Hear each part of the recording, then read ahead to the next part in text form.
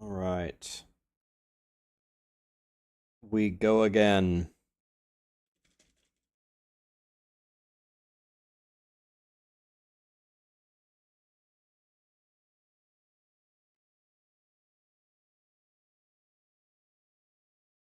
Yo, first. What's up, guys? Oh, we need to get the music going. Oops.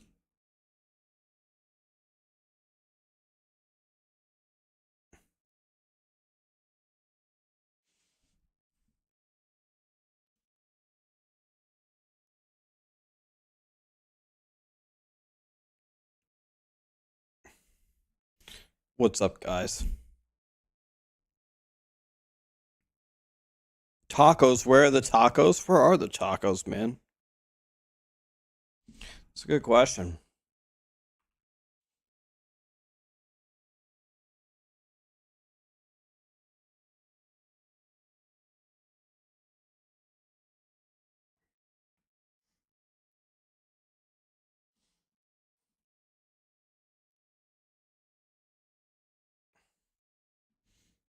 Okay, let's work a little bit more on the Sorcerer, and then let's go Druid, guys. Rax is the ARPG god. What makes me a god? What's up, Max? Is the PTR going down in 30 minutes? Is it really? God damn it!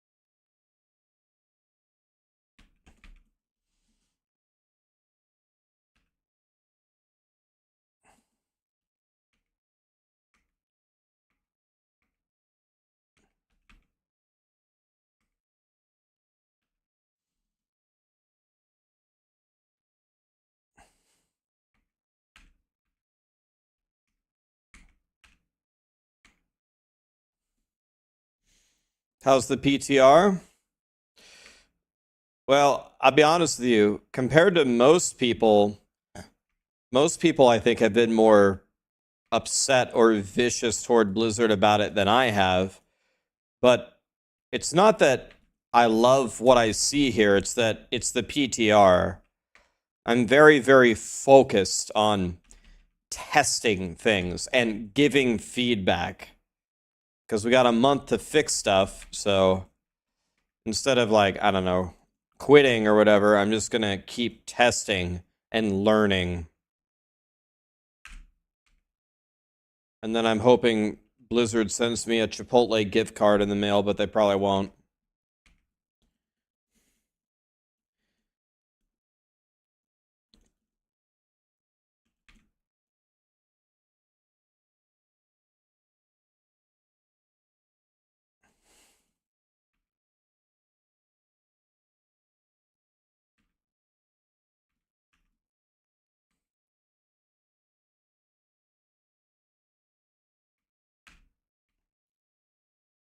Chipotle for the win.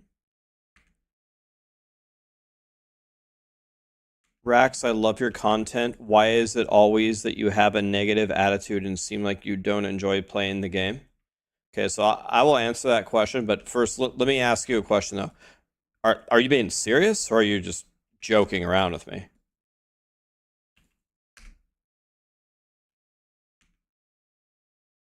I can't tell if you're being sarcastic and trolling or if you're being honest. Oh yeah, where's the sound? Oh yeah.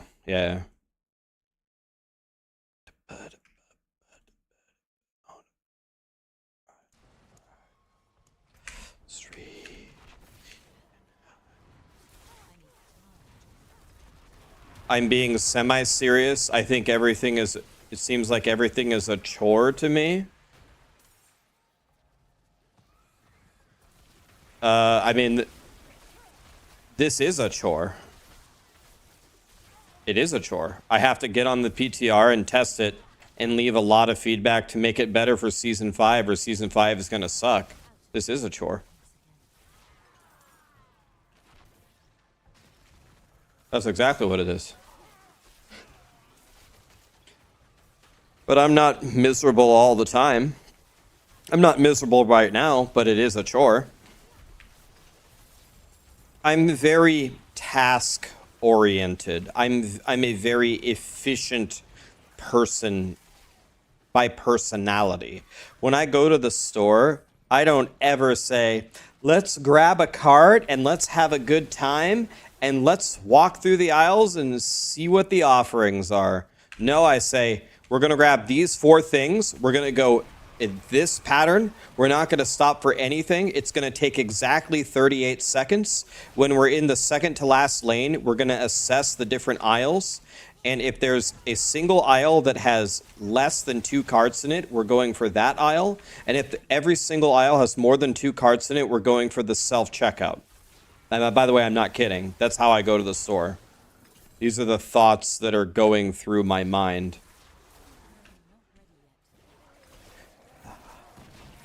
So part of it is just my personality.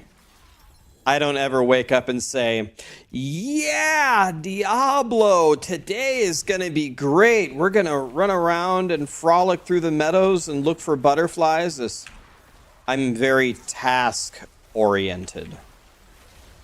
And people mistake that for being miserable. I'm not miserable. I just want to accomplish the task at hand and nothing else.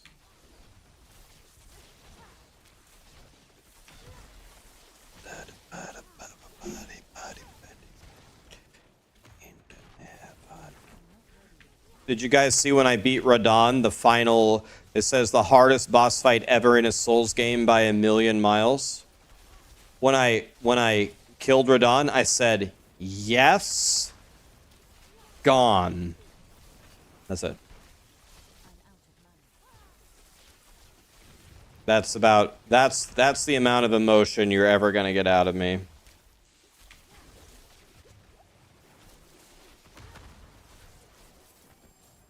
That's about what you're going to get.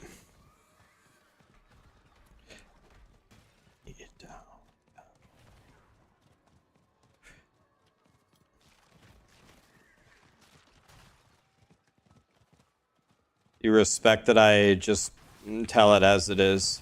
Here's the thing, guys. There's a lot. You want to know something that actually genuinely upsets me? Like, I'm actually disgusted by it. I look at it on my phone every night. I don't seek it, but it's impossible to avoid it. I open up my phone and I go to YouTube and I'm watching like some YouTube shorts. And every single thing that I see is absolute garbage. So, for example, let me just make up some random example. Some Caitlin Clark in the WNBA will hit like an awesome game-winning shot or something. You want to know what's going to pop up on my YouTube Shorts feed when I open up my YouTube app? It's going to be some dog shit content creator with an AI voice that just seeks out whatever the top clips are, and they'll make a short of it. It'll go, "You won't believe what happened in this game." And then Caitlin Clark will hit the game-winning shot. Then it'll be like, "She hit the game-winning shot. The crowd went wild." It's like the level of content now on YouTube, the bar is so unbelievably low. And it's not just shorts. People are so desperate to vomit their, I don't know, whatever, their opinions online when in reality they have no fucking clue what they're talking about. They have no idea what they're talking about. And the unfortunate thing is people will watch it. People will digest it. Sometimes people will even listen. It's fucking terrible, man. And I hate this. I hate this so much that it drives me further and further and further away from such things. Like, I am so... It makes me triple dedicated that if I want to make a video on something, I better know what the fuck I'm talking about.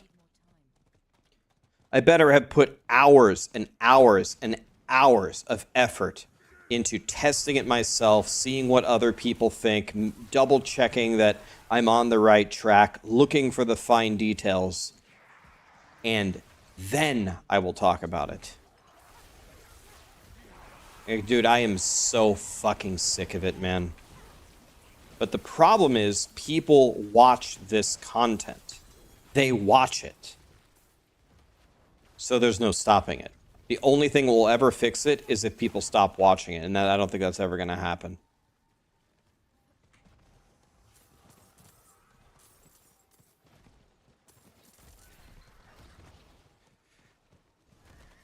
Rax doesn't read these comments. Which comments?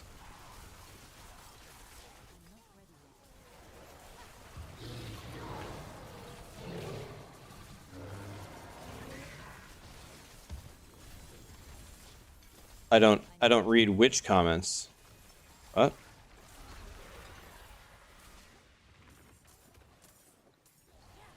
Are you saying I don't read the comments that you guys are typing? Or are you saying that I don't read my YouTube videos comments? Here, watch. Trivia question, right? Here's my mouse cursor. You see that I'm not tabbing out. If you think I don't read the YouTube comments, let me see if I can recall the comments from my video that I posted a few hours ago, if you think I don't read them. All right, I'm gonna have to think about this. Let me think for a second. Look, my cursor's right here, okay? You'll see the blue cursor, never move. I'm not tabbing out, I'm not reading them. Let me think about it. So someone had kind of a long comment saying, like, Rax is the best tester on the PTR. Someone said something to the effect, like you guys said earlier, about I appreciate how Rax delivers feedback in a systematic and concise way. I'm going to pull up the YouTube video after this, by the way. I'm going to show you. Look, my blue cursor is right here. I'm not tabbed out. There were a couple of other ones. I'm trying to remember. Oh, the number one comment was, you guys need to find someone in life who loves you as much as Rax loves Diablo. Let me think about it. I think someone at the top had said something about... Let me think about it. Let me think about exactly what they said. Let me think about it. I'm sure there was a comment on tempering, and there was a comment on gold. Someone made a comment of... he said something to the effect of, I didn't play the end season, or the season theme, the Infernal Hordes, too long, but what I played was very boring. That was pretty high up. Someone said, laughing my ass off when Rax said turning one of the Banes into a Druid. I think that's most of the top comments. Okay, so now that we've done that, now let's pull up the YouTube video. And we'll see how much I don't read it. We'll see how much I don't care what you guys say. We're gonna find out right now.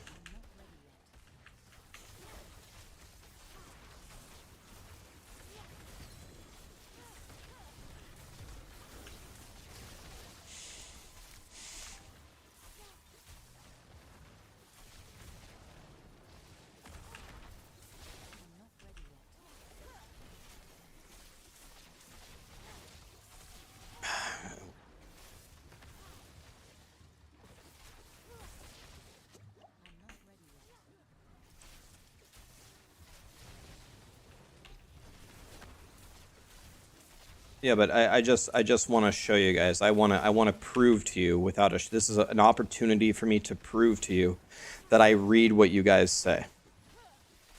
I just recited to you, almost verbatim, 5 comments on my YouTube video. Here we go. I'm gonna pull it up right now. Watch.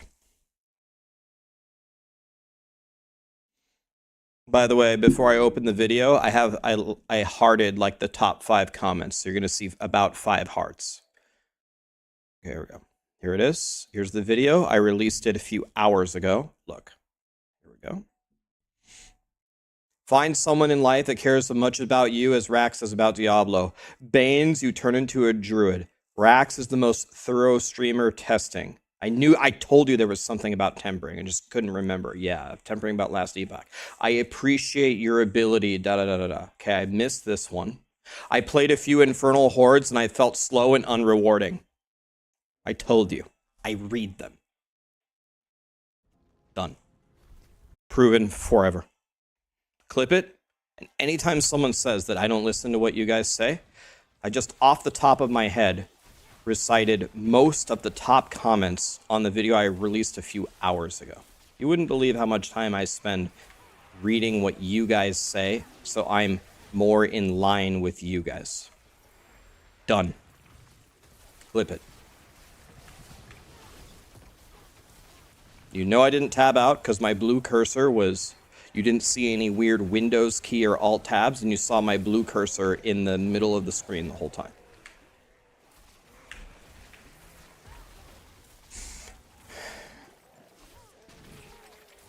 Yeah, usually if you want to pin comment on my video, the top 2 ways to get it for me to pin your comment if I like it so much, actually, the top way is just to say something really funny. If you say something that actually makes me laugh out loud, then I will pin it, almost always.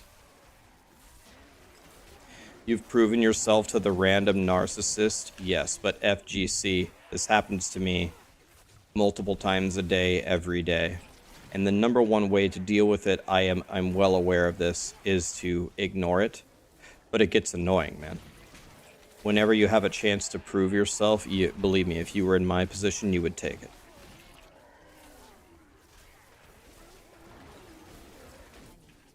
All right. Mr. Chef, FF Jake, Ron, Slyro. Did I say that right? Thank you so much for the Slyro. Thank you so much for the subs, guys. Foodiop, the $69, $6.90 tip. Hey, Rax, will you be playing Last Epoch? Oh, yeah. Of course. Yeah, I'll be there.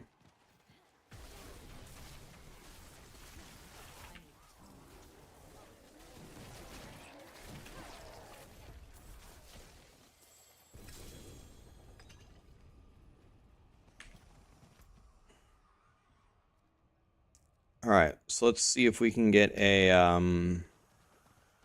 let's see if we can get a key here.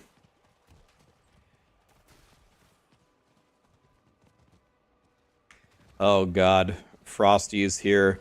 He's just straight up admitting he's looking for the great lines.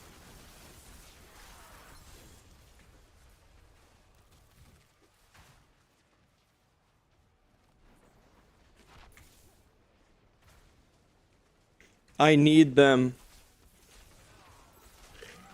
Guys, if I don't say something against TOS or something sexual, Frosty's not going to be able to feed his family. So, I don't mean to be dramatic, but it's all up to me.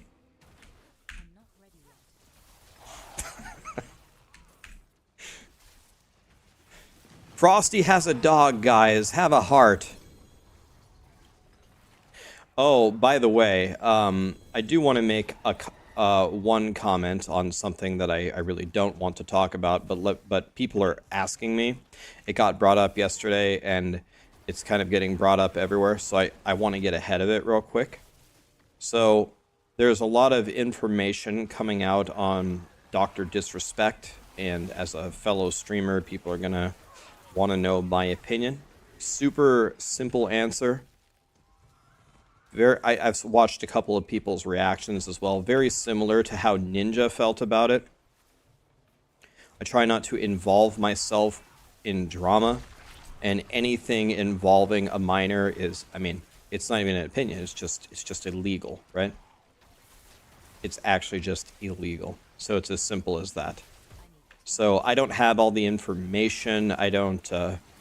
The only information I have on the situation is Dr. Disrespect's post. I haven't dug into what is actually happening. Maybe more will come out, but I'm never going to be accepting of anything involving a minor. It's just straight up illegal. It's as simple as that. So, I mean, that's it.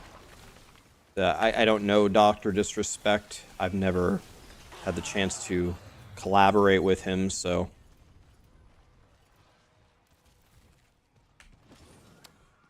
just think what he did is not okay, and that's it. And back to Diablo. That's it.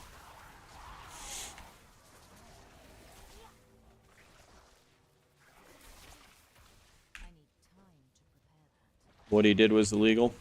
Back to Diablo.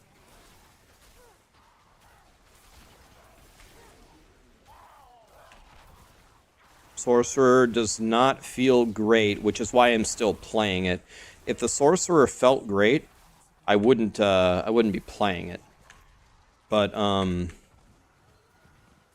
I want to actually go a little bit further with this Chain Lightning build.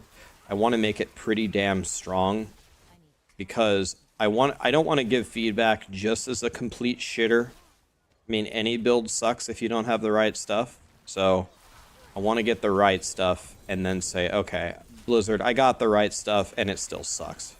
No uber uniques, no nonsense like that. But I would like to get some better stuff before I write some feedback here. It's not feeling good though.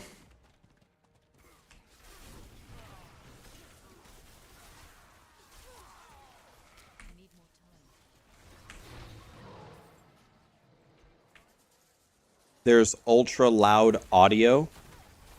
What do you mean? What is ultra loud? My voice, the in-game music, or the Spotify? What's ultra loud?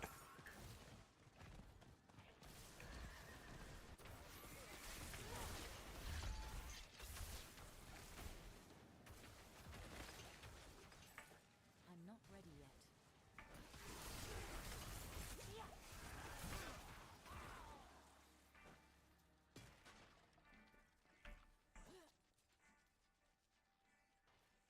I cannot do that here.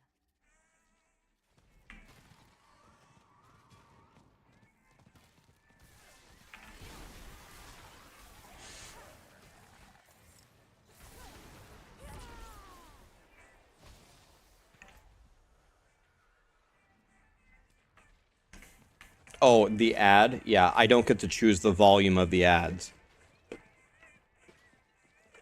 So, let me tell you a problem that I used to have. And you can, well, I don't know, maybe I still have it.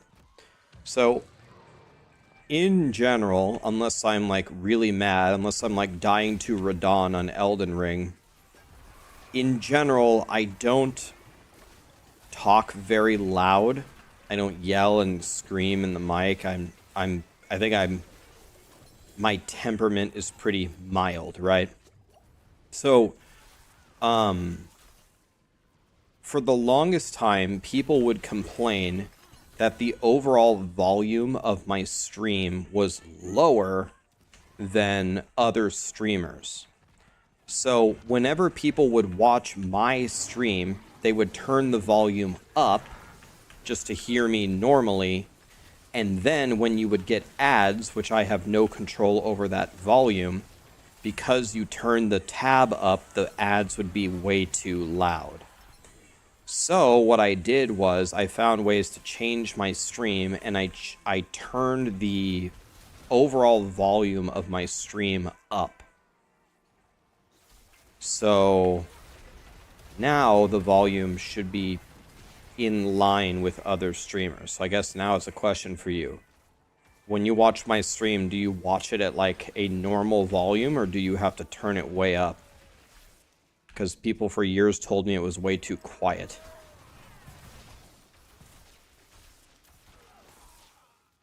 It's normal now? Okay, that's what I was going for.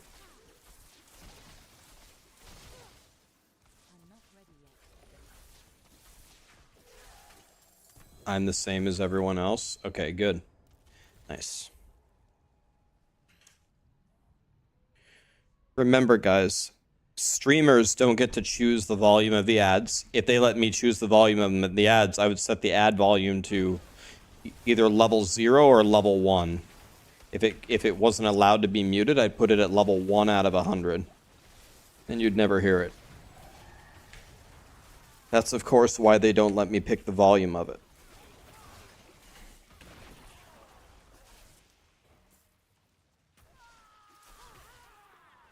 I need time to prepare.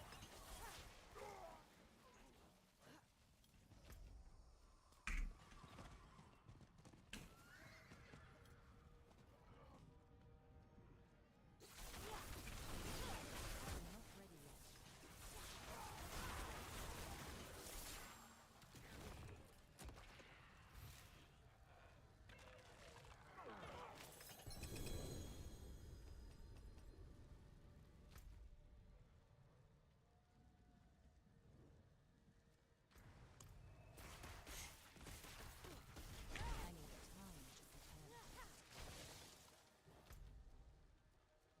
prepare.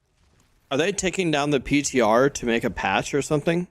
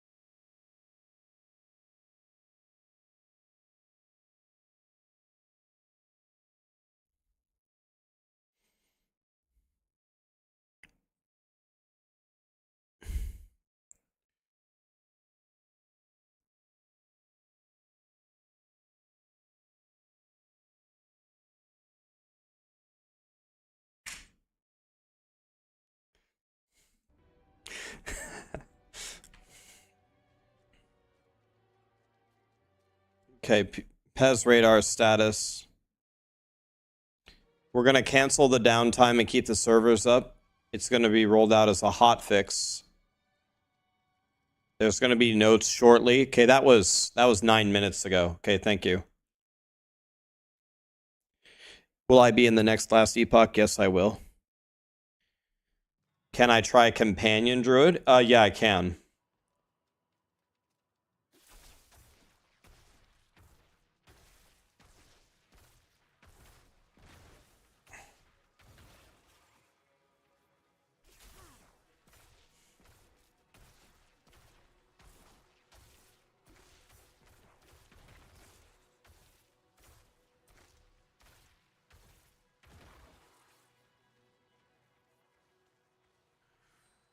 All right, what's happening here? Let's look at this carefully. What exactly is happening here?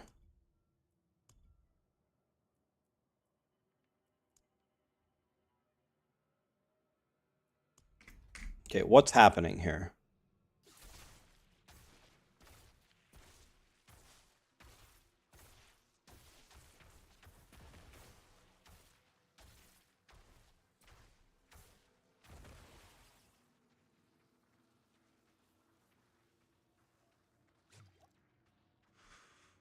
Wait, what? Okay, what's happening here?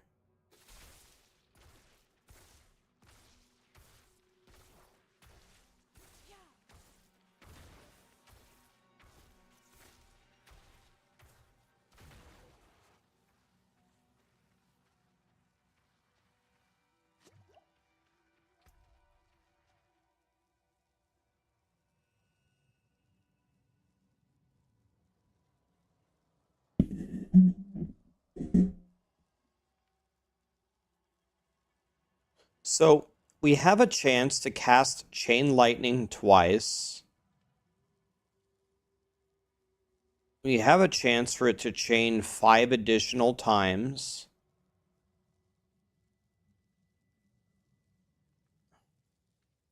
When I throw it, it bounces 5 times. And then it goes back and forth 11 times. When it hits me 11 times, it will explode. 1, 2, 3, 4, 5, 6, 7, 8, 9, 10, 11.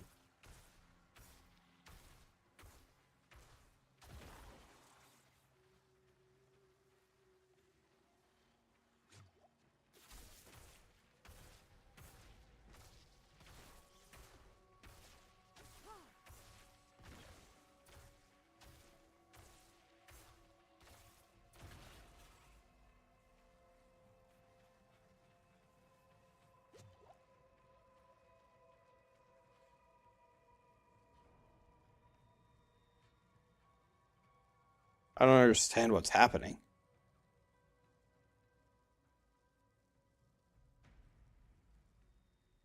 That's what I don't understand. 1, 2, 3, 4, 5, 6, 7, 8, 9, 10.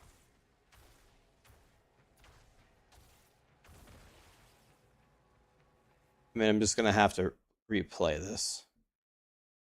Like, what is even happening here? I don't get it. Like, what's going on here? First of all, I'm not even sure what should happen.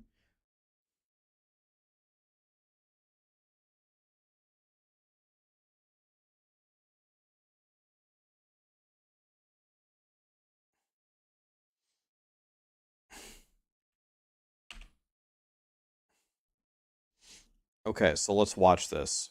What exactly is happening? Okay, I throw it. I'm gonna pull up paint. Paint. Let's see exactly what happens.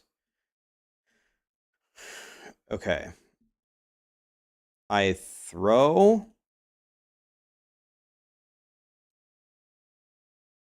And it hits for 57.31. Okay, let me move this over here. Then it comes back, then it's back.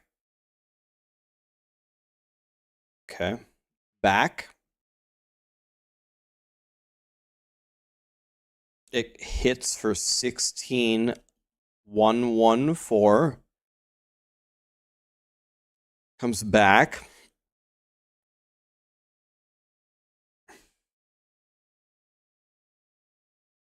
Okay. It hits for 12,906. And then it comes back.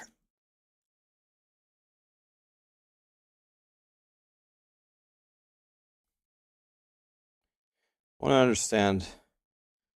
Okay. It hits for 18,805. Okay. Okay, then it comes back.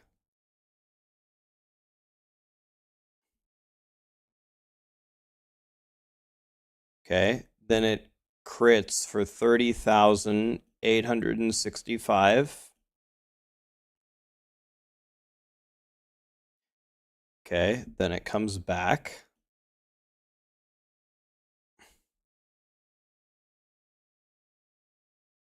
Then it hits for 13,909.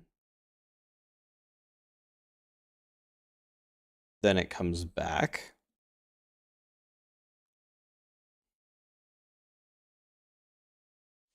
Then it hits for 37,137.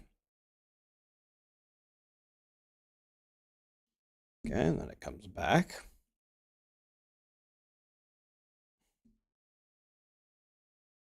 Then it hits for 35,940.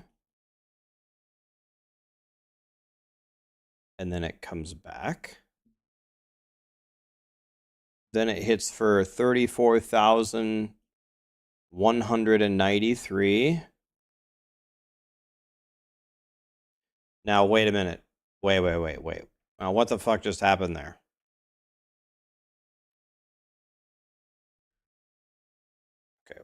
What just happened? What just happened there? So far it's drained 1, 2, 3, 4, 5, 6, 7, 8. So it hasn't drained.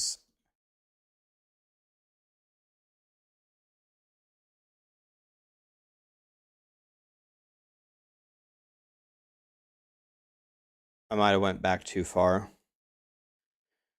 I want the first hit to be 18,805.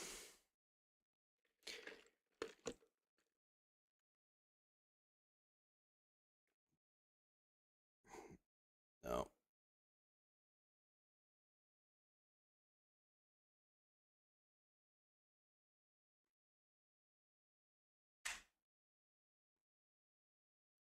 Damn it, I should have had the timestamp. Okay, this isn't it.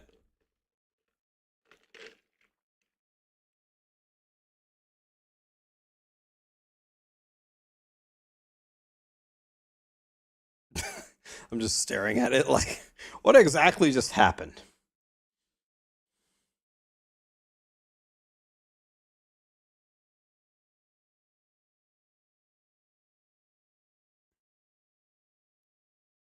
I'm very confused.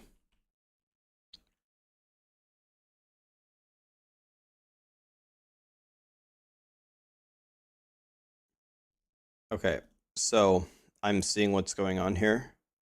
Seeing what the problem is. I actually didn't. I actually messed up a little bit. So I didn't record actually the very first throw. The very first throw was that. Okay. Or no, I have that. 5731. No, I have it. Oh, I didn't scroll. Okay, 5731, 16114, 1290, 12906, 18805. Yeah. 3865. 13909. 37 137.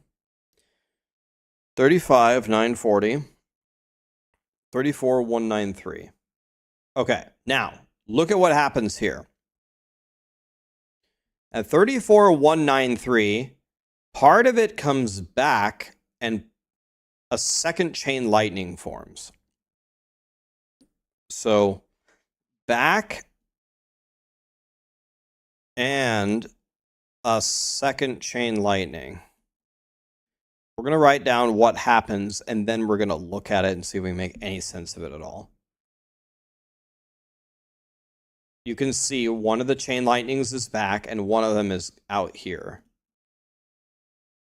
So the second chain lightning hit for 26. Wait a minute. There's two numbers. No, this is the previous number. Okay, so it's hitting for 26,213. Okay, now what's happening? And then did it come back to me, or is it gone? We're gonna have to figure it out here. So now it's hitting twice.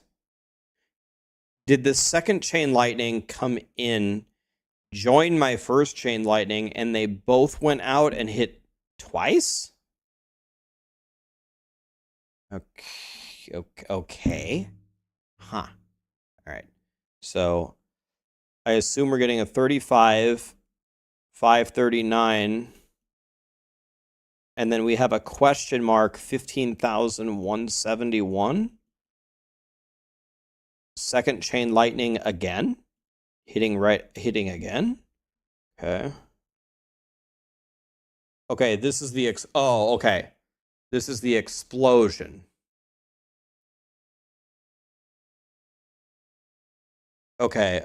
No. Okay, so one of them was the explosion. Okay, so this is the explosion.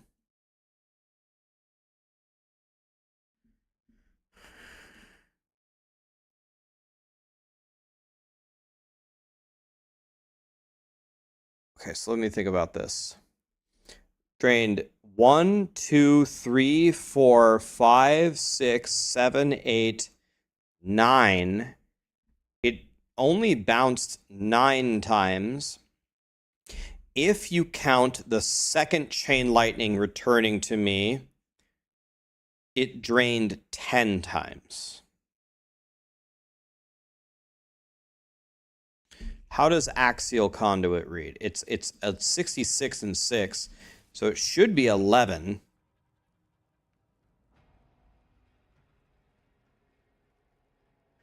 It's only when it returns. Okay, so let's continue to write down what happens here, though. Because it's not done. Now we hit for 18. Now we hit for 18. I can't even see what that is. 18,203. And I assume there was a back, and then it's 18,203.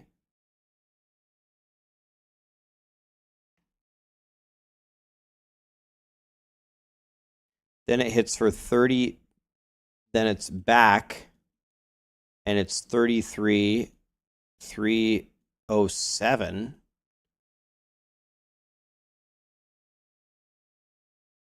Now it's 19,570.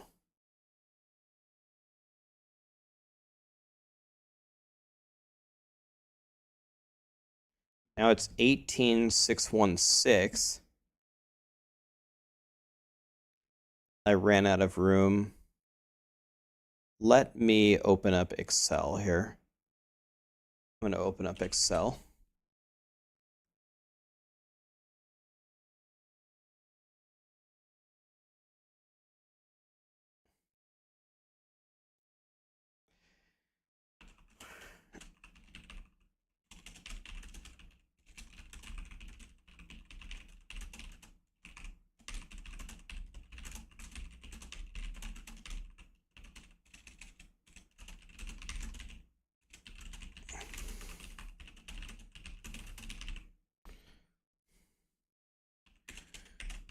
I'm going to show you guys. So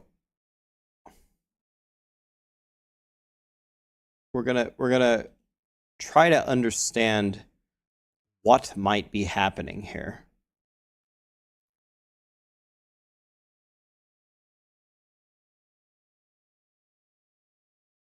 New Google Sheet.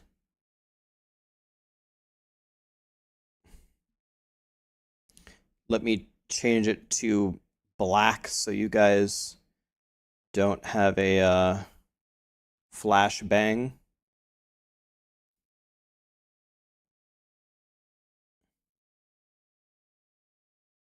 Can I change this to like a dark mode? Google Sheets dark mode.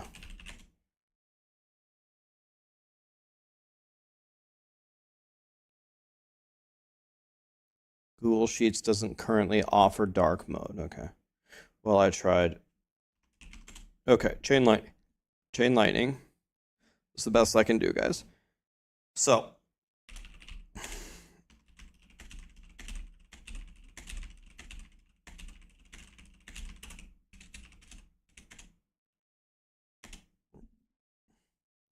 this is 1, 2. So it should take 11 of these. It should take 11 of these to drain 66 mana, and then it should, because 11 times 6 is 66, right? So we're expecting the explosion here. And what we have so far is 5731, 16114, 12906, 18805, 3865, 13909, 37137, 35,940, 34,193, 35,539, and then Then we have this like second instance of 26 to 13. Then we have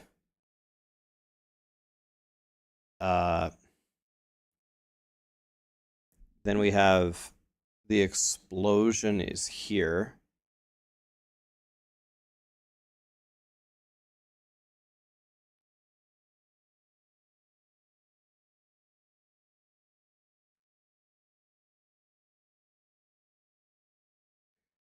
This is the explosion. We'll just color this yellow. And we'll color this blue because this is the second chain lightning. So this is should technically still be, I think it's the second chain lightning. Then we hit for 33,307. Then we hit for 19,570, and the clip isn't even done, by the way. So I just don't know. 12 and back. We're going to verify all of these numbers one time.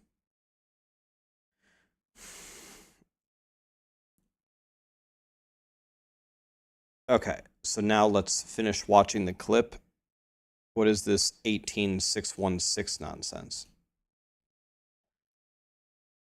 Pause the video. I've clicked pause 300 times. Okay, let's start it from the very beginning and let's double check our work here.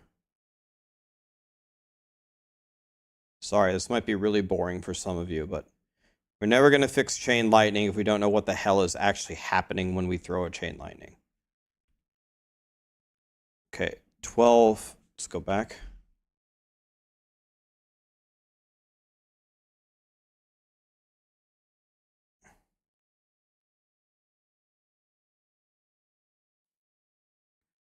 Okay. Pause. Callie! Oh my fucking god, there's someone at the door. Be right back.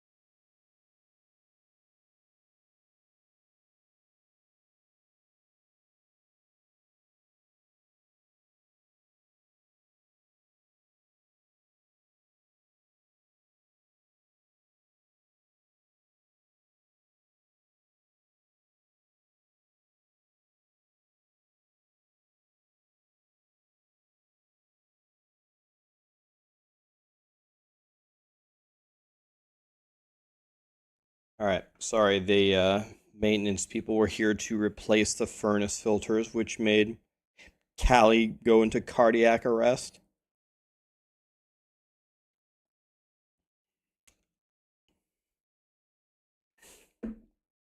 Jesus.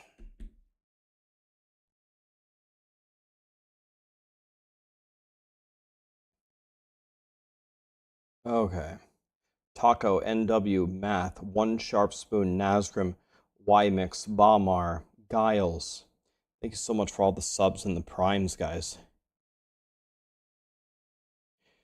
Yeah, the quadrillion damage Druid bug. On one hand, it's great that people found a big bug that needs to be fixed. That's awesome. But then what I always see people do is then people go make the quadrillion damage build. Why would you then go make it? I don't understand.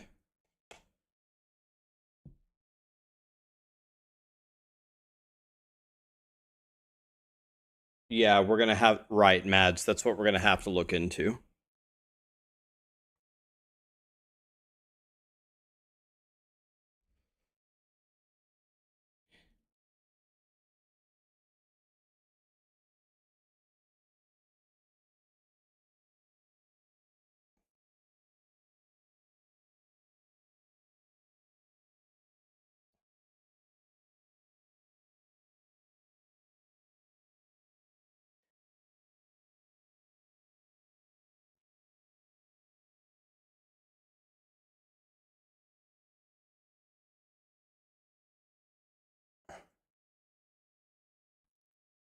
Okay, so let me move this to the other side real quick and make sure that the numbers are right. So it should be 5731.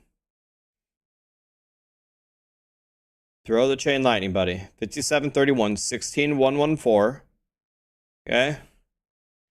12906.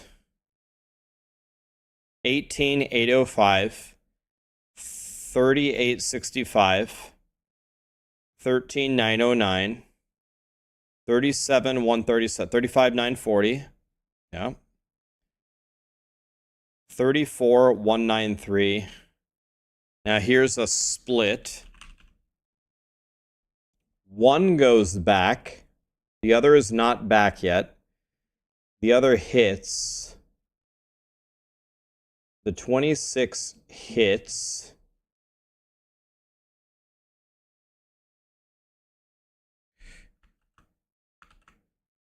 Okay. 26 hits. Then it's another back. It's a 10th back.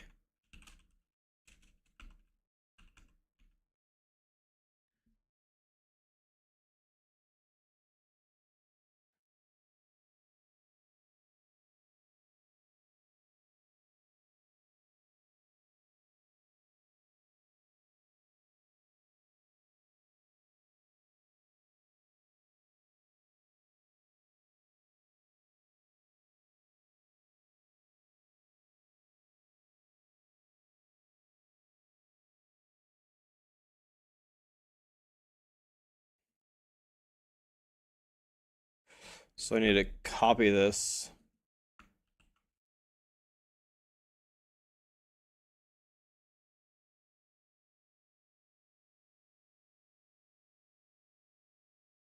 Hold on. I need to make one back.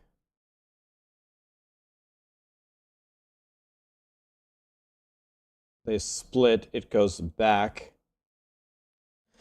Then it hits for this much.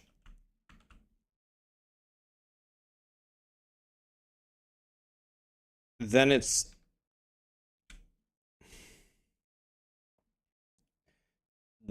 this one goes back. Then it hits for 35 and 15,171.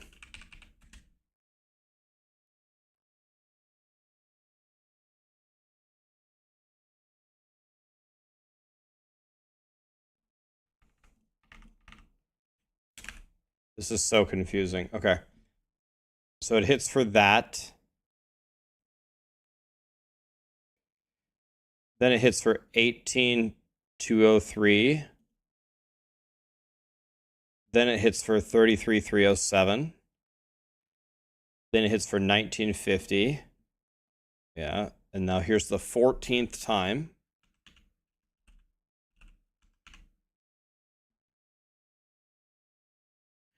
$18,618.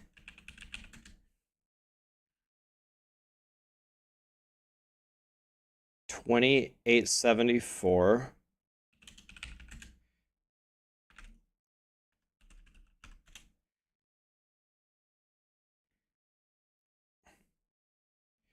$10.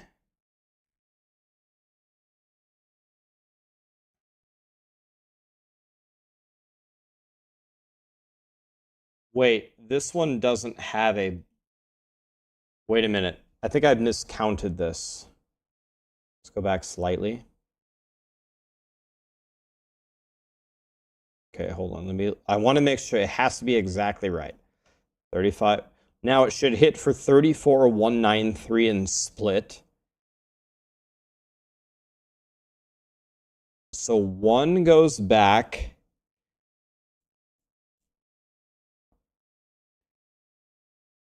And the other one is going to hit. And it's going to hit for 26,213. Then the next thing that's going to happen is another back. Now there's two circling. Now we have the double hit. And then the next thing that happens is this thing is going to hit again. So it's 3 hits in a row.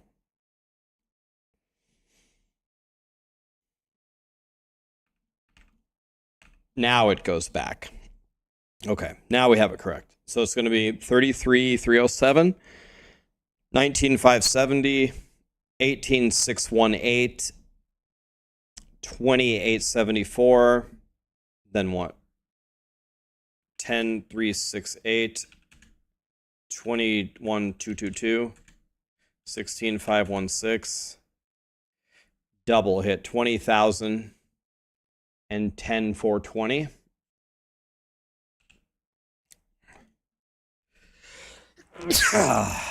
Good man.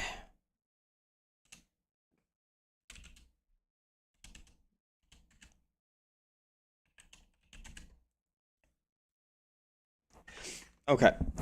So I'm confident now. Now I'm confident that I have this right.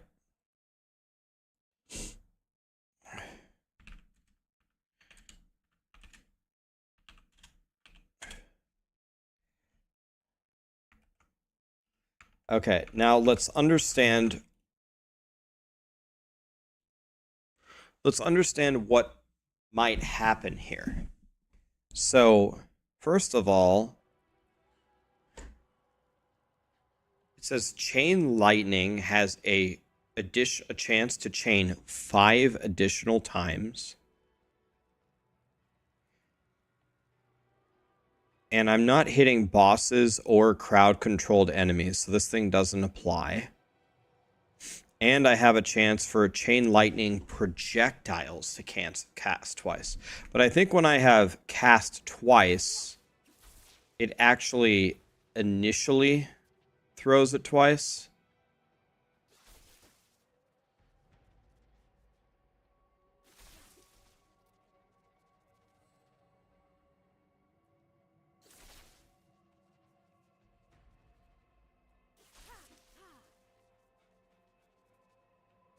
So are we ever seeing it throw twice here?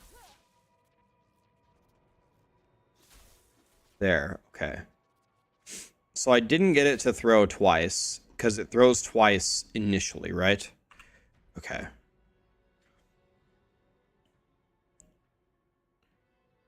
I can only get 5 additional chains.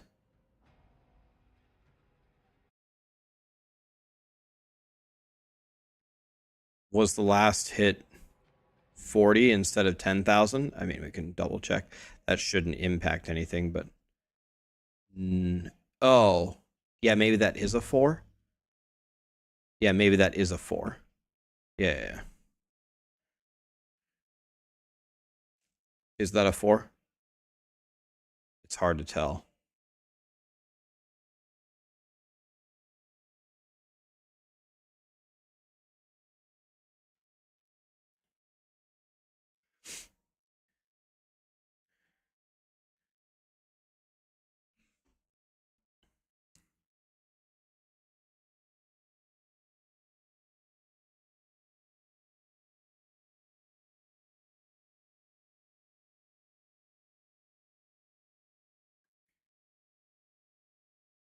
Yeah, maybe that is a 4.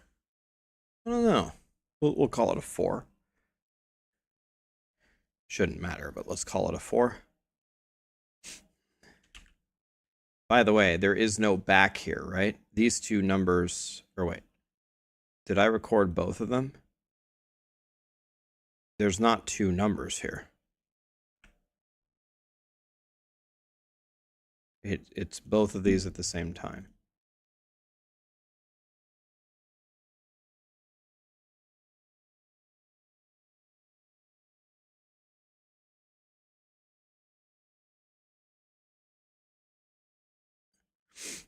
So when the 20 and the 40 hit, there is no back here. So this doesn't even exist.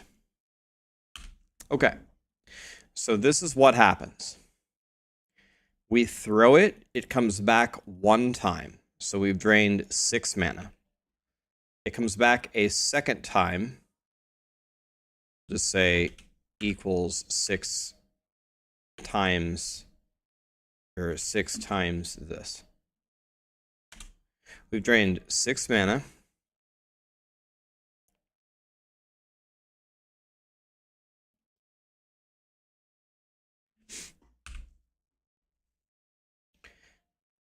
So it goes back and forth. Hit, hit, hit, hit, hit, hit. Now, why does my chain lightning split here? So what is that? It isn't this. It's not the tempering.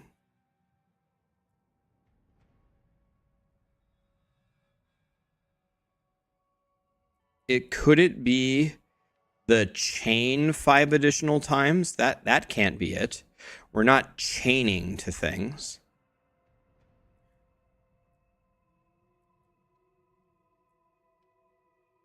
Why did it spawn?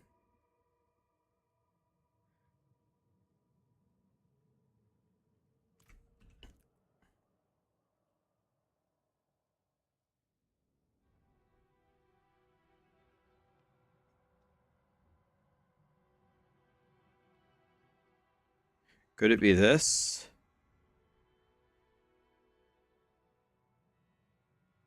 Affix on the boots. What do the boots do? It's not that. Chain lightning forms after spending 83 mana.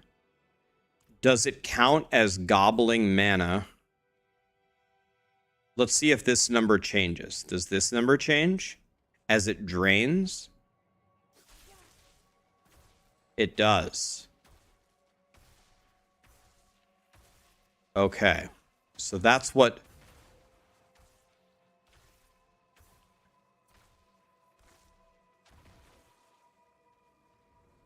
Okay, so now we know what spawned it. It was the chain lightning enchantment.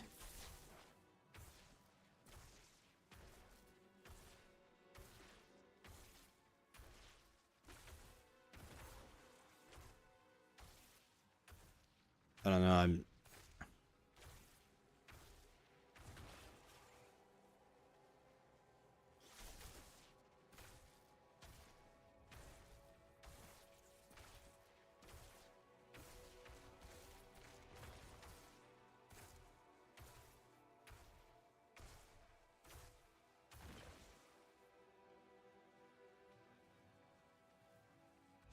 Yeah, maybe it would be easier if we test it without it.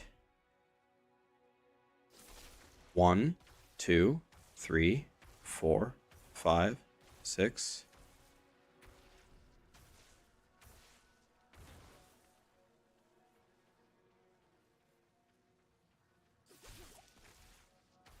Okay, I threw 2 there.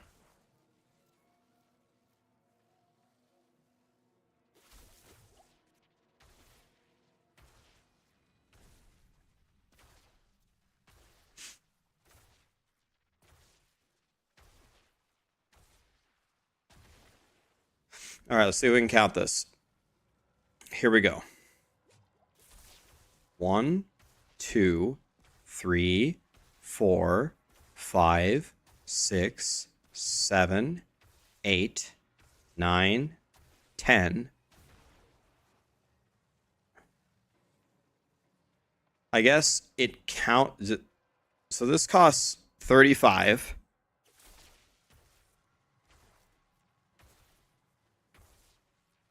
Five, 6, 7, 8, 9, 10.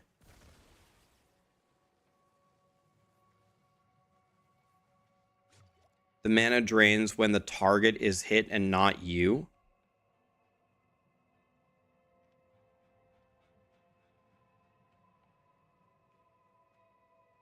Is that the way that it reads? When it returns, it drains 6 mana from you.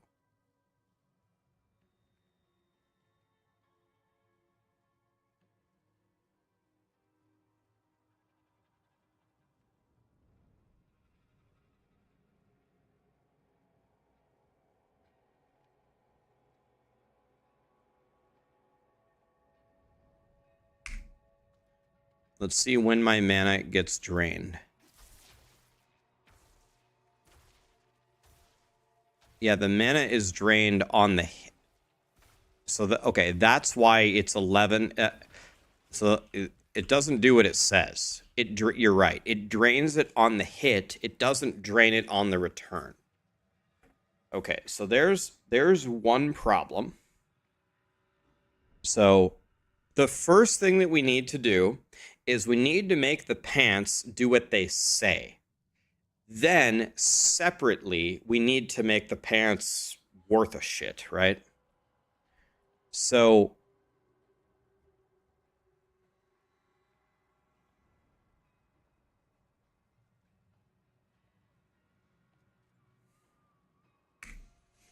let's add multiple dummies and see what happens if I throw 1.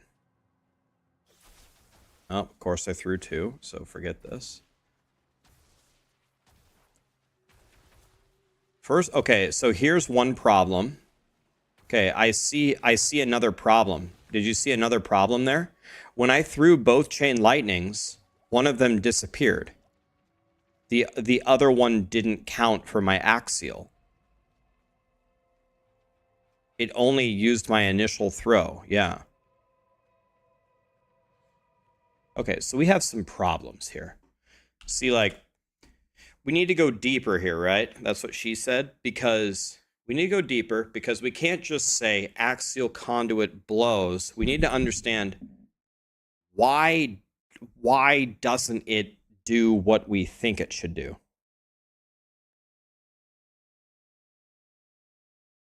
Isn't that right, though? Because the second one is a proc? Well, I mean, I don't know. I mean, we don't do any damage, so we got to find a way, some way for them to make it more lucrative.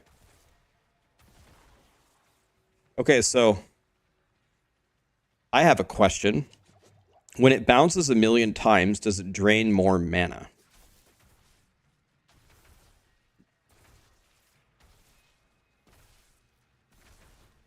Oh, okay.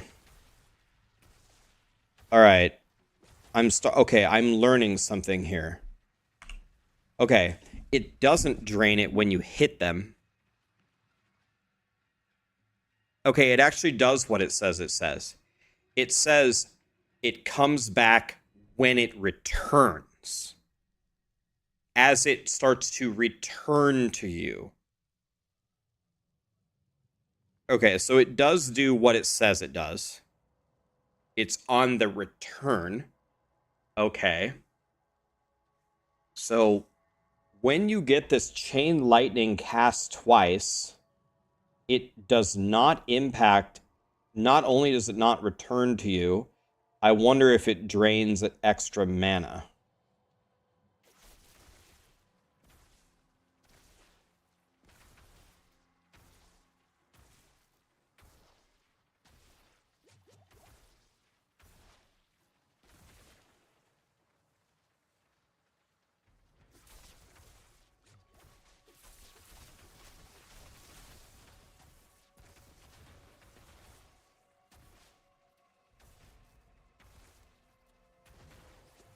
Okay, so let's see. I'm going to throw 1, 2, 3, 4, 5. I threw 5 chain lightnings. How many explosions do we get? 1. 1, 2, 3, 4, 5. I threw 5 chain lightnings. How many explosions do we get? 1, 2. So this is a huge part of the problem.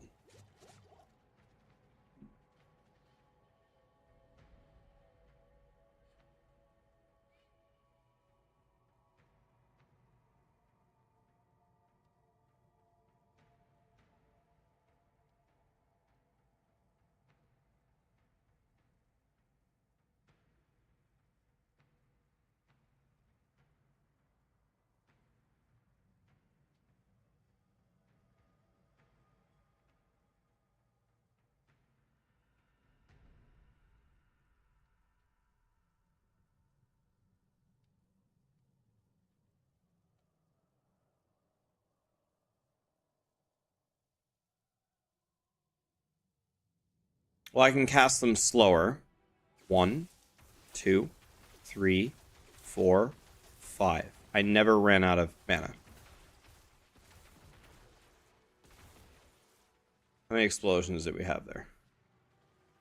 1, 2, 3, 4, 5. 1 explosion.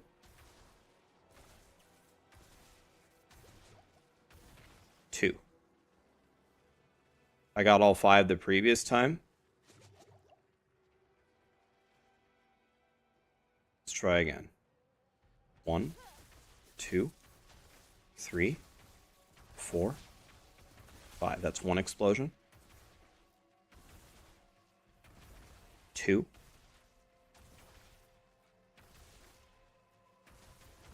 3. Right?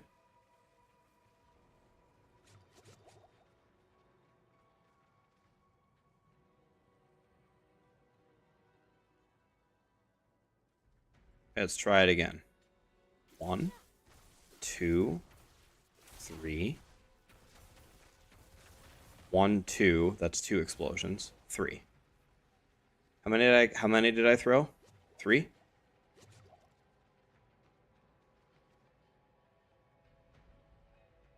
Guys, we didn't get 4. I only threw 3.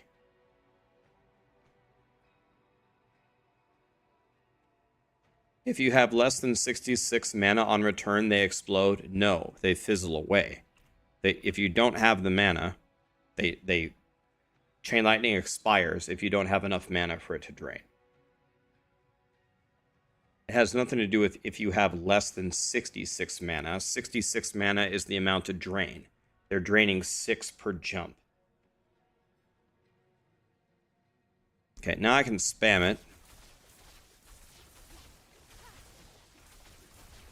1, 2, 3, 4.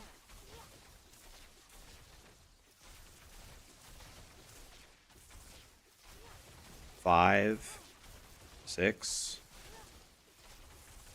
I probably casted Chain Lightning like, I don't know, a million times, probably 30 times. So I'm running out and some of them are fizzling away. When it seems like it works, if I just go 1, 2, 3, 1, 2, 3. Okay. 1, 2, 3, 4. 1, 2, 3, 4. Okay. 1, 2, 3, 4, 5.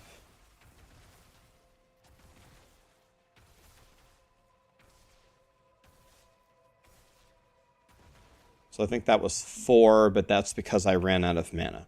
Okay, so it does seem to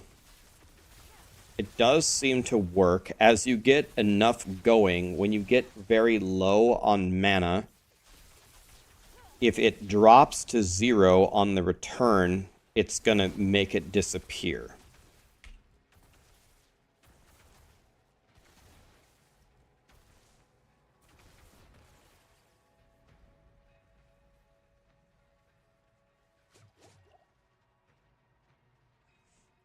Okay, but now let's check something. If I put this back on and I throw it,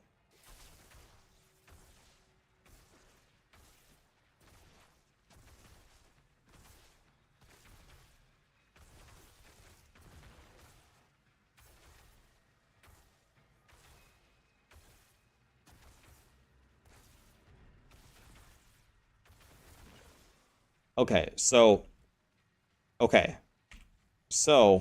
in conclusion,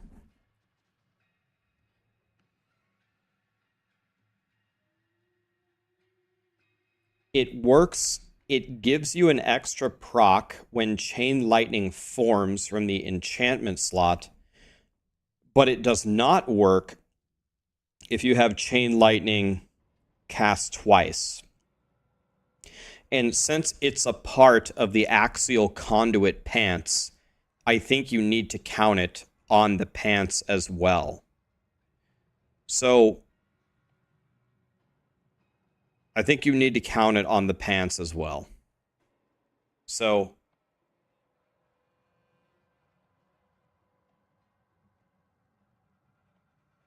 test it with a different mana spender like Blizzard. Okay, yeah, we could do that.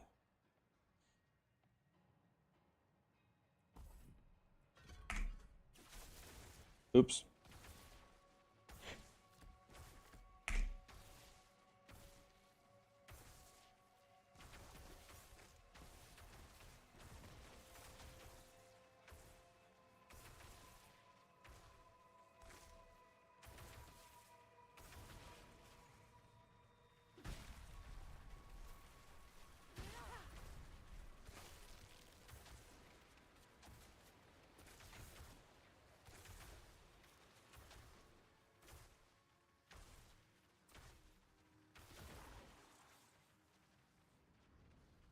Now we need to try something else.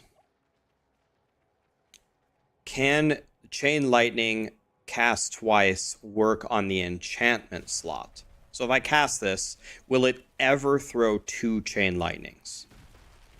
Should be a, what's the odds? 14, 25, 41. 41% chance. So that's 1.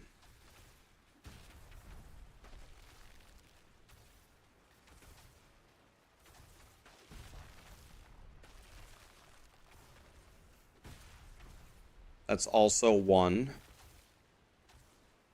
No. That's not what I'm talking about. It means when the enchantment slot forms, it needs to throw 2 of them, right? Not there. Okay, it did do it. It just did it right there. Right? It threw 2 of them. The enchant is on. It just did it. It just happened. Okay, so what do we know here? We actually know a lot now. Okay, so what do we know? So the first thing that we know is okay. God, I'm trying to think of where's the smartest place to start. What do we know?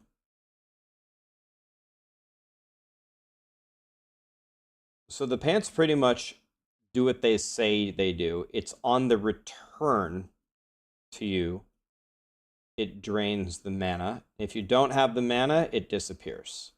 And it appears to do all the explosions. How many S's are in disappears?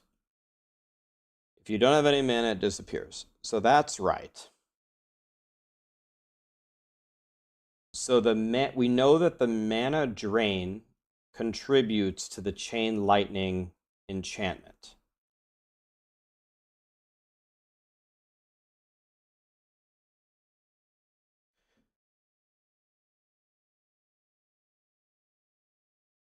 We also know that the chain lightning enchantment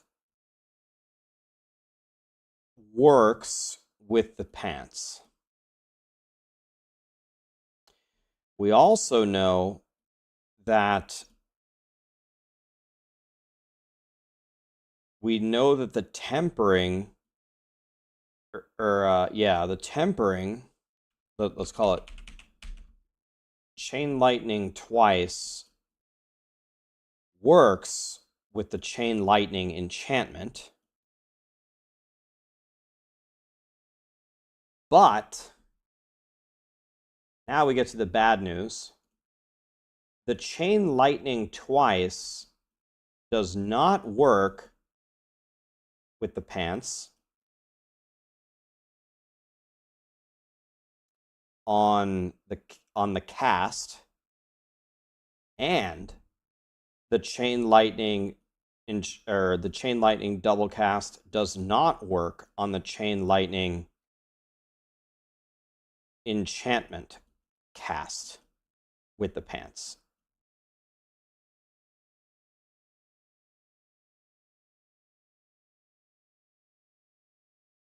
So I should say it works regularly, but it doesn't work with the pants.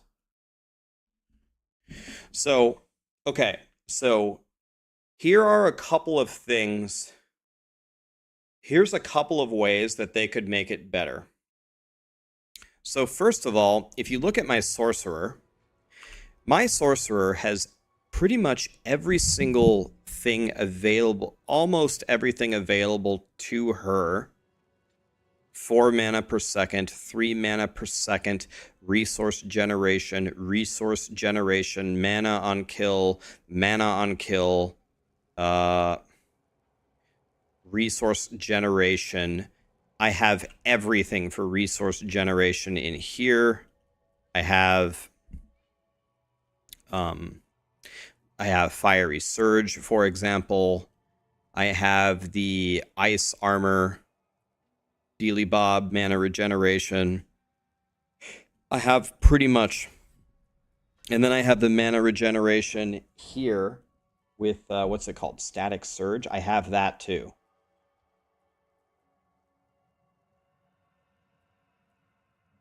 Next cast of Chain Lightning restores 10% of your mana. In practice, when you're actually killing stuff, I'm sure that maybe you can maintain your mana, but with all of this, I'm losing way too many of the procs. So I think that they should make this a little bit less severe for starters. I think maybe you should do 4 mana and 44, so I can actually spam and not lose my buff. That's one thing. And then the other thing is you need the additional cast to cast Chain Lightning work on the cast, and they work on the Chain Lightning enchantment slot, but those casts aren't influenced by these pants. Since the pants naturally give you the stat, it would make sense for it to also work on those casts. So I would start with that. First of all, let the functionality work. You're making me drop too many of my Chain Lightnings. I have way more mana regeneration right now than most casuals will, and I'm dropping a lot of my Chain Lightnings. So it's a little bit too extreme, I think. with god tier mana regeneration and a very well built character, I feel like I should be able to spam and keep at least 90% of my procs, and that is not happening right now. So that's one problem. And then a way to increase the damage and get more explosions is make it work on the tempering and with the affix that you gave me on the pants.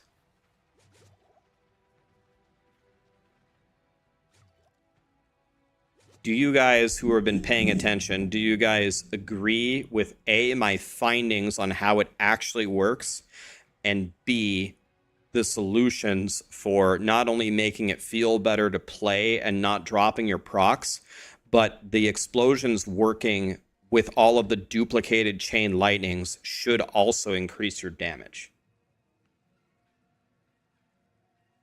I disagree. Unlimited cast should never be a thing.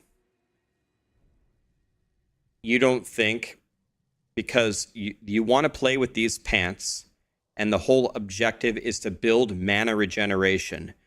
You think if you don't take every mana regeneration thing on your gear, every single thing in the skill tree, and everything in the Paragon board, that you should be able to hold right click. By the way, let me tell you something. You want to know what I don't have? I don't have stacked attack speed. You want to know what the real dream is? The real dream is not only to be able to spam, the real dream is to be able to spam with like the attack speed thing. So you can spam even faster.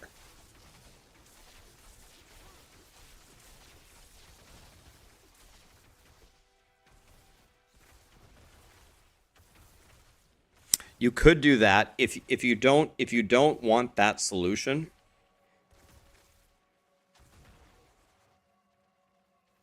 If you don't want that solution, if you don't want to have it be infinite, then I think the explosions need to do more than nothing if they fizzle out. Like, hey, listen, if they go the full duration, they explode as normal. If they don't go the full duration, it explodes for half damage. And now you're not spamming. And if you fuck up, then your damage on the proc got cut in half.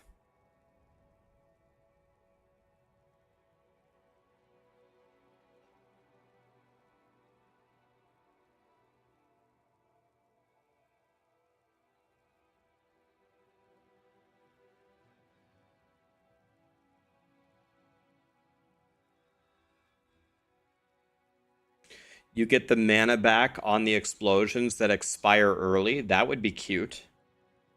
That would be cute. All right, let's. You want to know what? Here's the thing.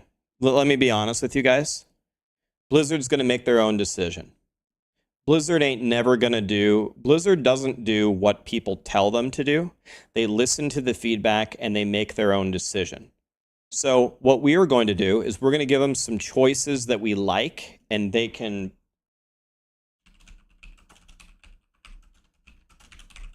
All right.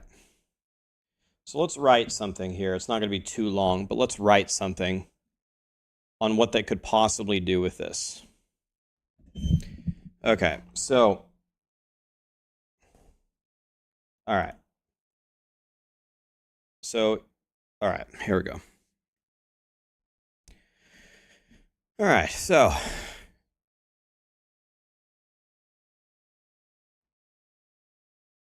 let's give some feedback on axial conduit so players can have fun in Season 5.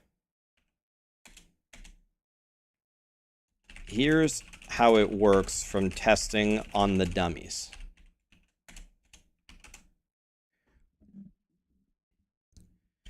The pants do what they say they do.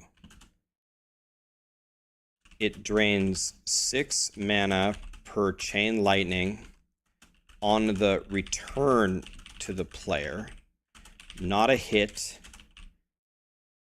and not on the orbit. If you drain mana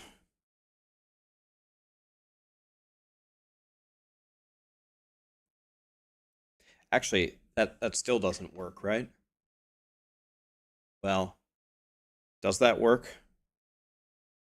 Let me try it one more time. Let's see if that actually works. Let me make sure. Does that work? Let me throw this away. For, I don't know, anything. Ice blades, doesn't matter. Let me try this. 1, 2, 3, 4, 5, 6, 7, 8, 9, 10.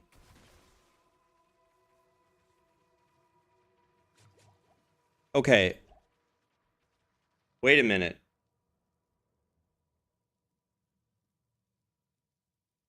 Oh, okay. I see how it works. That's interesting. So,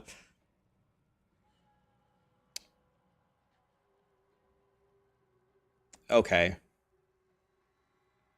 All right. So, since it drains mana on the way back, it's drained 60 mana from me and it flies out. Okay, so when it's done zapping, now it does a final check. Can I drain 6 more? And if I can, I'll take the 6 more and I'll detonate there. So what we need to do to verify this is we need to see in the exact moment that this explodes, does our mana go down by 6 one last time? So let's get a little bit, let's put the mana thing close to the dudes so we don't have to look too far. Okay. The question is, does it drain 6 mana as it explodes? Let's see.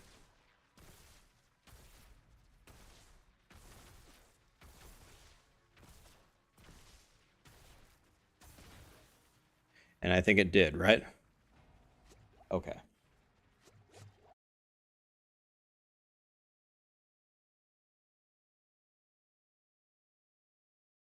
Where do you get the uber unique crafting materials? You get them from completing the Iron Wolf full quest line. You get them from beating Uber Lilith, and you get them from beating any tormented boss.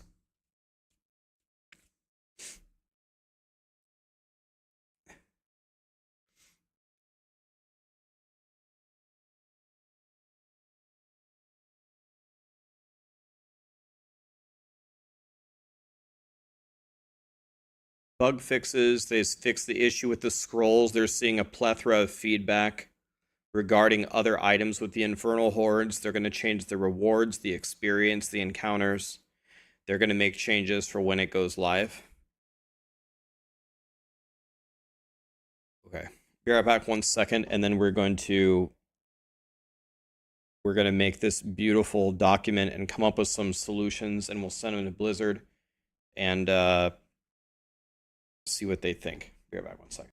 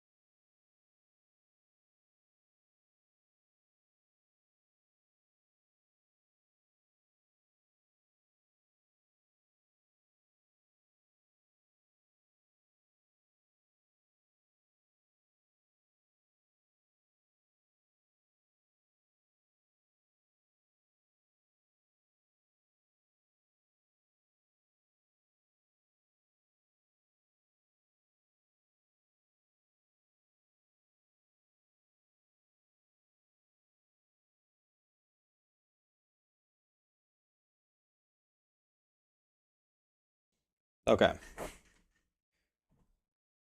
So,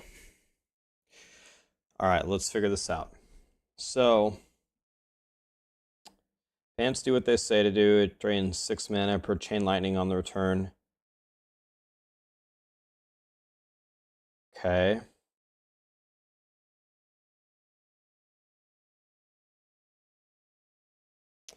Um,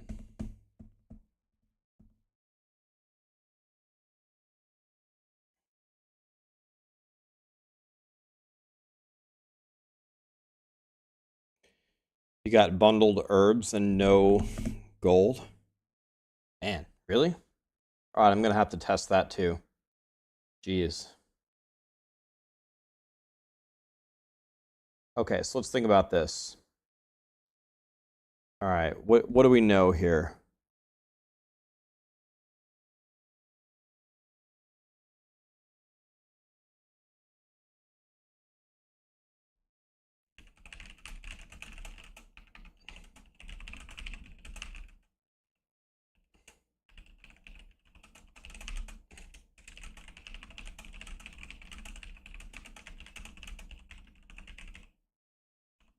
By the way, I have a... okay, it's chaining. It only helps with the chaining.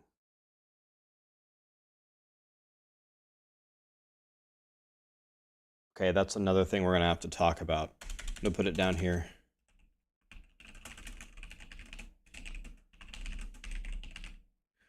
All right.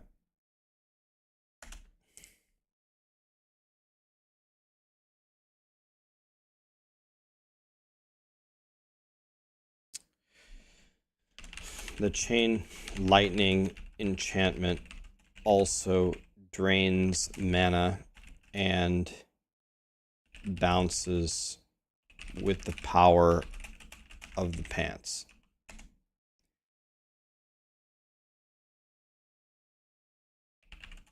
Okay. The chance to cast chain lightning twice from tempers and the pants works with both the initial chain lightning cast and the chain lightning spawned from the enchantment. Okay, now we get to the problem.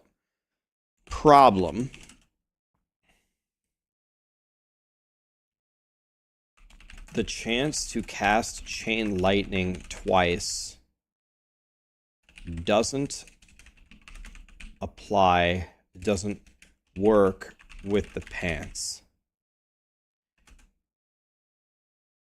As in, they don't bounce, drain mana, or explode.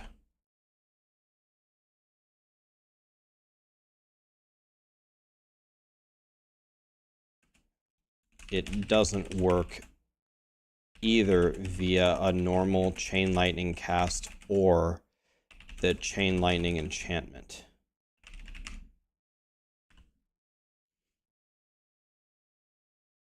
All right. That's a problem.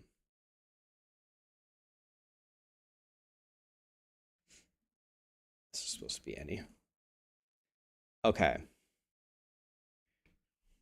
Problem. A lot of the chain lightning powers are based around chaining, like Unbroken Tether, which doesn't help us at all with single target, our biggest downfall.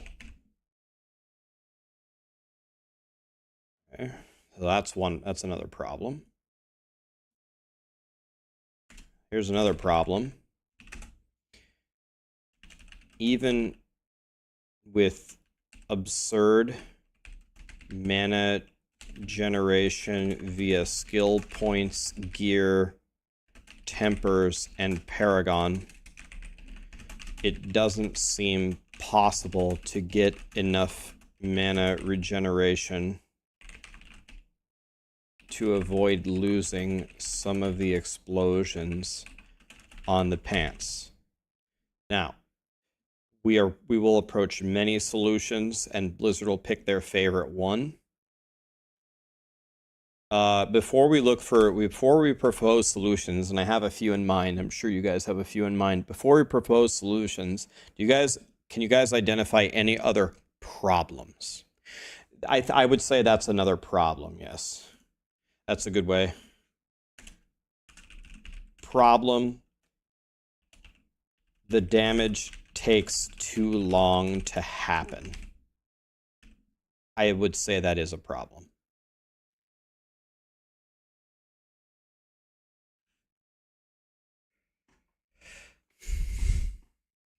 Okay, any other core problems?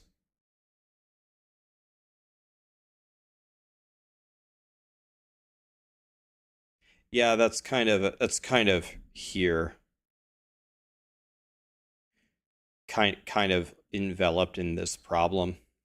That's kind of what that's my point. I guess we can explicitly say it.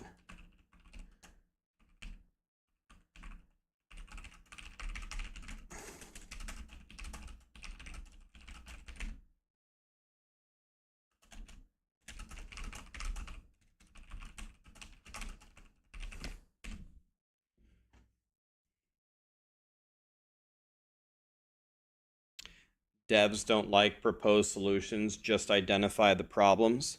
I agree with you. I have heard that directly from the devs. We will provide a couple of solutions and they can listen to them or not, but at least we can give them some ideas.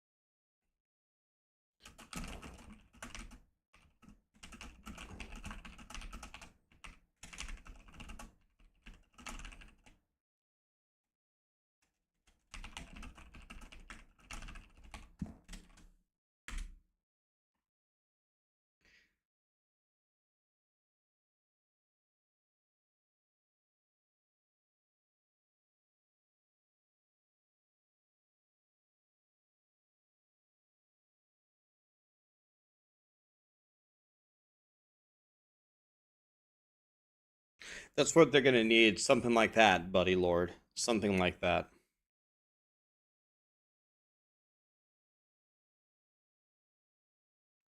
Yeah, I like that idea. Arlig, I like that idea. Well, right, guys. It's kind of enveloped in here, right? It's enveloped in here where we say you're giving me too much chain and not enough multiplicative damage. It's right here. They should pay you for doing their job. I always hear this. I always hear two things. It always happens. It's one and then another. It's like peanut butter and jelly. Whenever I am testing something or do patch notes or make something like this, people will say, Rax, you should get paid for doing Blizzard's job. And then it never fails. Someone right after it will say, lol, Keck W, laughing my ass off. Do you really think that Rax isn't on Blizzard's payroll? He's a giant Blizzard shill. Every time. Every time. Without exception. Always since the beginning of time. If you think that Rax, Woody, and Rob aren't on Blizzard's payroll already, you guys are so stupid. I just can't, man. Lol, laughing my ass off, Keck W. It's these kind of single-celled organisms that I don't know how they made it past first grade. We are not on Blizzard's payroll. They do not pay us a dime.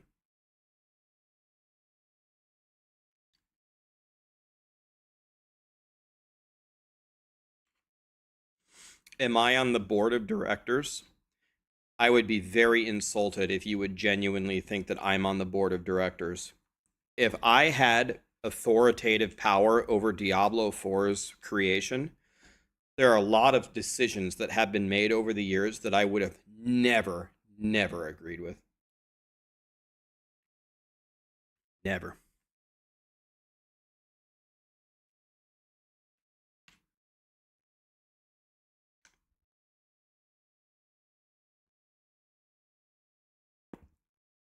Have I ever applied? I did get a message from someone very high up in Blizzard. It was about maybe 4 months ago, and they said, I'm trying to quote them exactly. What they said was, like, I was helping them kind of think through or solve some kind of problem. I can't say what it is, but I was helping them fix, give my input on a problem that they had. And they said, Rax, if you ever find yourself moving out toward California, something to the effect of, let me know, we'll have a spot for you on our team or something. So that was nice to hear. They essentially, I took that to mean kind of that they would like me to come work there and help them. Yeah, I have no interest in moving to California. By the way, god damn it, DM subbed to me for 1 year 39 minutes ago. Fuck. DM, are you still here? Probably not. All right. Is he streaming? Shit. He's streaming. All right. I'm going to gift him 12 subs.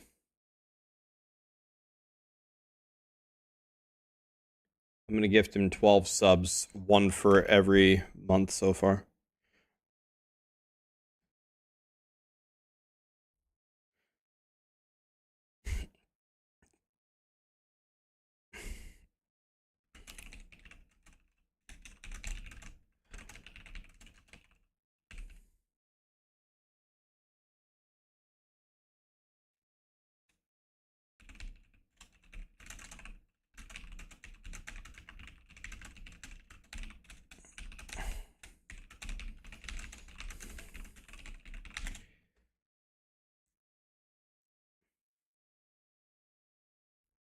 Rax is an ARPG god.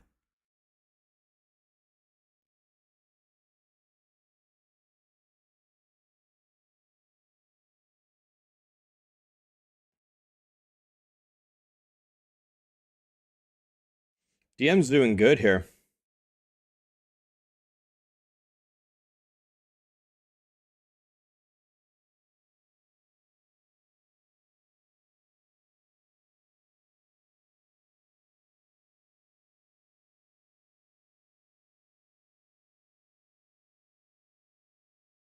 Okay.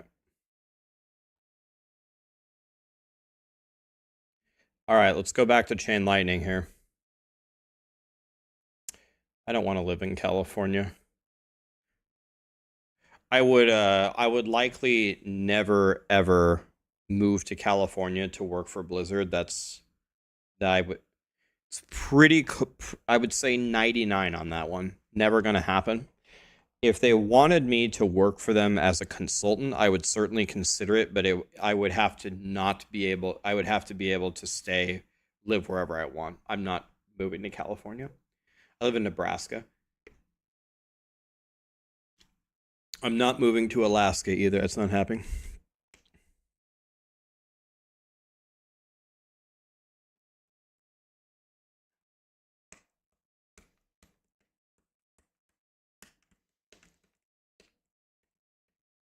Don't want to live in New York either. There are a lot of states I would move to. I could live in Florida. I could live in Texas. Wouldn't mind New Mexico or Arizona. Oklahoma might be okay. Colorado might be okay. I'd probably go to southern Colorado. Wouldn't mind living in Idaho. Would consider living in Oregon.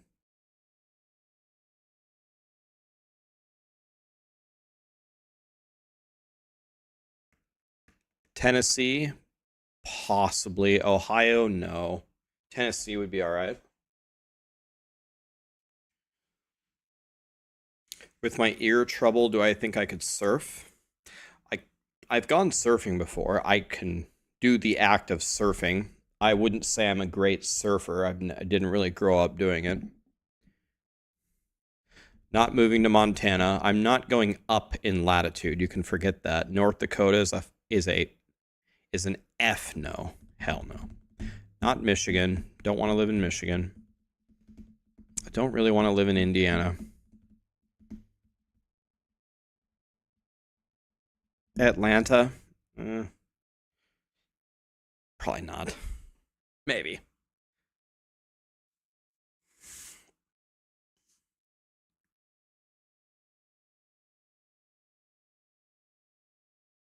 I can go south.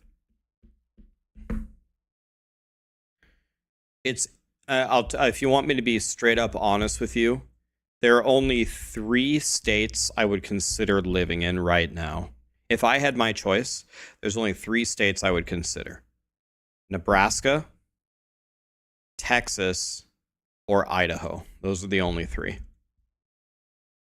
And you might ask, why the hell would you pick Idaho? I used to manage Idaho for nationwide insurance, and Idaho is beautiful. Don't want to live in Kansas or Missouri, no. I used to live in Iowa. I just moved out of Iowa. Okay, so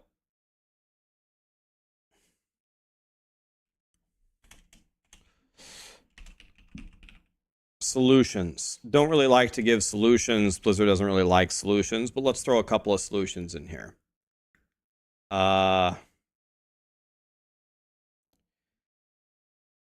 Lighten the requirements for the pants. Make it drain 4 mana for 44.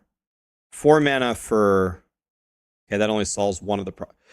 Make it drain for 4 mana for 24. Solves both problem number 5 and 6. 2, make Chain Lightning cast twice work with the pants. It honestly should anyway, because the pants literally give you this stat, and then it doesn't even work with it. This seems like a no-brainer. But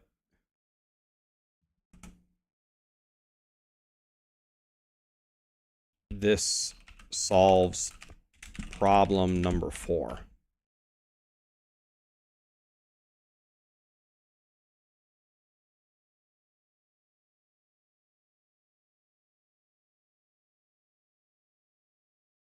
Okay.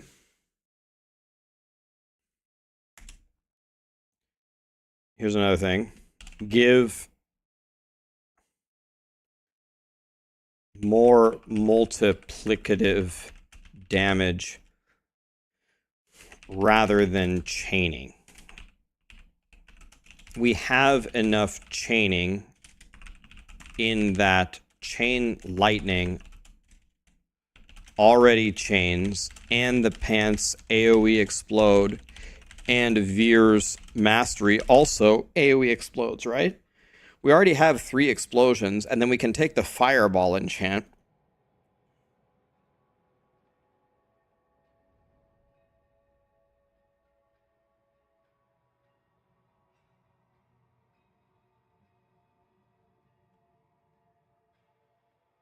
And arcing from Veer's Mastery.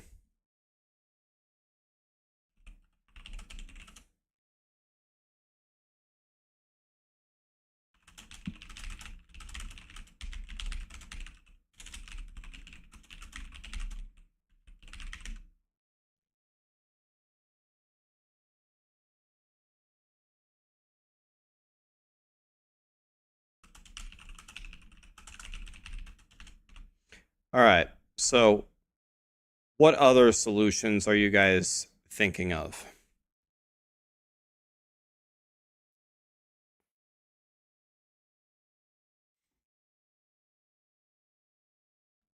Maybe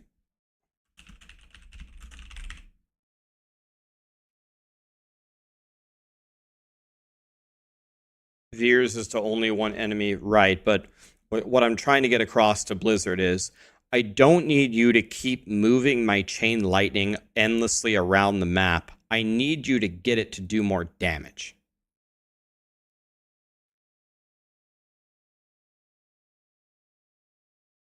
It would be better if the explosion then spawned another chained. Okay. I'll put that not as a solution, but as that's more of like an idea. Here's an idea.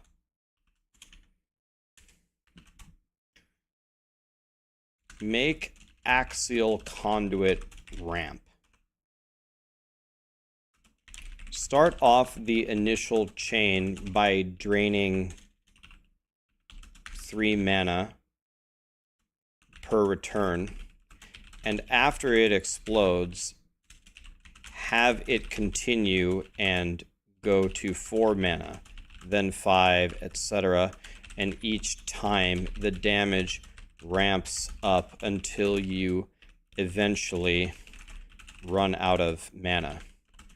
Would be an interesting resource problem to solve while also rewarding good builds with ramping damage.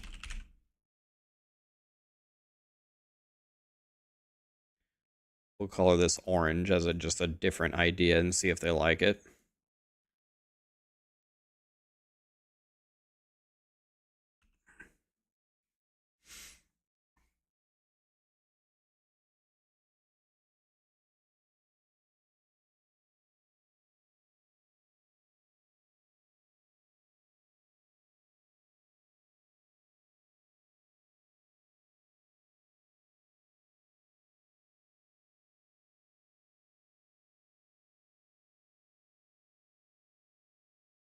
Explode on every return.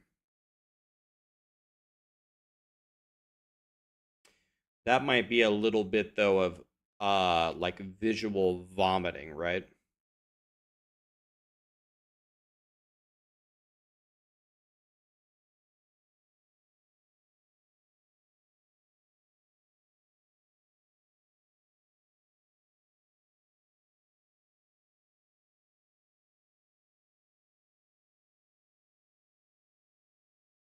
Make chain lightning execute monsters on hit. Whatever their health pool, whatever their level, on hit, execute, fixed.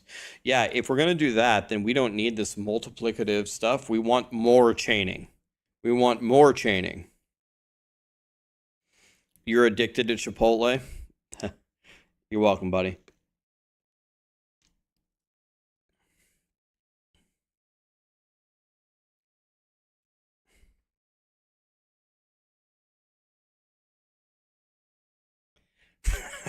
This is lame. Why are we expected to fix this game? The company is sitting on billions. Microsoft owns them, and we're fixing their shit.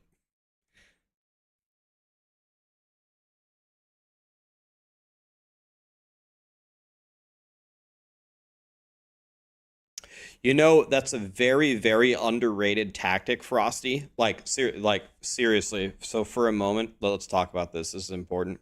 About Chipotle real quick. Okay, so when you get a burrito bowl, okay, think about this, guys. When you get a burrito bowl, okay, here it is. Here's the bowl. Okay, there it is. All right, now what do you do? Okay, well, you fill it up with rice. Okay, that's rice. Okay, most of it is rice, whatever. Okay, and then you put, I don't know, the barbacoa on it. Okay, that's shredded beef. There you go. Okay, and then you put your salsas on it. Okay, and then maybe you put cheese on it.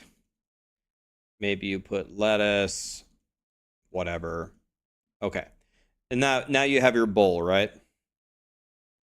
Then they put the lid on the bowl, and then they hand you your bowl. So you might think, because the amount of space right here from the top of the bowl to the top of your fillings, since there's not that much space, that if you shook the bowl, that it wouldn't really mix up your ingredients, and that is wrong. No matter how full it is, if they've sealed it tight, if you grab the bowl and you viscerally shake it, it will actually mix up your ingredients very, very well. Way better than you would expect. Yeah, so try it. When you have your chipotle bowl, seal it and shake it a lot, and then open it. You'd be surprised how well it works.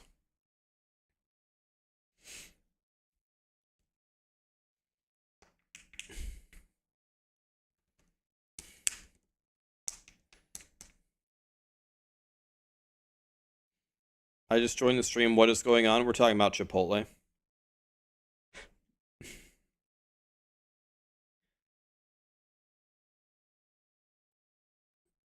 %15 chance on triple damage, something like that. We don't need to get too specific. We don't, as people said before, developers don't really care about solutions. They care about, can you tell me what the problem is, and we'll figure out our own solution. That's why, in general, I'm kind of leaving the solutions very high level. I'm leaving them high level, like, make the pants not as strict. Casting Chain Lightning twice doesn't even work with anything that you have. Give me more multiplicative damage. Stop giving me chaining.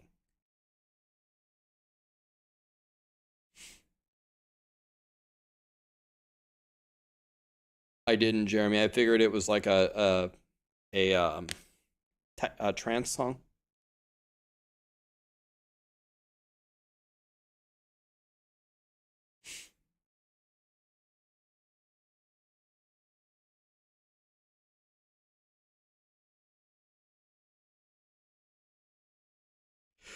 I think one thing that they might want to get away from, I don't think they necessarily want you to have a million more explosions, because then it's just like a vomiting of it's like a vomiting of effects on your screen. You can't tell what the hell is going on if there's explosions going off everywhere. It's like fighting the final boss of the Elden Ring DLC. Every time Radon takes a swing, he throws holy shit everywhere, and you can't see anything.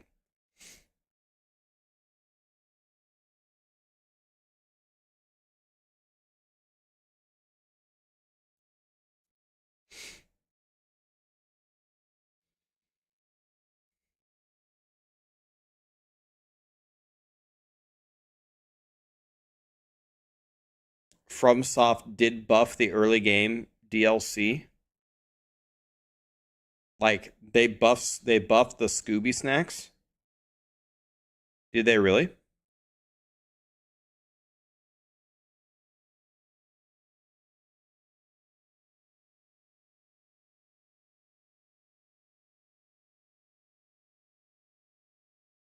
So, but were there Elden Ring patch notes?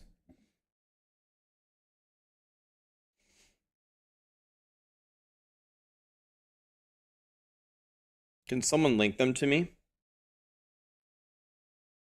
Gilderoth, lit,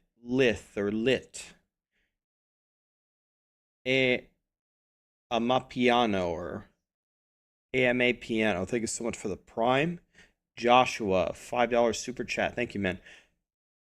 Have them circling around you and going back out equal to the number of chains you have via powers, and then and have explosions.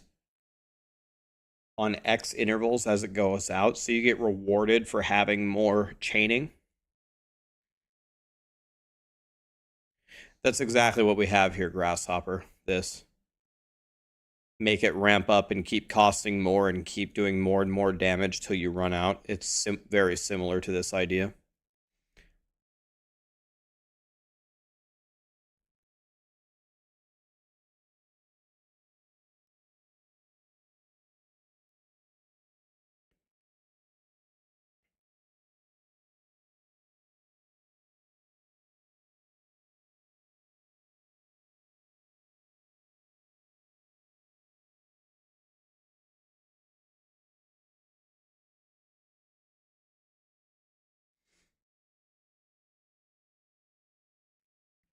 So that's the only thing that they changed. The only thing that they changed was the Scooby-Doo scaling. Okay, so you need to get all your Scooby snacks.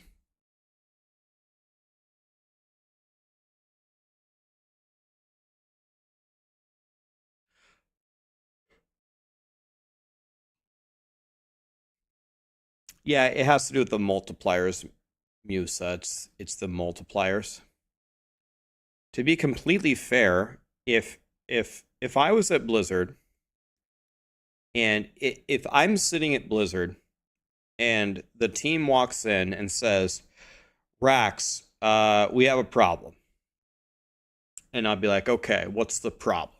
And they say, well, the community members are mad because barbs can do 50 million damage with one bash, and sorcerers could never dream of hitting for 50 million. And they say, so what should we do? Like, we have like 10 pages of notes of how to fix sorcerer. How would you advise us to proceed? And I would say, okay, I have a simple question for you to start off our path of quote unquote fixing this problem. Here's my question. Why do barbs do 50 million damage with a bash?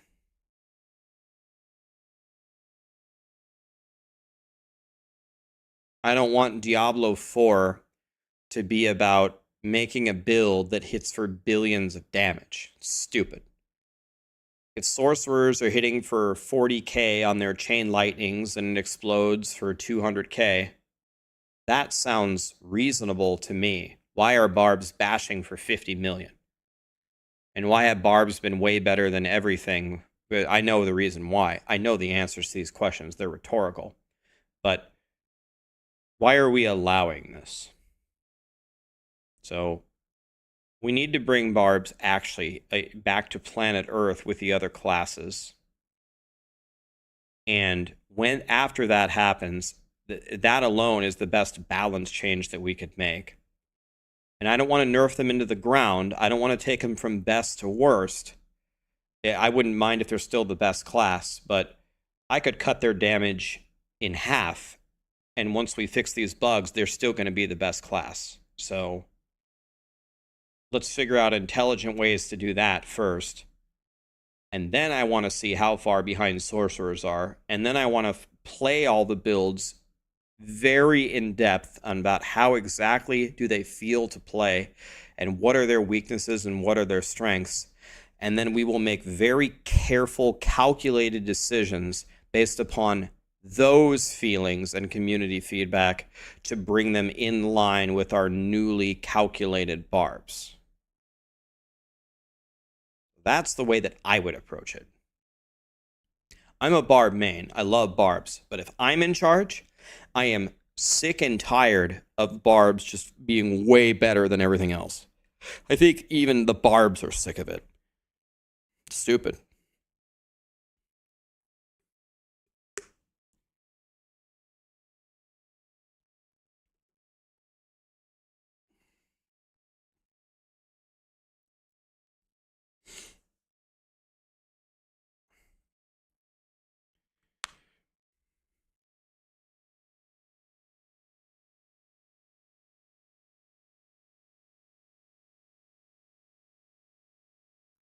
Why not bring everyone up to the level of the barb? There's two reasons why I would not do that. The first reason is I don't want people to be hitting for hundreds of millions and billions of damage. Just conceptually, that's stupid. Right? That's stupid to me. Everyone hated that in Diablo 3.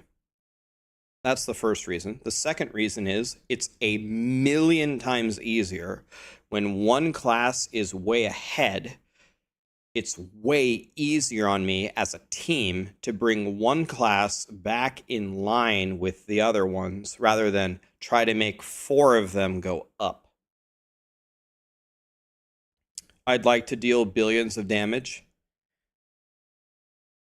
That's okay, and that's not a crazy statement, but if I were in charge, I'm not going to allow it.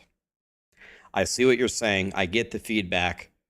It might make you feel good to see big number on screen, but the benefits don't even come close to outweighing the negatives, so I'm not going to allow it. Simple.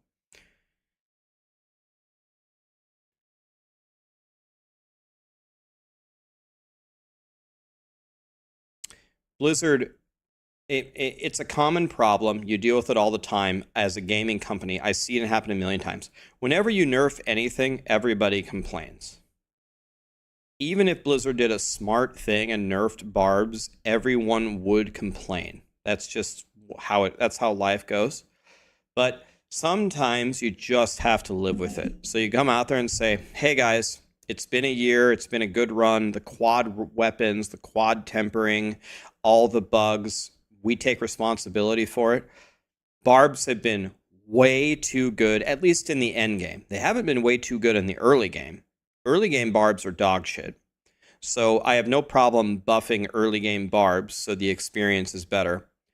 But the end game barb builds are going to get a pretty significant nerf. And that's exactly the way that we should do it and the way that we have done it. I know there's going to be people who are upset. We will live with those results. The goal is not to take them down to the worst. It's just to bring them in line with the other classes. And that's it. Next topic. And that's it. And I'm a Barb main. Barb's my favorite class. But it's enough, man.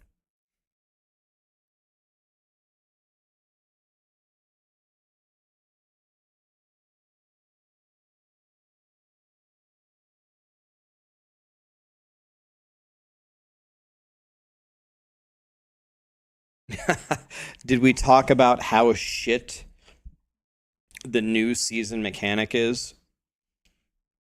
Yeah, we have. They actually just released a hotfix. So let's go try it.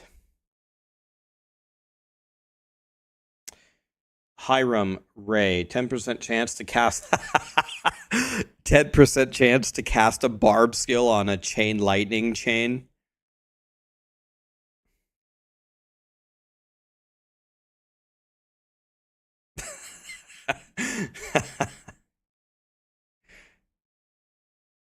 Barricade. What's up, man? Thanks for the 6 months. What's up, dude? The patch notes are on the forums. Can someone link them to me?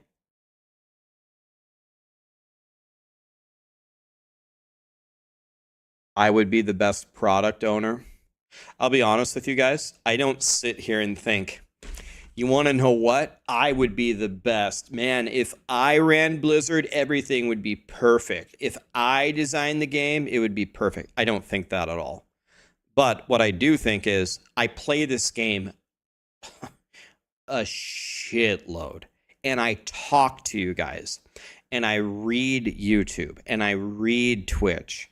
I don't really read Reddit. I can't stand to go Reddit. But I read the official forums. I read what Blizzard is saying. I am not guessing here.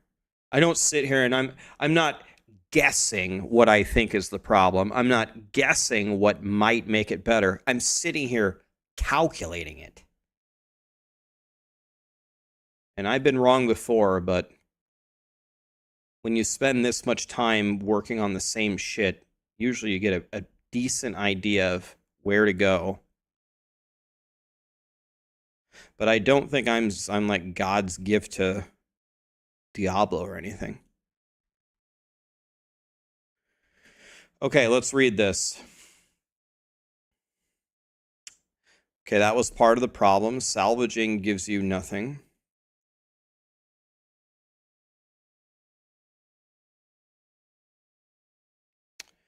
Okay.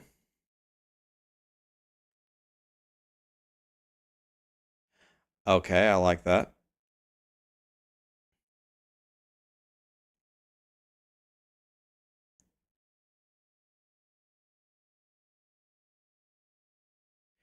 Okay, so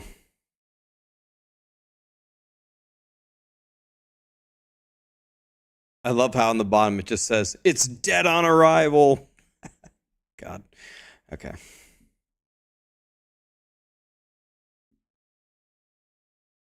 Okay. So now we can actually go back and test it a little bit more. Actually, I'll be honest with you. Since they didn't actually change the functionality of it, I actually don't have anything to really test. I know exactly how it works. They didn't adjust the rewards. They didn't change anything. All they did was let me go do it more. Try Lucian. What's Lucian? What is that? Is that a new unique or is that's the new amulet? What is that? Is that the new amulet?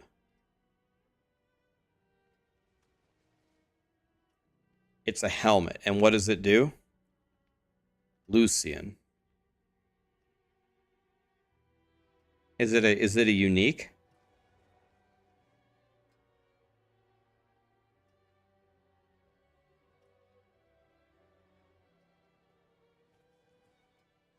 Why haven't I heard of this? Okay, how do I get it? Where do I get it? Do I get it in the new thing? Oh, and it's bugged? Oh, so it's bugged though?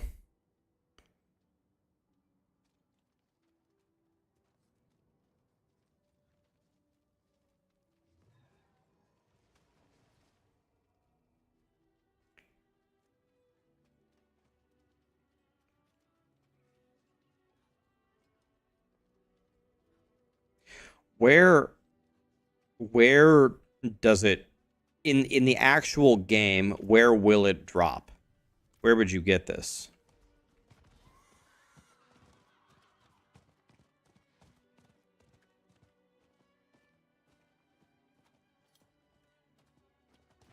You got yours from Helltide?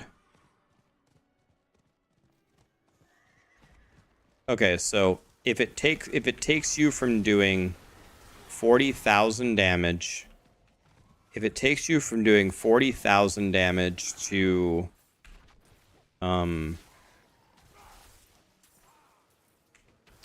22 billion, then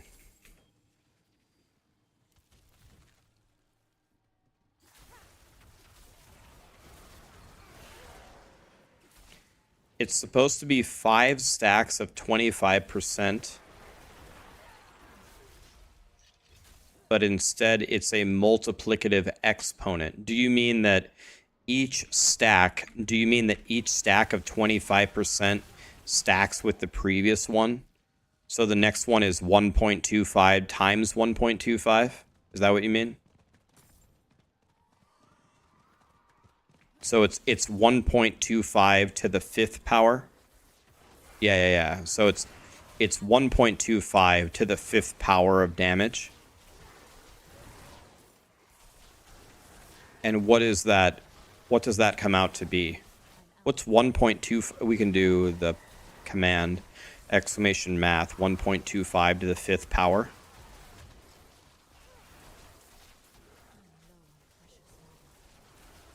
Okay, so that can't be right?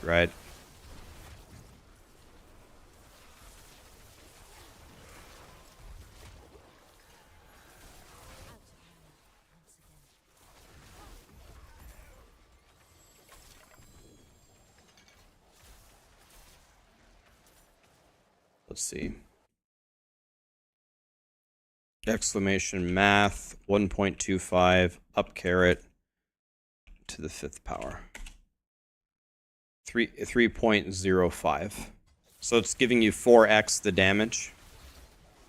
4x, but 4x doesn't, I mean, that is a lot of, don't get me wrong, that's a crazy amount of damage. There's no unique that should be giving you 4 times the damage.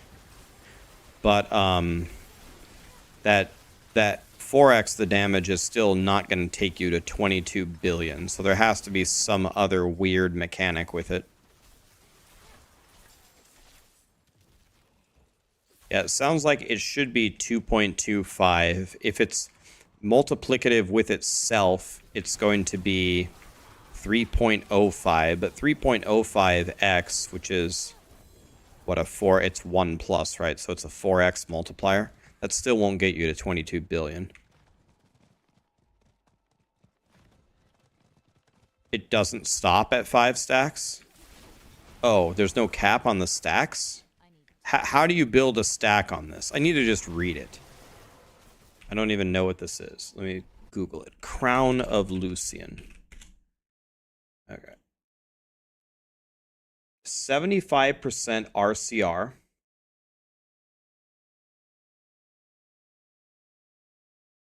It does stack 5 times.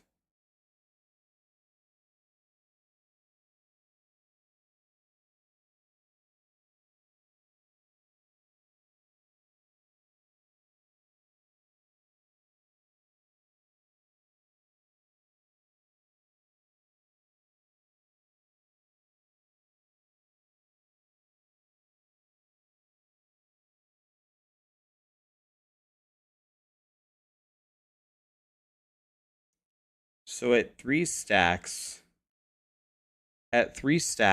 it's negated the RCR, if that's how it works. I don't know if it works directly like that. 3 stacks.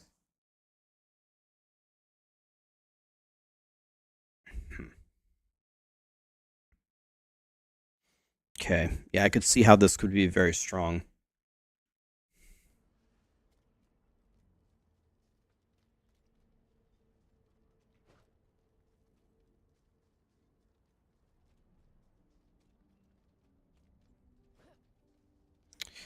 As a barb main, what would I change to bring them down?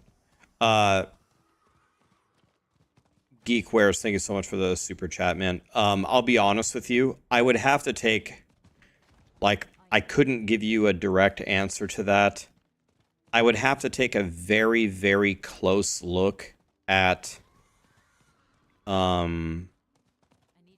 what is causing barbs. Like I'd have to break it down very meticulously before I would be able to give you a good answer there. But I could explain to you how I would do it. I would start with a simple exercise. Take Bash, for example. And I would probably call a couple of the barb theory crafters. I'd call Snail, I'd call Rob, I'd get them on a call. And I would walk through, I'd pay them for their time for an hour, and I'd say, let's walk through the Bash build, and let's look at all the multipliers, and let's understand where the damage is coming from. And then once I had the breakdown of where the damage is specifically coming from, then the next thing that I would do is I would have like a 3-hour meeting with the expansion team, and I would ask them, I need to know every single plan you have for Barb in the expansion. I need to know what new skills you have planned, what new builds, what new changes, and I need to make sure that whatever I'm changing now is not going to completely brick or reverse your ideology of what's coming forward. We need to like work together on this. Then when I had that information, then I would get a litmus test of what is a build that's in a really good state for any class. Okay, it does this much damage. It takes this long to do a pit 140. Fine.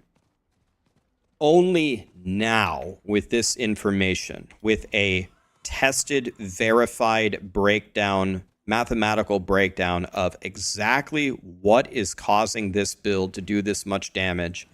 And only after consulting the future vision of the Barb with the expansion team, and only after having a reasonable bullseye that I'm trying to hit via making my changes, now I will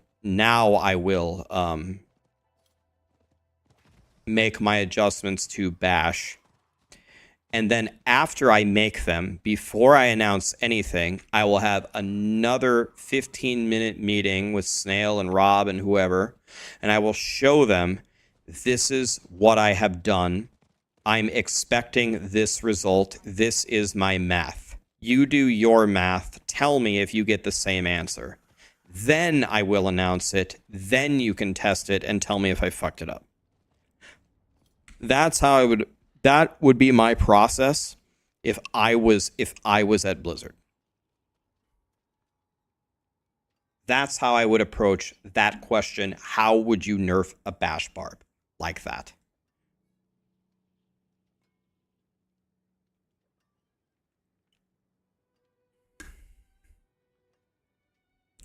Right, but Donovan, right. You're not wrong with that. Barb is just better because they have 4 weapons, more legendary powers, and they have more tempering and more masterworking. Right, but that's a very surface level way to approach that. I don't really want to change that.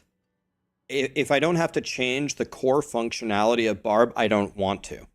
I want the mathematical breakdown. I want to understand exactly how powerful is this? How powerful is it really? And if that the only way to fix it is to solve it, maybe I solve it that way. But I would not. This is the problem, man.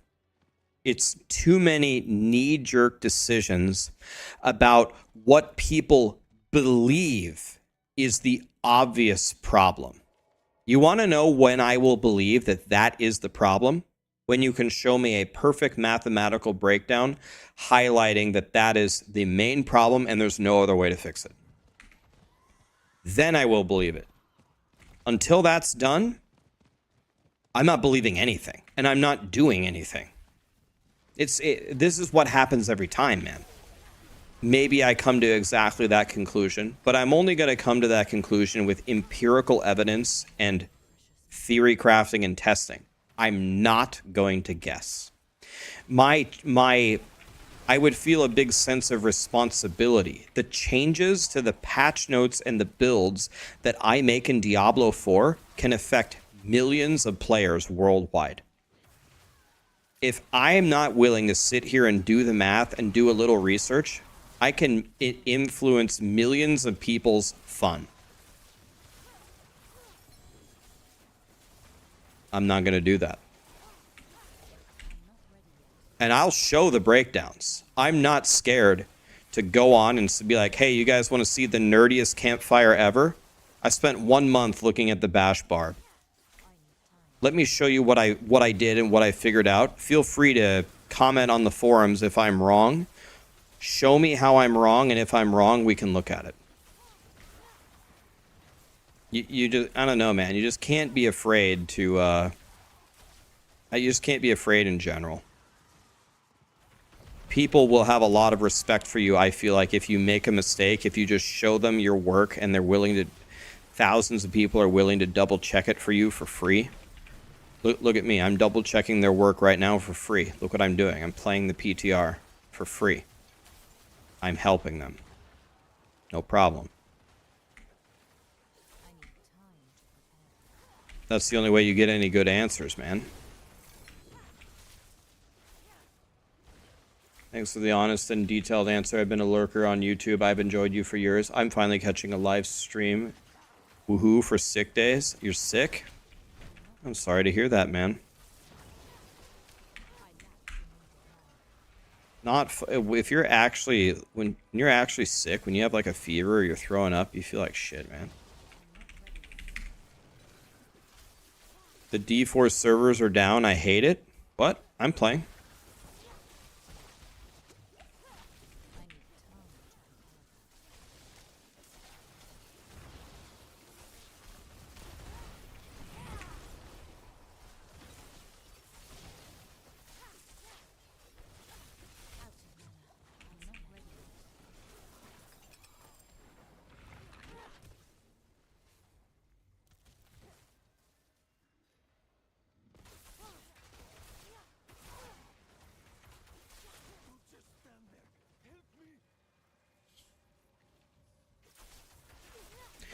I honestly don't. I'm guessing that this isn't a thing, but like if I was making a gaming company, I would find someone that is very passionate about my game, who is very, very mathematically inclined. Someone who just lives, eats, and breathes numbers. And what I want them to do is I want them to observe the meta builds that people are playing, and I want them to make them. I want them to test them, and I want them to be perpetually analyzing the mathematical breakdowns of how these builds work. How do they survive? How do they manage their resources? How do they do damage? What enables these builds to succeed where the other ones are failing? And 1 week into every single season, 2 weeks into it, I want to have a presentation from this guy to my team, all class designers. And I want to hear him chat about, here are the 10 meta builds that you've been hearing about. Here's my internal analysis of exactly how they work and watching. I made the build from Maxroll. I made the build from Wowhead. I made the build from Icy Veins. I made them. I looked up. I made Woody's build. I made Rax's build. I made Mods' build. Okay, so here's what's going on, and here's why. And this one is overperforming by 48%, and this one is underperforming by 290%. And here's why. This build doesn't have this. This build has this. And then there's a lot of things to consider. You don't want to. The goal is not to make every single build exactly equal power. Then the game is boring. There needs to be some variance. I'm not trying to solve for that. And I'm also trying to build class fantasy. Like, the Necro minions and the Druid companions are going to absolutely be like visceral little buddies that are out all the time helping you just wreak havoc. Whereas the conjurations need to be more magical and mystical, and maybe they appear, maybe they don't. And when they do stuff, they do more crazy magic shit, whereas the other things are doing, the druids are doing more naturey, bitey, poisony, bleedy shit. And necros are doing more cursey, necrotic stuff. So it's not just about solving math. You have to take everything into consideration. But the math can help you avoid these things of Barbs hit for 50 billion and Sorcerers hit for 45k.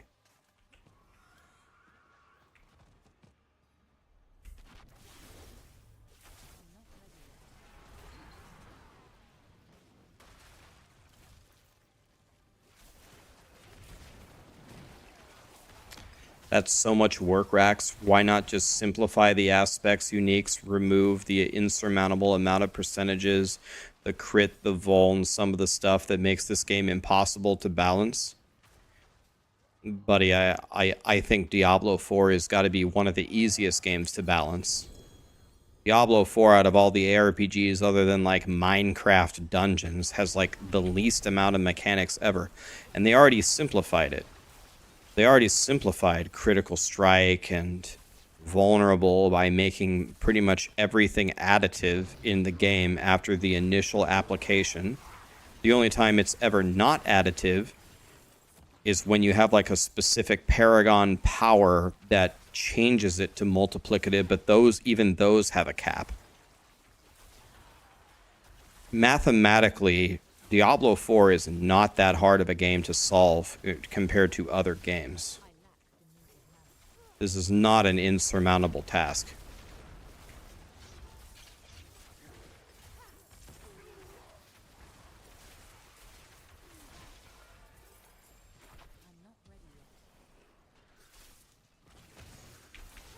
Diablo players are just so smart that it feels easy.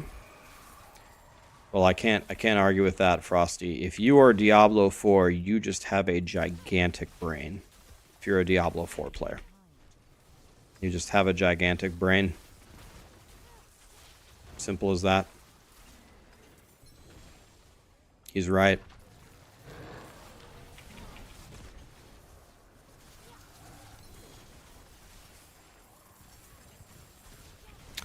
In fact, the next step in Diablo 4's evolution is, I would say, to do the opposite of what you just said, right? The next step in Diablo 4's evolution is not to further simplify the game. You need to add more stuff. The current endgame crafting system is clicking a button 12 times. It's taking an item to plus 12. That's the endgame upgrading system. Diablo 4 to be interesting needs to have more, not less, right? By the way, let me call something else out here. All of this mathematical talk, this is on Blizzard to solve. It's not on the player to solve.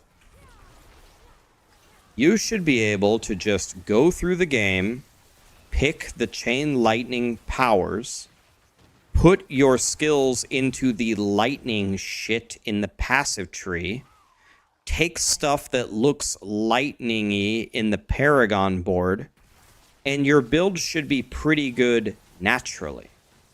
You don't have to do any math. Not one step of addition has been done. But that doesn't happen because that's not the way the game is designed. I'm saying Blizzard should do math so you don't have to do math. If you just make some rational decisions, your build should be pretty good.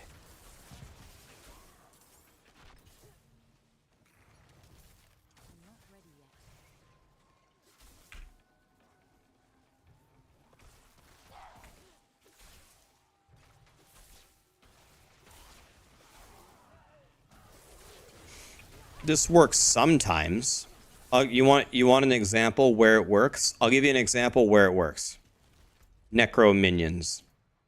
If you take every minion power, you open up the skill tree, and you pick every minion thing, and you go to the Paragon, and you put in the golem thing, and the skeletal mage glyph, and you take the summoning thing, and you take a curse to put on the enemies, you're going to have an excellent build. It's almost impossible to fuck it up.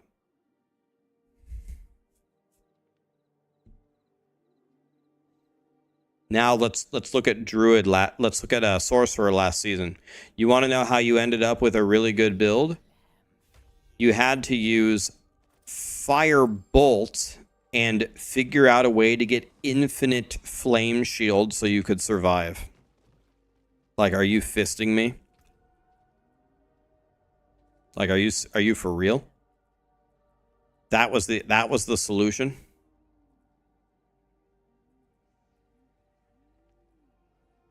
But that's what it was.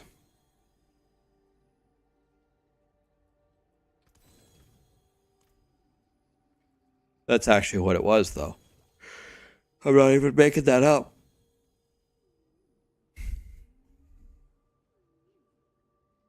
I mean, if you're allowing me, if you're allowing.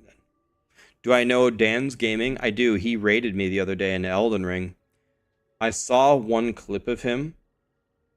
It was pretty much my favorite clip I've ever seen of anybody doing anything ever. Let me see if I can find it.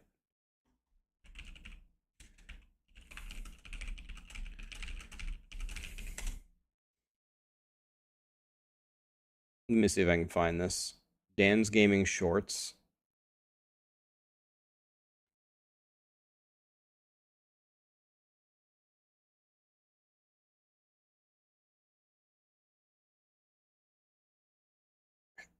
Which one was it?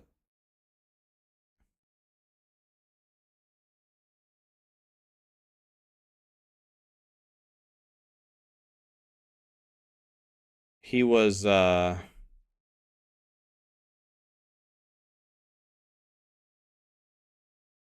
don't think it was this one.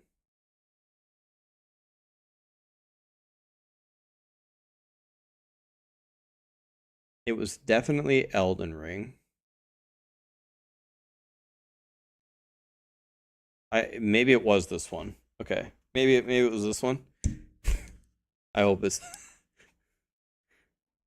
maybe he changed it. I thought the name of the clip was something like, "Well, that went well." Okay, I think it's this maybe. Yeah, it is this one. Okay. This is my favorite this is my favorite clip ever. Watch this. Here we go. Him trying to beat Mog to go to the DLC. God damn it! I can't fucking roll through that fucking shit for some fucking reason. Fuck, fuck, fucky, fuck, fucky, fucky, fuckers, motherfucker, fucky, fuck. God damn it! I can't fucking roll through that fucking shit for some fucking reason. Fuck, fuck, fucky, fuck, fucky, fucky, fuckers, motherfucker, fucky, fuck. Dude, Mog killed me so many times.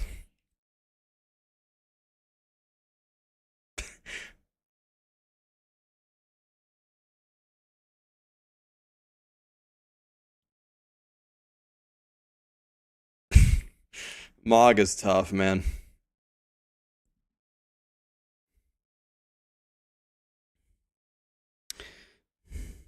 Yeah, I died 127 times in the Elden Ring DLC.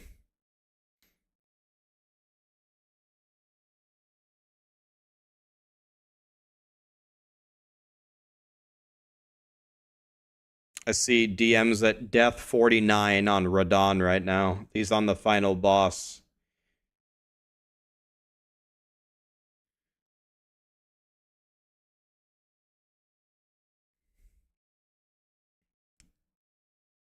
He's fighting pretty well, though.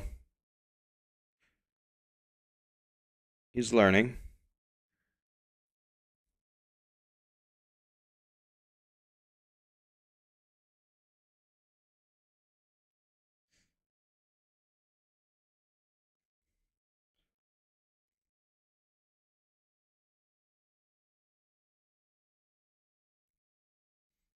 Here's what I'm watching here. I'm watching him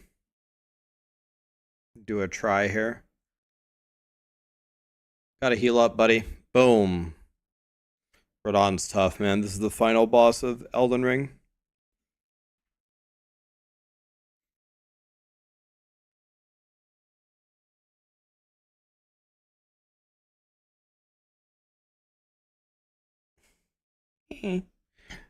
You ended up with 78 deaths in the DLC. Did you use a summon?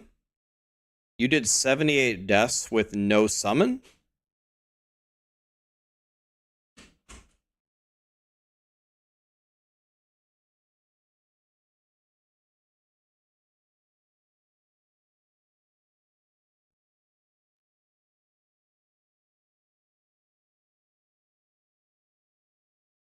Yeah, a lot of people said that they died to the guy on the boar or whatever, and a lot of people died to Bale, the dragon, and a lot of people died to the fire guy.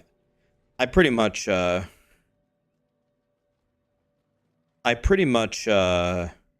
one-shotted all three of them. But Mesmer and Radon kicked my ass. Helm Ancestral.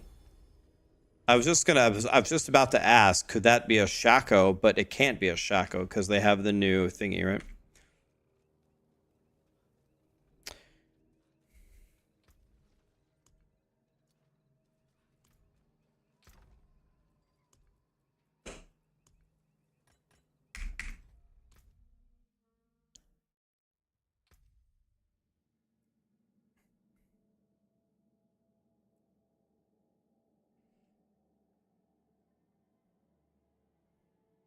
The hippo was really tough.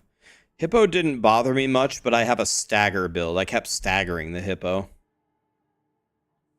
Yeah, the thing that I hated the most, let's make a druid. I think, well, first of all, we got to make a couple of druids and boost their codex. So let's start with that.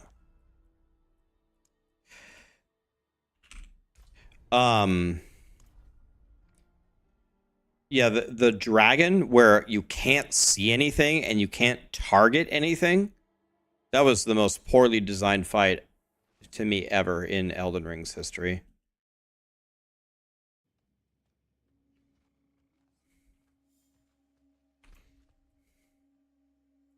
Okay, we got it. So we walk in, we boost.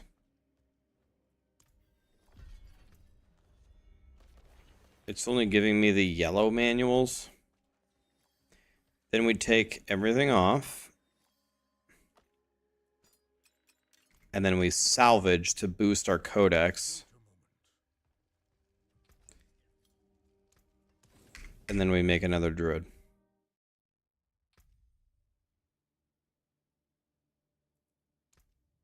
I just can't. I can't see and I can't target him. That was the only boss I was genuinely thinking about just skipping. I was like, dude, this is the worst boss ever.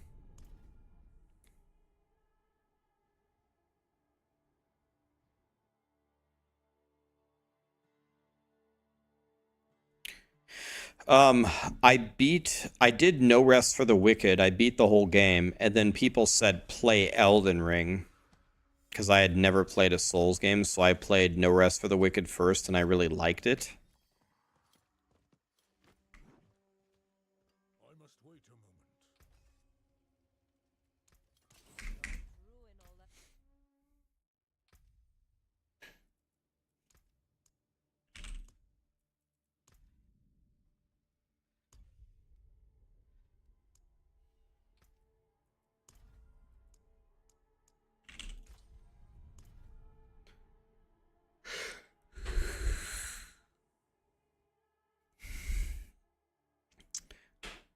I haven't really played Helldivers because I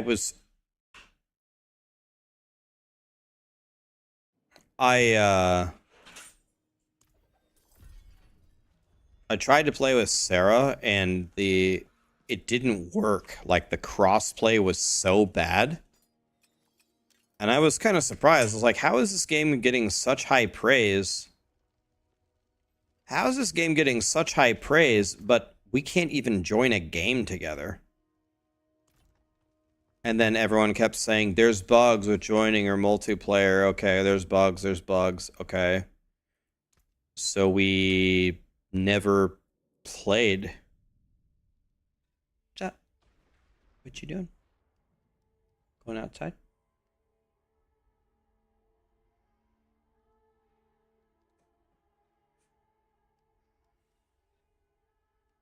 You guys going on a walk? What?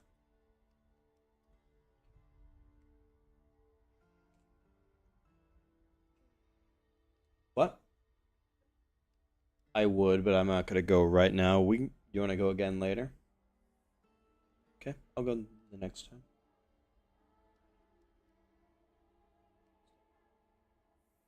What? I know I'm mad from yesterday. It's back open, by the way.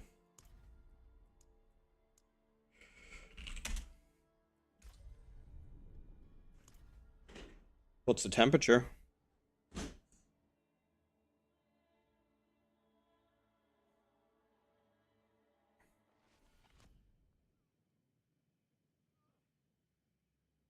Maybe. Let me think about it. Maybe.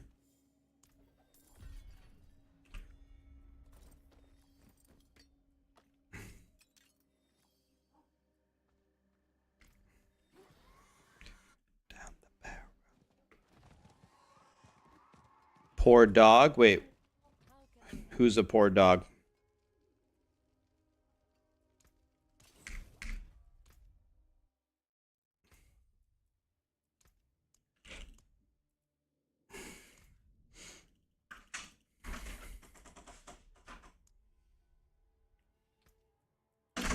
you played every season and you're tired of not having fun. I'll tell you what I'm looking forward to the most, man, is the Spiritborn. I won't walk my dog. Oh, Callie's gonna get walked. She's going out to do her favorite activity right now. Never, ever, never, ever feel bad for Callie. She has a better dog. She has a better life than 99.9% of animals. She gets to play all the time. She gets pet all the time. She gets to eat godly food all the time. All her favorite foods. She gets to go on car rides, stick her head out the window. She gets to go to all of her favorite places. If there's one person you don't need to feel bad for in life, it's Callie. Yeah, she has a better life than most humans. She has a Tempur-Pedic memory foam doggy bed. She has boxes and boxes of toys, and even though she has boxes of toys, she gets new toys all the time. If there's one person that doesn't need a better life, it's Callie. Do I think it's worth to start Diablo 4 and you're coming from PoE? I think Diablo 4 could do a lot for a PoE player that you would like, but the thing about it is you need to set some expectations ahead of time. Diablo 4 is a very simple game compared to PoE. So you're coming here to chill. You're coming here to chill, okay? We're not coming here to be real sweaty. We're here to make some characters and have some fun. If you approach it that way, then I think you could have fun playing Diablo 4. If you want anything more than that, you're absolutely playing the wrong game. There is nothing even close to challenging or skill-based in this game. It's just play a lot, get the Ubers, make a barb, and win, is how it goes. Beating the first boss in Elden Ring is a bigger accomplishment than doing anything in Diablo 4. I mean, that's the truth.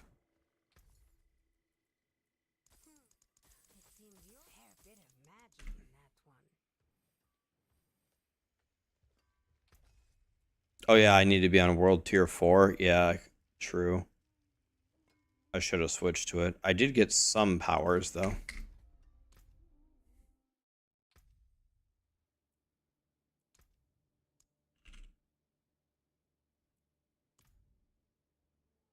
Why is my guy wearing gear? Because it doesn't matter.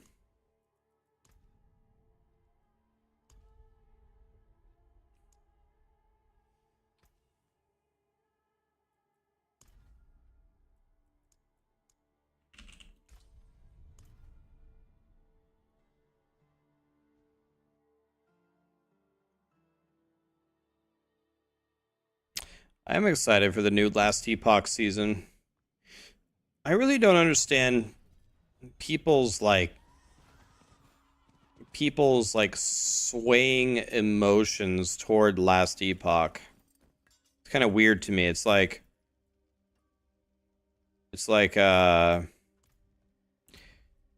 people are like, wow, Last Epoch, people still play that game, lol. Lol.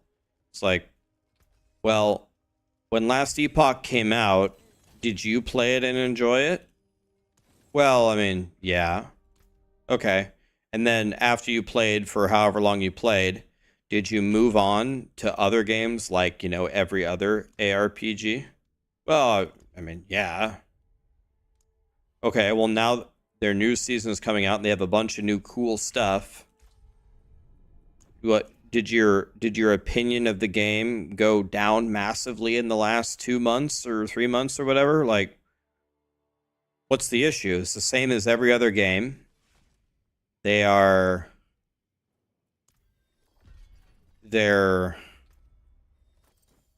making their improvements, and when the new season comes out, it'll probably be really fun. What's the problem here?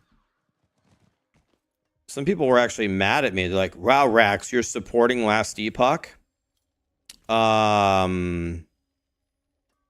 Yeah. Yeah, of course. Why wouldn't I? I don't know. Like, people are... I don't understand. I don't get it. Am I supposed to hate Last Epoch for what?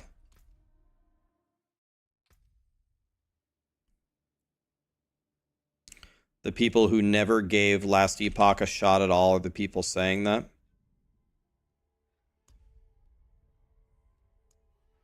Yeah, I should gamble in T4, you're right.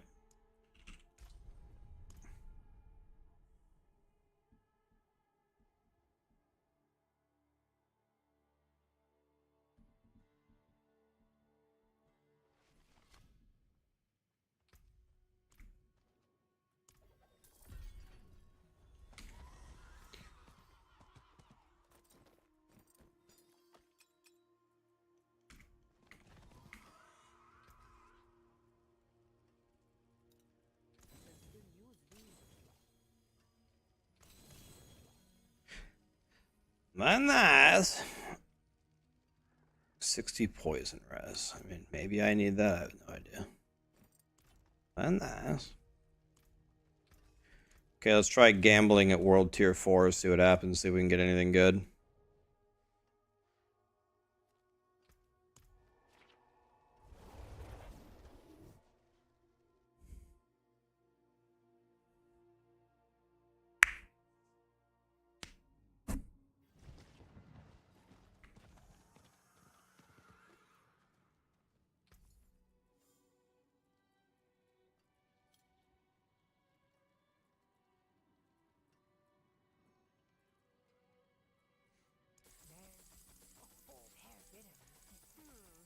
Oh, fuck, I didn't switch it.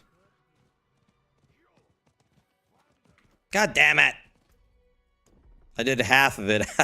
I went to Kmart, but then I didn't switch it. Damn it. God damn it.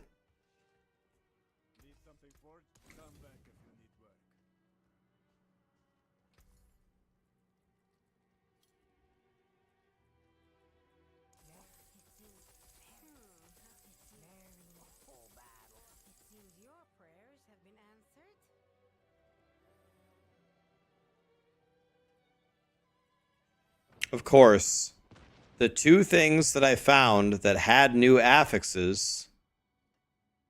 Holy.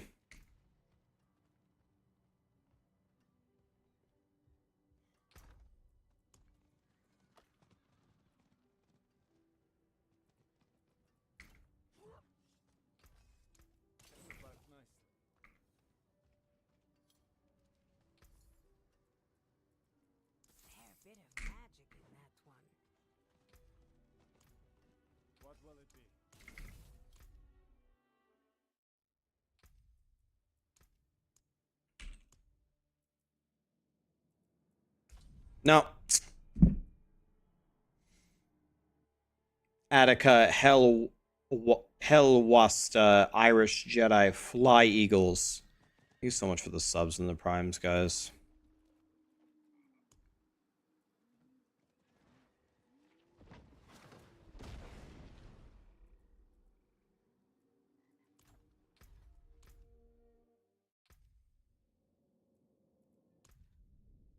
Okay, we're almost done on Druid here. Then we'll actually make one. Man, wouldn't it be nice on the next PTR if they just give you a full codex from the start? Imagine.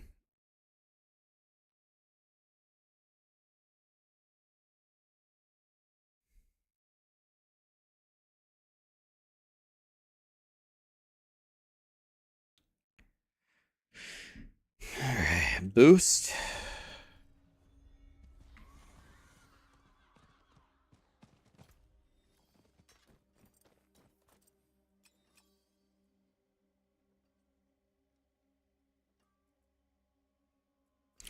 Six spirit per second. Lit.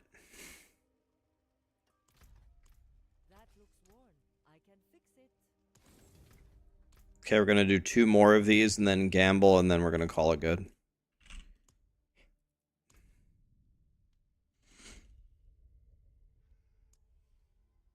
Riker quit the PTR? Did he really? He like totally quit or what?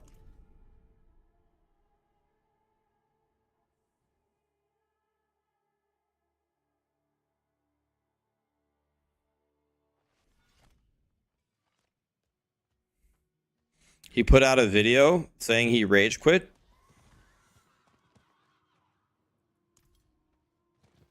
Should we watch it? Of course, Frosty knows. Yeah, he watches everything. He knows what Riker had for breakfast today. Oh, I don't know if I'll post it as React content. I'm not usually a React Andy.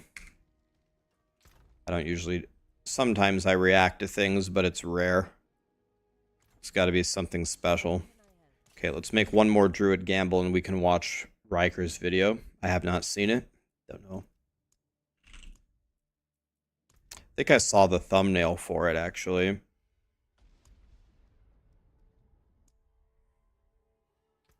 Riker is a polite Canadian, so it's very nice. Okay. What qualifies as special?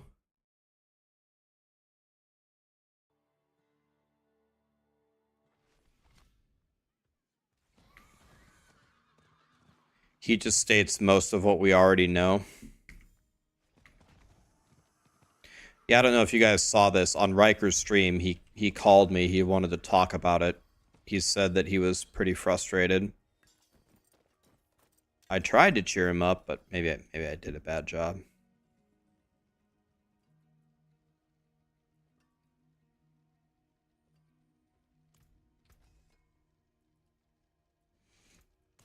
Okay, now one more gambling thing. Then we're actually ready to play the Druid. Hopefully we got some powers we actually needed.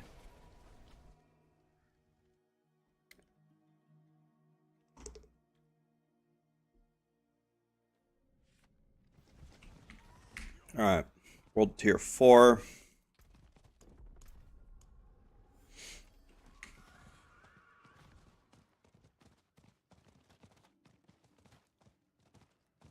You're having Hog on today's podcast? Hell yeah.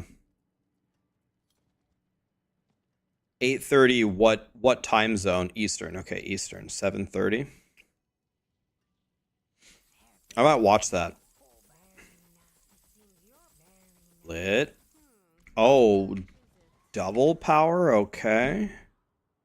Blurred Beast and Ancient Effigy. Okay, maybe we can buy some rings now.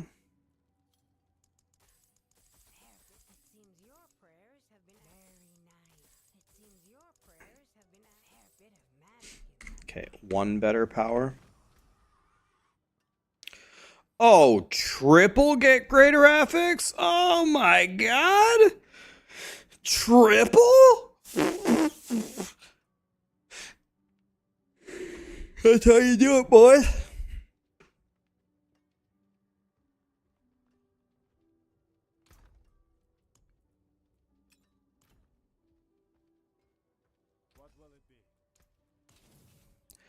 What would you guys rather have? A triple greater affix or a triple cheeseburger? Aaron is right there. What's up, man? Everybody's here. Aaron, Frosty, everybody else, you guys down to watch Riker's newest video about how he rage quit Diablo 4? I'm down if you guys are down. Then we're going to make a Druid. Start a Druid anyway.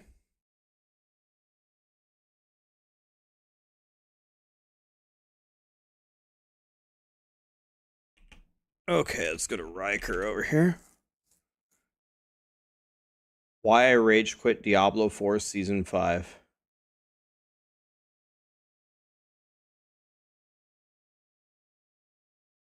It's got a pretty good like to dislike ratio, so people like what he said. This is Riker, and after day one of Season 5 How's PTR, the volume, guys? I was really excited to dive in and try things out. I live streamed it, and I ended my play session by rage quitting, which is something that I can probably count on one hand the number of times I have done. So, situation day 1 PTR is not great. However, in this video, we're going to talk through what exactly is going on and express what I do like, because there is good in here. Part of the frustration is that I cannot engage with what I like, but that's being fixed. There's a patch going live today. I'm recording this last night. It's going live today. That's going to address some of this, but we're also going to talk through some other feedback on how I think we can further improve what we have here in Season 5. But before we move on, a word. You know, one thing that I like that I feel like CJ is doing more now with his content than he did in the past is he used to like cut up all of his words and like stitch them together perfectly. So he would like speak, I don't know, like perfectly. It was like all stitched up. I much prefer him just hitting record and just chatting. I like this version better. From this video's sponsor, boot.dev, who we've spoken about before. If you're interested in learning programming, either as a hobby or as a profession, check this out. Boot.dev has gamified learning to code. They've literally built an online programming course into a programming RPG. You gain experience, you complete quests, you level up, you earn achievements, I like and you can that. even rank on a global leaderboard. With this program, you'll learn the programming languages Python and Go at your own pace. You're going to learn back-end web development from start to finish. And it's designed to get you to write a ton of code, since they believe that practice is the most important way to learn coding. And while programmers in the US can earn six-figure incomes, this isn't some get-rich-quick scheme. Boot.dev Am I believes watching that you this? have to dive deep Do you into mean the mastering video the itself, fundamentals, or do you and mean they want you to be the as prepared as advertisement? possible before you go job hunting. It's all part of their process, and if you ever find yourself struggling, you can consult with Boots, an AI bear wizard that's been trained The reason why every I'm lesson watching and the can walk ad you is through to your issues. support And he's not CJ. going to just give you the answer. He's going to try to get you to grasp the concepts and find the solution yourself. But if you're ever really stuck, or you just want to compare your code to the instructor, I'm there just are trying to solutions support available CJ, for guys, every for watching challenge his on the video. site. So, click the link in the description box and use my code Riker to get 25% off your first payment for boot.dev. That's 25% off your first month or your first year, depending on the subscription you choose. So first off, the new game mode, the Infernal Hordes. From what little I've been able to play, I am enjoying it. I want to be able to tackle it at higher difficulties, but I am unable to. So, what happens? You gotta find something called an Infernal Compass. You get your first one by doing the seasonal quest line, but after that, it has to come through drops. Blizzard has told us in-game, okay, they drop here, they drop there, they drop there. I try doing all these things. In 5 hours of playing, I get like 3 keys. I do a few Nightmare Dungeons, I don't get any keys in Nightmare Dungeons. I do a few Uber Boss runs, I don't get any keys in Uber Boss runs. And other people are reporting similar experiences. It seems as though the only really good way to get these keys is Hell-Tide chests. Not whispers, not all the other myriad ways that they say to get these keys. Hell-Tide chests seems to be, at least as of day one, the That's best the way to biggest get these problem keys. is I So, couldn't get any keys. this new seasonal event that we want to be able to test in this very limited testing period of 1 week, we cannot engage with enough to get any good testing in. Also, if this is the season theme, then we're spending 99% of our time not engaging with the season theme because we can't enter a flow state of chaining these the way you can with pits. Maybe my expectations were just wrong. I thought this was an event that would be like pits or Nightmare Dungeons where you can get into Found a one flow in state 5 where, hours. yes, you are limited by a key, but once you start running these, you can get into a point where you are building up your supply of keys and you can chain run these. Not that these would be like Uber bosses where you have to go out and spend hours farming keys just to do a few runs. But I'm like, okay, let me try to look at it from that perspective. Are the rewards from this new event substantial enough to justify something that you're going to run a couple times in a play session? And right now the answer is absolutely not. But let's talk a bit through the event itself, which again, I do enjoy and I do believe has promise. I do believe can be improved even further, but I again am very excited to play more of. So you use this key, it takes you to this Infernal Hordes event. You are in a small arena, waves of enemies spawn, and during the spawning of the waves, there are random events that happen as well. It's sort of like an overworld Hell-Tide zone all condensed into this one little room. There are reasons for you to move around and not just sit in the middle and spam your attacks. you might want to move to one side or the other to engage with these different mechanics that are activating. And all throughout this, your main purpose here is to gather this resource called Aether. It's basically like Helltide Cinders, but they're much more seldom in their dropping. And at the end of a wave, you then get to pick between, you get to pick one of 3 Banes and Boons. So there's something that's going to make enemies more challenging, and there's some benefit you're going to get for it. Most of the time, these benefits are greed related. That'll help you gain more Ether. However, I'm very happy to see that there are also boons that are going to be buffing you in some way, because that's what I was hoping for when I first heard about this event, this activity. I thought, oh man, it's going to be like Hades, where at the end of a level, you get your 3 god cards and you pick a god card, and this is going to substantially be able to change the way the rest of the run goes, right? You have these 5 rounds or, you know, more. It goes up to 10 rounds by the highest difficulty of key. There are 8 key tiers, 8 difficulties of keys. Only the first 3 drop. More on that shortly. So I figure, okay, cool. You're basically going to be building different buffs on yourself to build towards different stacks. And unfortunately, it seems that the buffs that I have seen aren't substantial enough to warrant giving them up. Rather giving up a bonus Agreed. to ether drops. Yeah. It's stuff like for 8 seconds after killing an elite, you have 50% more move speed. Make that 200%, make it 1000%. Like, get us excited. Or if it's going to be more move speed, make it last just for the entire run. Don't make it an 8-second, limited time buff. But again, these are all things that, that's stuff that can be tweaked. In general, I think I would like to see a movement of more interesting and game-changing buffs. That also means that the overall difficulty of the Infernal Hordes is increased. Now, I haven't been able to test much of the higher difficulties because it's so incredibly difficult to get keys and to get the scrolls that drop that level up your keys.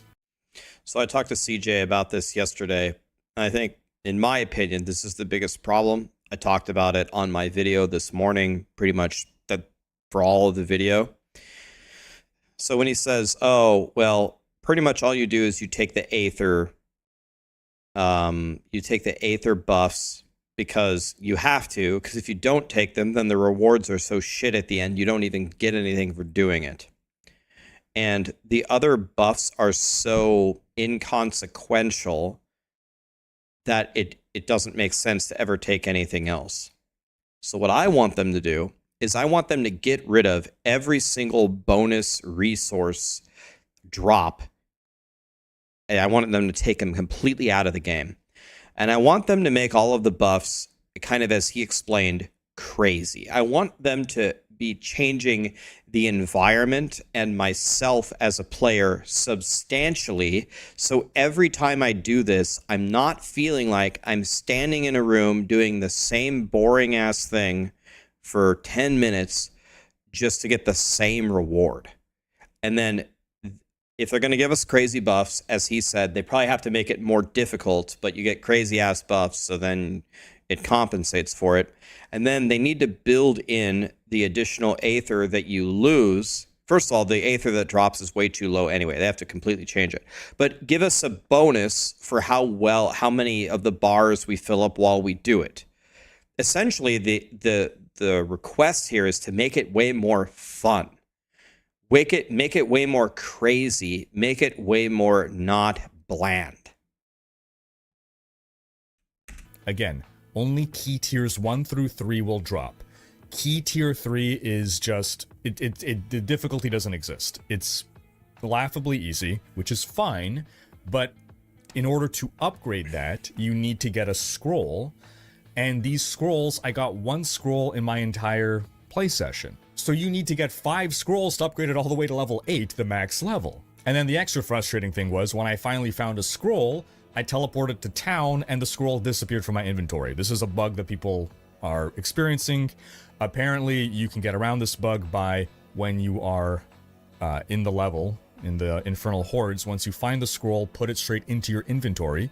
I'm very grateful that the devs gave us our inventory, our stash, rather, at the end, right after the boss fight. That is awesome. Love that. And if you put the scroll in your stash, then it doesn't get deleted. But for whatever reason again. So there's this bug that's deleting the scroll. So even more so, like, again, I'm super excited to try out this new mode and try it out on higher difficulties to be able to push my build, see where my build is going to start struggling, and I just can't. Meanwhile, balance changes have happened, of course. Builds have gone nerfed, builds have gone buffed, there's new items, there's new this. Our characters got copied over from the PTR, but now our tempering recipes, we have to learn them all over again, or at least all of our class-specific tempering recipes didn't get copied over.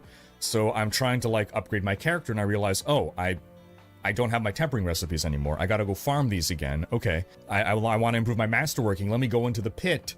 I dive into the pit and my Bash Barbarian that was destroying pit 100 is now failing against a pit level 60 boss. And yes, Bash got nerfed, but there's more going on. Something's wrong with the pit that it's absurdly more difficult. At least the boss is absurdly more difficult than it was than it is on live servers. I've heard a lot of people reporting that. I don't know if it's that the pit got reverted to what it was before it got made easier. I don't think so, because I still think a Bash Barbarian would be obliterating a tier 60 pit boss. So I can't farm masterworking materials because the pit is broken. I can't easily change my character because all my masterworking is... all the recipes are gone. I can't easily change my build, so I just felt completely stuck. Too much stuff wasn't working, and I gave up on PTR, figuring something's going wrong. They're gonna have to patch it soon. As it turns out, again, some patch is coming up on day 2. We'll see what it does exactly. It sounds like they're going to at least address the drop rates of the compasses. So pending this, I hope to be able to come back with more feedback, but let's explore a little bit more of my preliminary thoughts on the compass itself, because while day 1 of PTR, I'm just going to say it was a complete disaster, that's what PTR is for. PTR is there to weed out whatever problems so that this doesn't go live, right? If this had been live servers, it would be a catastrophe. It's PTR. It's okay. I'm annoyed, but who cares?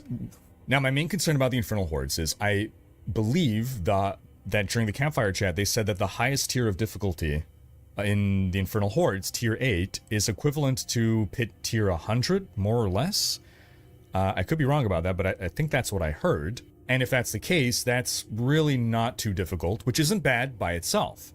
But if this event is meant to be on the rarer side, and it's not particularly challenging, and therefore is not particularly rewarding at the end, because I've seen, I saw Rob, for instance, clear the highest tier, and he opened up the biggest possible reward chest, which you really have to fight for to get the enough ether to open, and it dropped him 3 unique items, or sorry, 3 legendary items with 1 greater affix each. The reward was just in no way commensurate for the amount of time investment to be able to do this run. And then I had a nice chat with Rax at the end of my stream, and we both sort of were on the same page about Who's that guy? Desiring for the Infernal Hordes to be modified in a way where, again, the boons are going to be much more substantial, more exciting. Remove the boons, just remove the boons that buff our acquisition of ether. Because here's the thing, if the highest difficulty is very easy, then no boons exist other than the ones that are greed boons. No one needs to buff themselves if the highest difficulty just isn't challenging. So then it's just, okay, we're picking some, uninteresting greed boon. Whereas the exciting boons are the ones that are going to empower our characters, right? We have this opportunity to have this game mode with a very fixed gameplay loop where we could turbo boost our characters without negatively impacting any other aspect of the game. Go crazy. Give us insane boons combinations to pick from that make us really powerful, and then just wrap up the challenge. Get rid of all the greed ones. Just make our the faster we clear the waves, or the better we do, or whatever, makes us get more resource, more of the ether, and just let us effectively make a build over the 5-10 waves that we're doing, where we're synergizing. Okay, this gives me whatever, unlimited resource, this gives me that, all these crazy powers, where we're effectively making a mini build throughout our journey through this, and we need those. You want to know what would be really cool is if they took a bunch of people from the community, like anybody, and then again, they made this whole thing like really ridiculous. Like, I don't know, one of the banes is like the monsters take 75% less damage, so they're impossible to kill, and they're twice as deadly. So you're like, holy shit, that's like the worst bane ever. And then the boon that you get attached to it is summon Wudijo.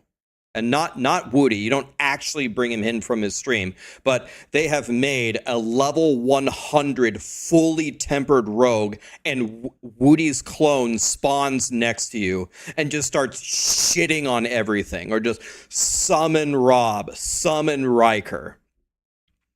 Like, that would be way more fun than +3 Aether or whatever. Imagine summon Frosty. Hello, you Diablo 4 super fans. He just like hits people with like a last Epoch sign. It does like 3 trillion damage.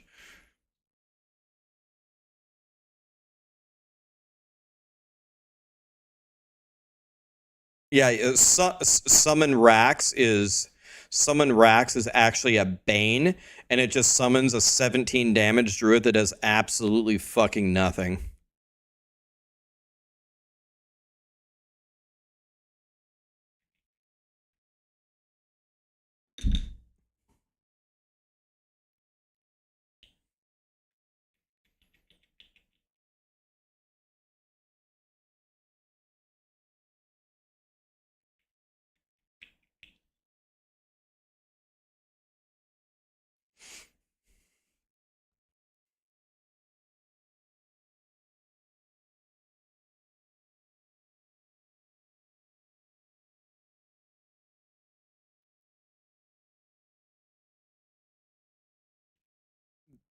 Dude, if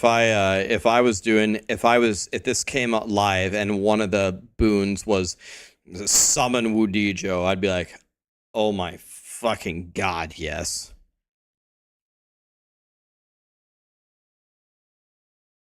Those boons. We need those extra powers because things become so much more challenging. And don't just dial up the health of the monsters, just throw more monsters at us, right? Take all the learnings from Helltide. Again, I think we have a strong base for what we currently have within the Infernal Hordes. But I think with tweaks, it can go from something strong into something amazing and really fun and really something that you want to engage with over and over. Again, though, a lot of this is just... Yeah, Summon Rax summons a level 100 of all of the characters, but they all have shitty-ass leveling gear. They have zero masterworking at all. In theory, because I've barely been able to experience the content. But hopefully after tomorrow, I'll be able to get significantly more playtime in, and we'll have deeper thoughts on this and other aspects of the PTR as well. All the new items that you can farm within the Infernal Hordes, all the build changes. I know my Heartseeker Rogue was feeling crippled after the Vulnerable change. I want to try a Flurry Rogue. We'll see how that works out. But I turn the question to you folks. Have you had a chance to try out PTR? And if so, what are your preliminary thoughts? Sound off in the comments. Thanks for watching. All right. Let's give Riker a thumbs up. Let's share it. Let's copy it. If you guys want to give him a thumbs up, that would be nice. CJ, good guy. We like CJ. All right. Okay, so I have a question. Simple question. So they changed some things for Druid, right? What's the one build for Druid that's supposed to be good that you guys want me to try to see what's wrong with it? You want me to make Companion Druid? You want me to make Shred? What do you want to be good? Okay, everyone is spamming Landslide. That's what you want? Well, it's broken though. Companion has like a poison creeper bug or something.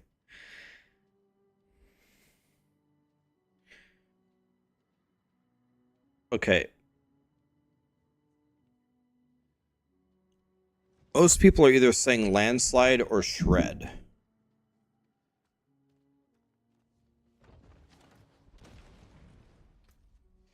Okay, and one thing that I'm thinking about doing, which this won't surprise anybody, I'm thinking about actually leveling it to see how dog shit it is as you level too. Do you guys want me to see how good it is leveling up or only in the end game? Because I was going to actually level it and see if it's garbage as you level it up. Because nobody's going to test it. If I don't test it, nobody's going to test it like that. Well, okay, everybody is pretty much saying level it. All right. Great. Now I have to play piece of shit landslide leveling it up. Sweet baby Jesus, help me. Wait a minute. Did I gamble? I gambled, didn't I? Just started following you, mate. Thanks for the content. Thanks for the super chat, man. Thanks for being here. Bradical, thanks for the 42 months. Appreciate you, man. Yeah, okay, I did it already.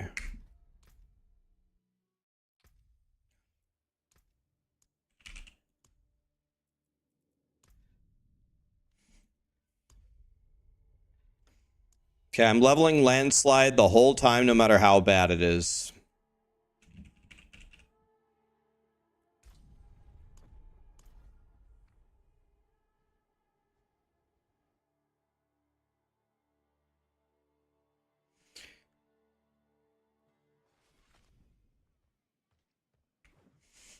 Okay, well, I hope there's a landslide build on Maxroll. Landslide build Maxroll. Oh, wow, there's a landslide leveling guide? Bro, who wrote this? Moxie? Dude, Moxie. Thank you. Hell yeah.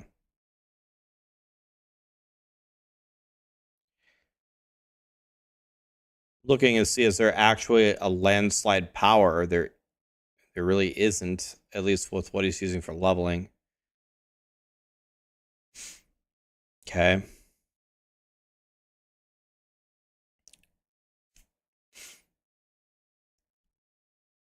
Okay.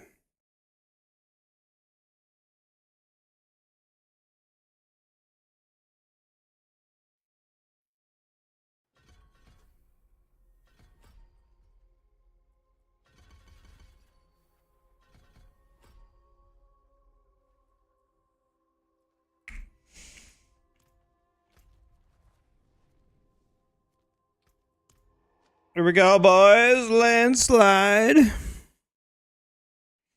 Please don't let this be absolute garbage.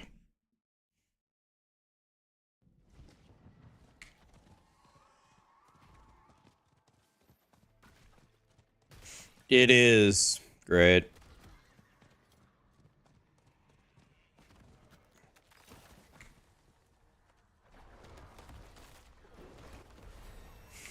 Okay. I've seen worse. Okay. Alright. Get shit on.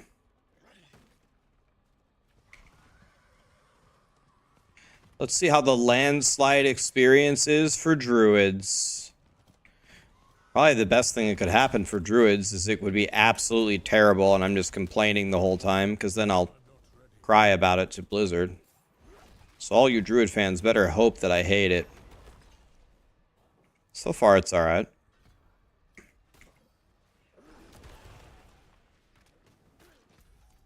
Lightning Storm Cataclysm is what got buffed. Alright. Well, I played a lot of Lightning Storm. Lightning Storm is already decent for leveling, so we could just do that one at 100 or something.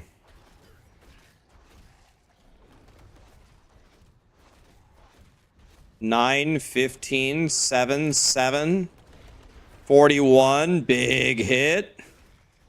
That was a big one. Here we go. Fiery Skeleton. One-shotted. Easy. God, my druid's a god.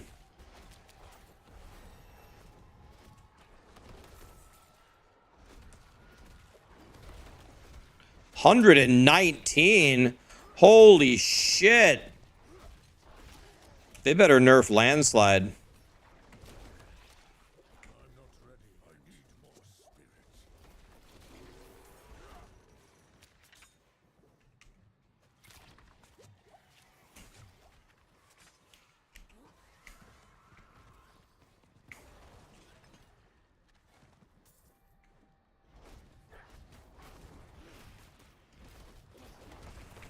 Rax versus 1 elite. I mean, that wasn't that bad. Seen worse. Oh, I got a new sword. Lit. Lit. Love all the people here leveling up on the PTR. It's awesome. Feel very at home with my homies here.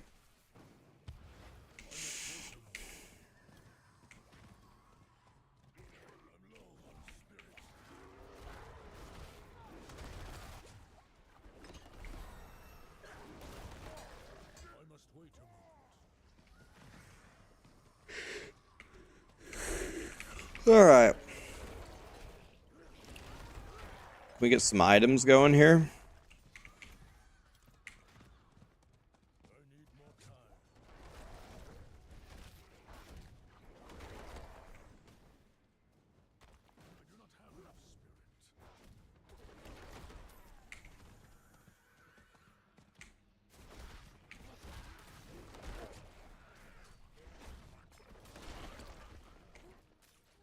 Bundled herbs.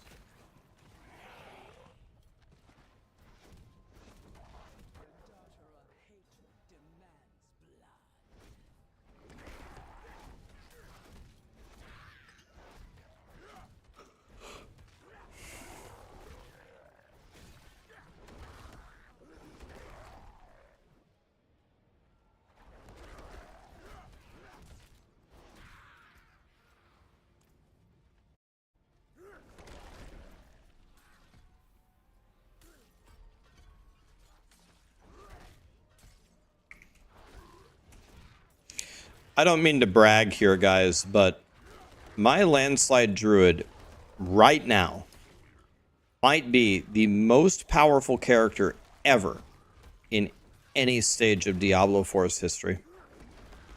This one right here.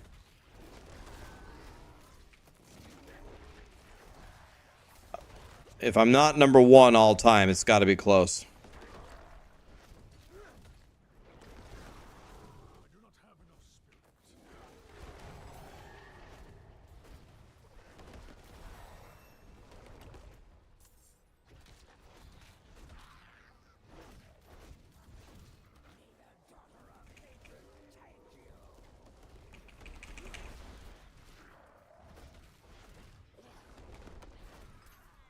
Alright, I mean... Alright, I mean, it's alright. Not the worst. Been fine so far. It's nothing exciting, but it's not the worst.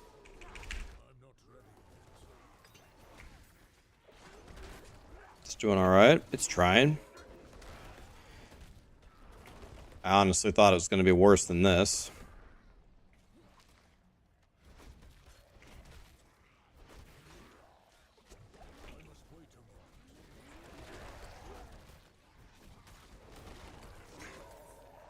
A cutter's axe. Lit. Ow. God, those Helltide things don't feel good.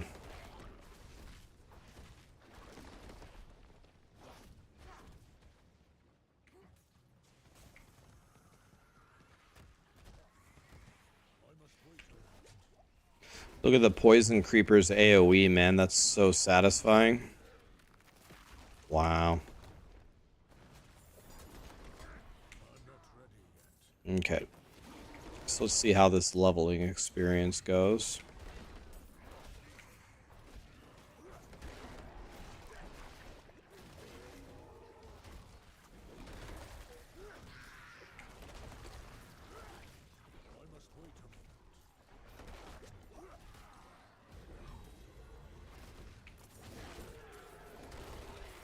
Crushed. Crushed.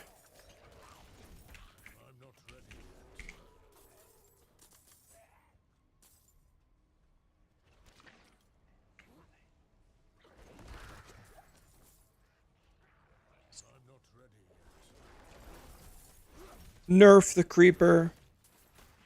You hear positive feelings. I need to get in line. God, the druid sucks. Boom. Whole room's dead. Easy.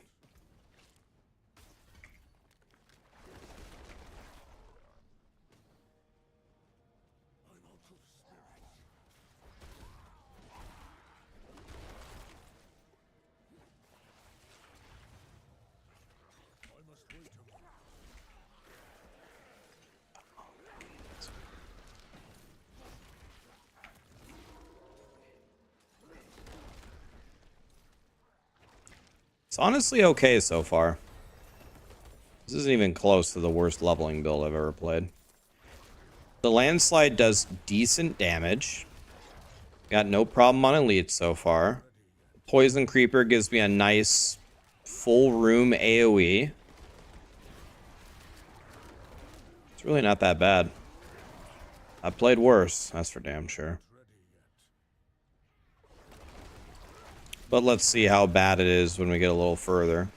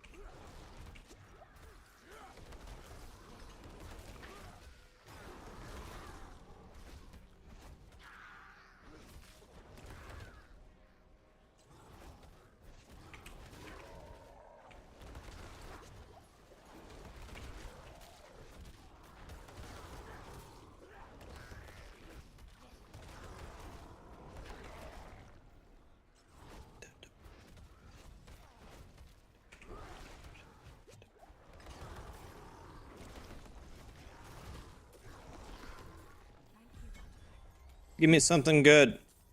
Lit nothing. I love. Wait, what?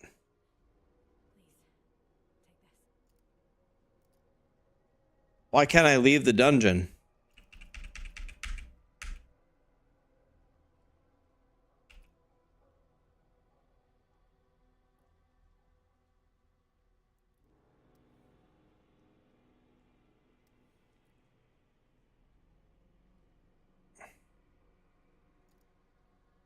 It doesn't work in cellars ever? What? Yeah. Yeah, it does. It definitely does.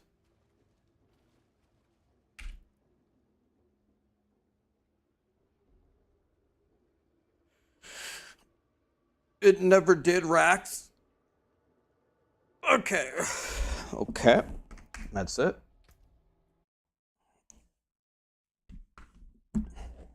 Okay.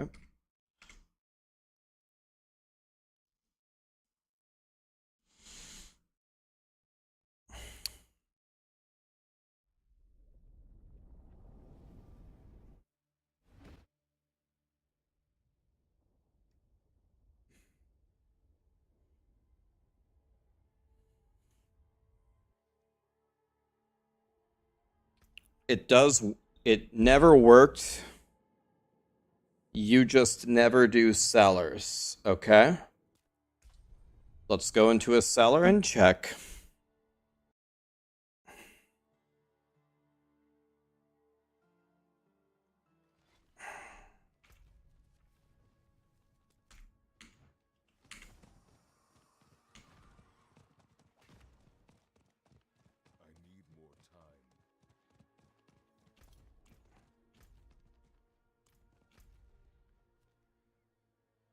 They just all changed?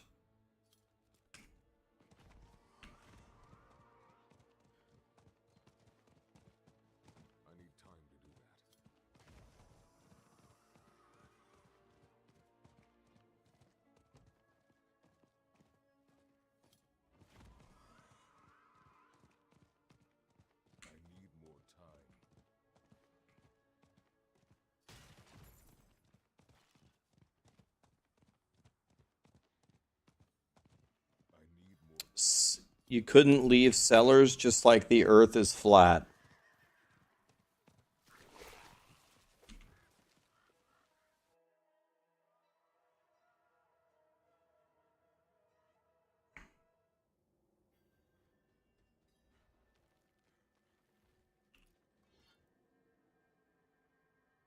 All right, who do we need to ban?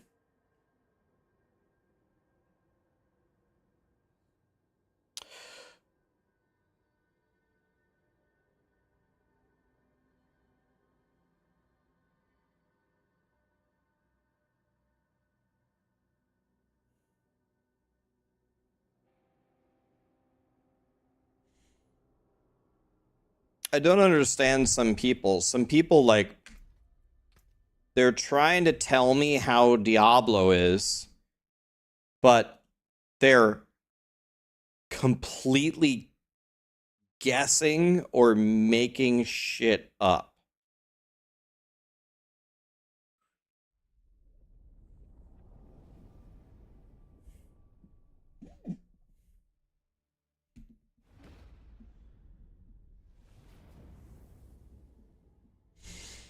Predations, Windy, or Wind Fury, thanks for the subs, guys.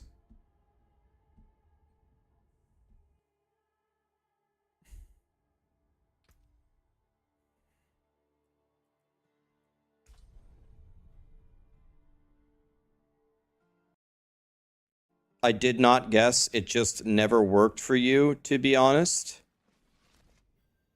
It does work for you. You can escape. You can leave dungeon out of cellars. Wait, what do you mean? It works for everybody. It's not a streamer only feature. What do you mean it doesn't work for you? It does work for you.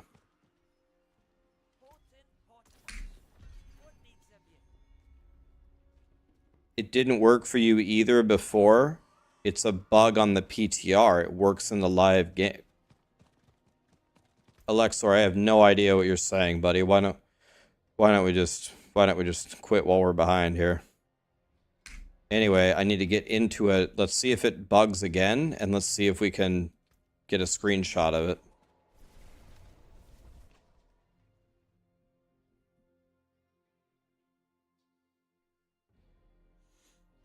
The bad thing that's going to happen is if it works this time, because then how am I going to get a screenshot of it? I don't even see a cellar that I could go in. I guess I could go into the same one, right? If I could find it. Can I remember where it was? It was right here, right? Pretty sure. Yeah, I could take it from the VOD. You're right. Yeah. We'll do that. It's okay, Alexor. You're good. It's alright. We'll just let it go. Let me see if I can repeat it. Let me go back in.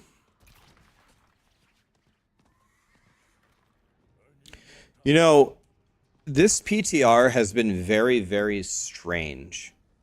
Because there have been so many very bizarre, unintended bugs with this build. Like, the bugs don't even have anything to do with the patch notes. It's in the pit, it's in the cellars, it's in all these different things that have nothing to do with the patch notes. Yeah, it's still grayed out. I can't leave dungeon in cellars anymore. Why in the world would they disable that? It's way better to leave dungeon, because otherwise you got to do this. Look at me go. Takes forever, takes forever, takes forever. It takes forever, right? So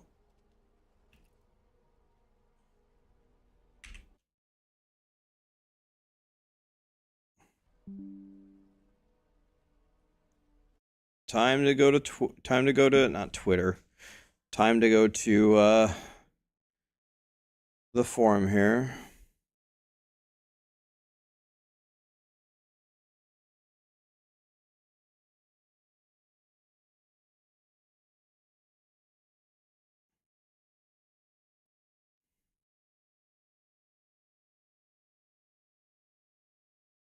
Okay, so yeah, the mystery chests on World Tier 2 not dropping items is a bug.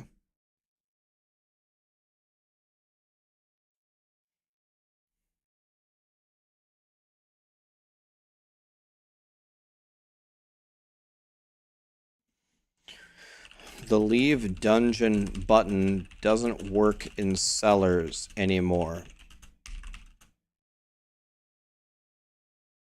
This is a super nice quality of life feature that we lost. Please fix.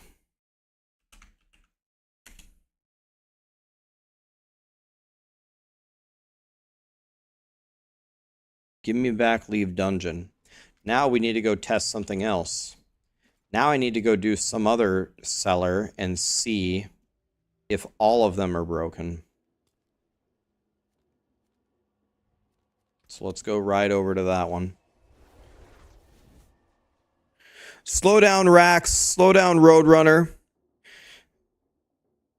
Who chases the Roadrunner? Wily Coyote? Wily's never gonna catch me.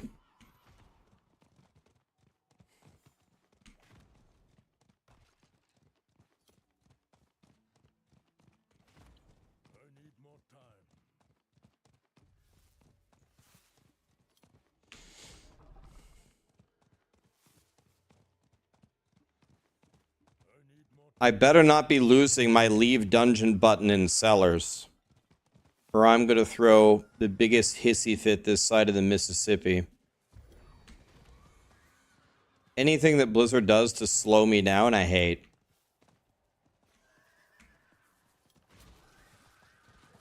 See, you discover all kinds of crap when you level up shitty druids. Let's see if I can leave this one. Does it work in dungeons? Oh god, good question. Yeah, broken in this one too.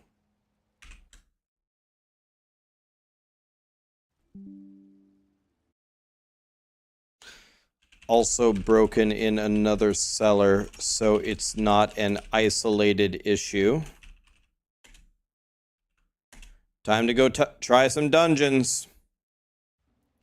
Okay, let's go do a dungeon now. See what happens. Let's go to this one. Oh yeah, I can't leave dungeon. Cool.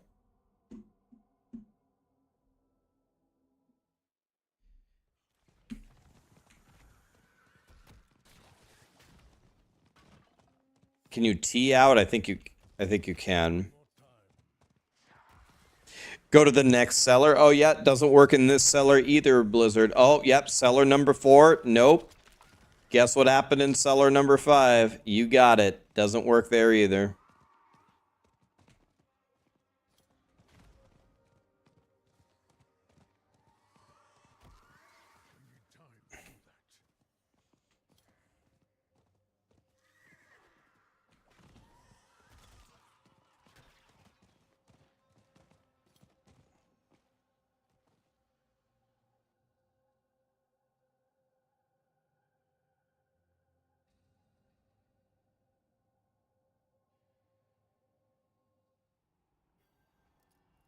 Works in dungeons. Okay, so it works here.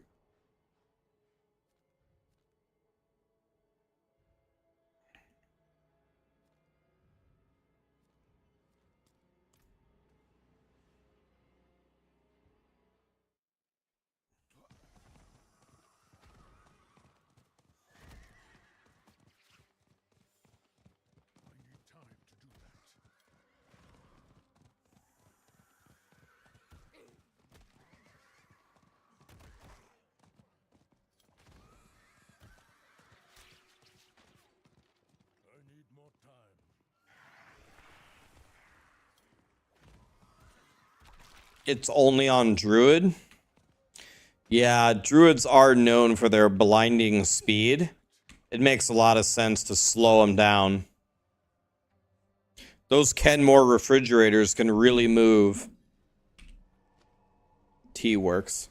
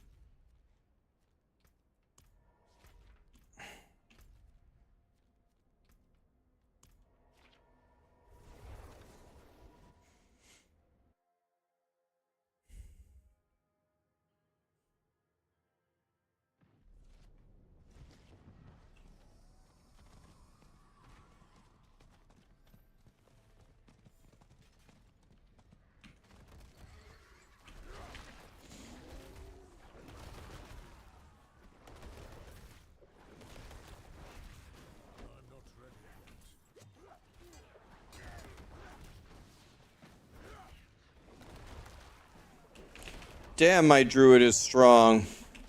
Get shit on, monsters. Two-handed hammer? Lit!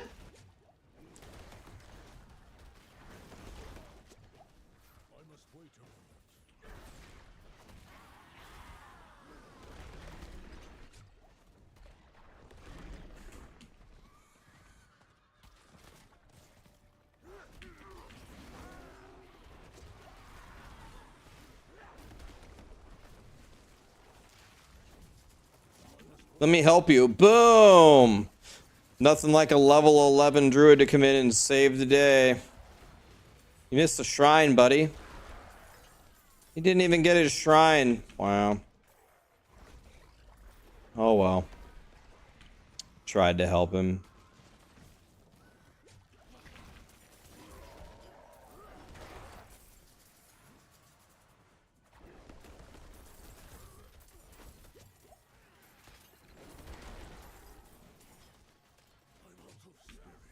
The forces of evil have been alerted to my presence. Boy, are they going to be shaking when they emerge and find out they're facing a level 11 landslide druid.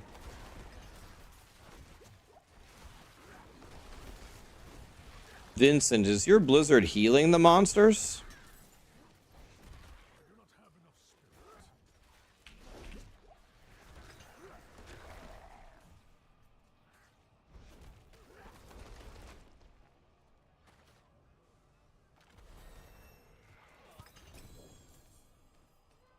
Oh, lit?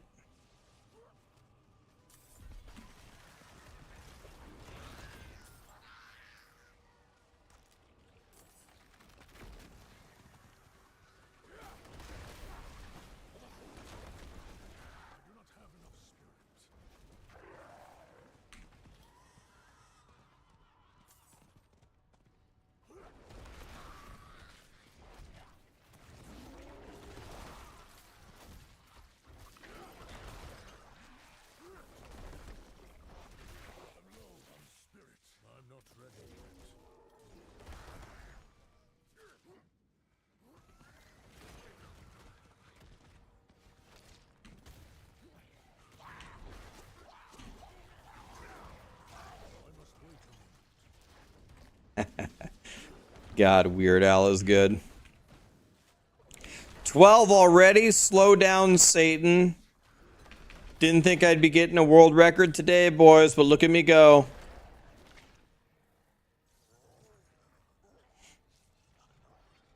Oh, Goblin? Lit? Oh, yeah, you better run. Oh, yeah, wrong place to go, buddy. Easy. Can't teach that, boys.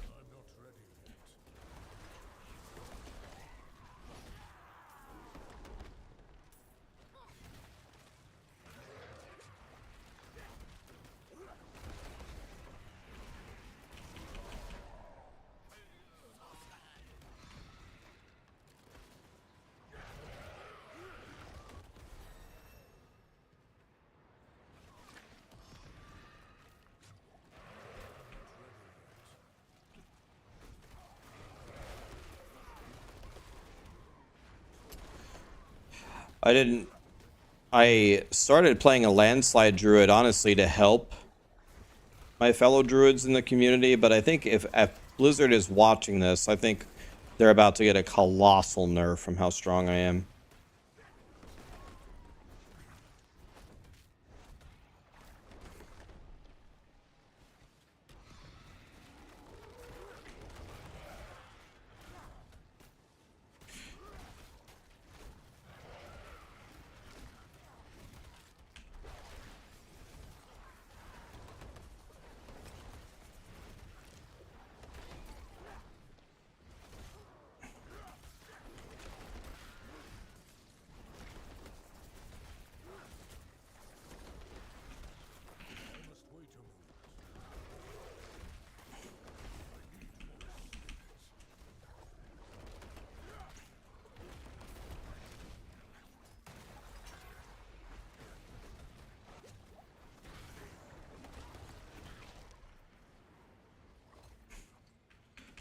Bro, does this shit ever wear off?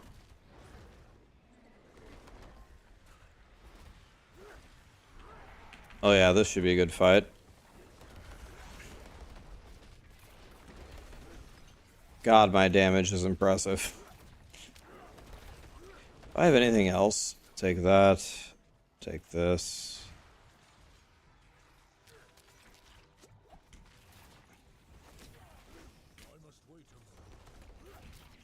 God, I'm strong.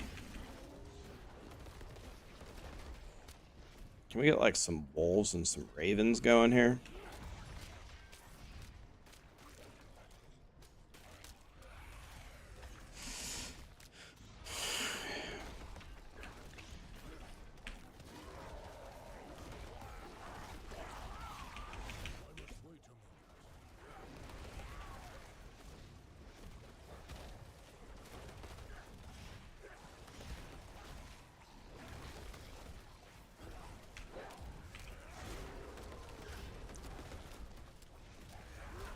Damn, I'm strong.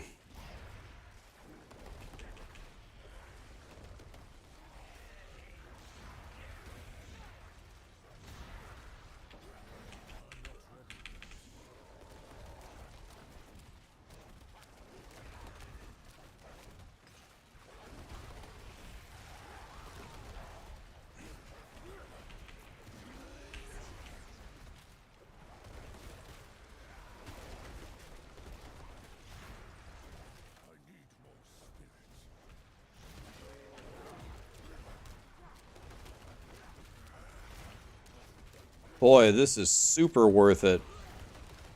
Boy, thank God I got this 32 Sorcerer with me. He is pumping. Thanks, Vincent.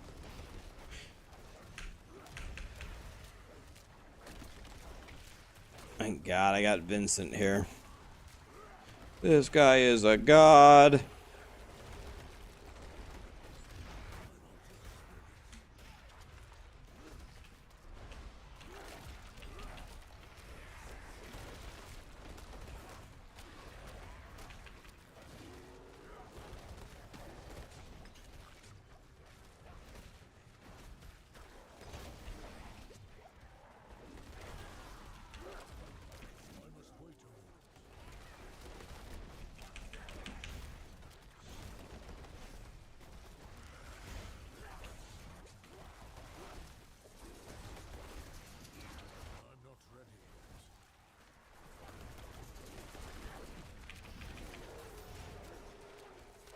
I'm gonna do all this for like 2 blues.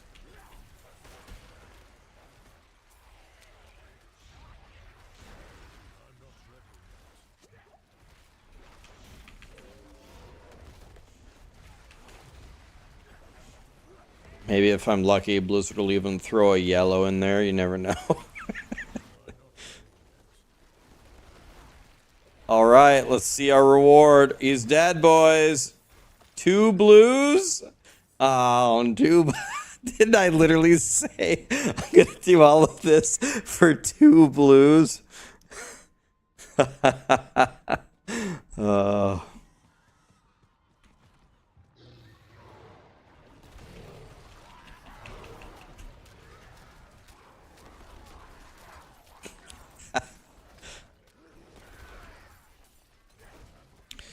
Man.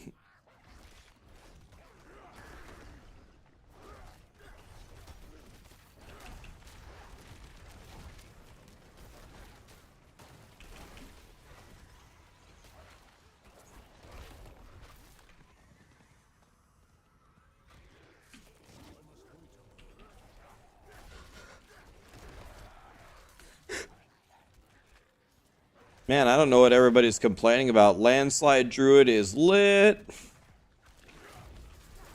I killed a Tomb Lord in under 47 minutes for 2 blues.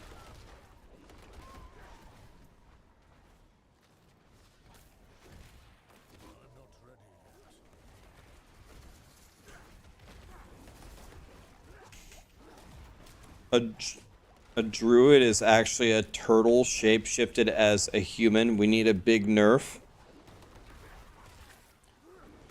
Yeah, druids are just way too powerful to make the game fun for anybody else.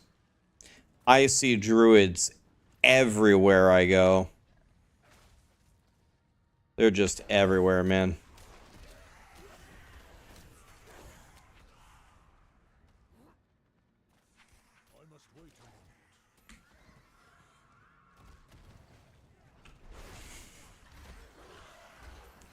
And they're all dead.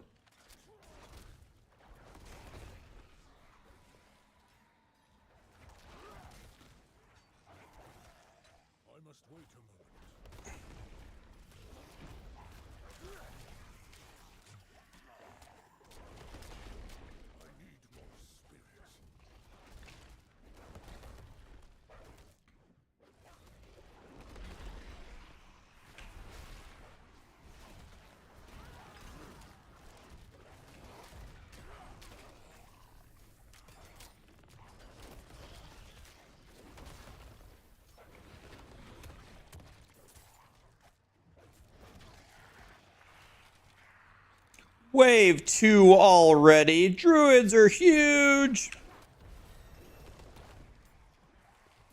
Easy.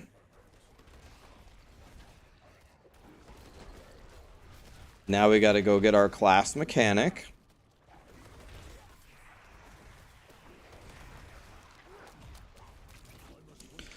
Unlock spirit boons. This is going to make a huge difference. Actually, the spirit boons are actually pretty good. Get them, boys.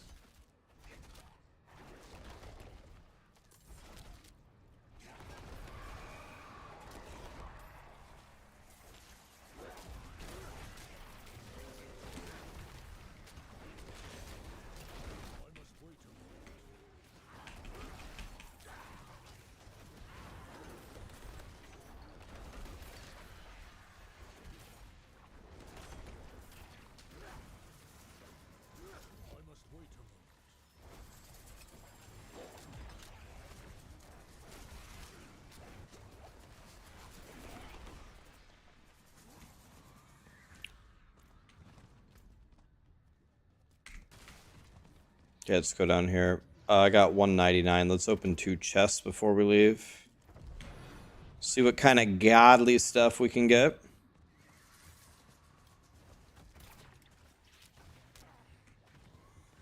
Is there a motor in my chair? There is a motor in my chair, yes.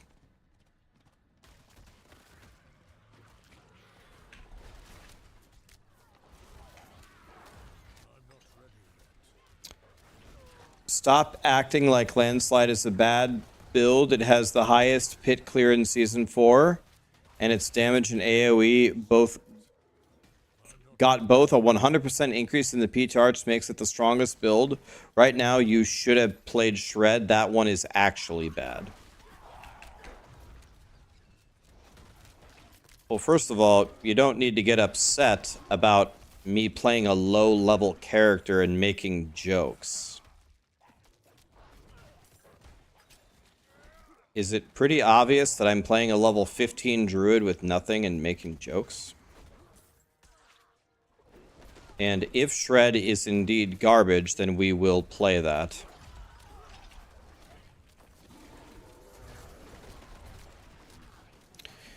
Landslide does not have the highest clear. It's way behind Windshear.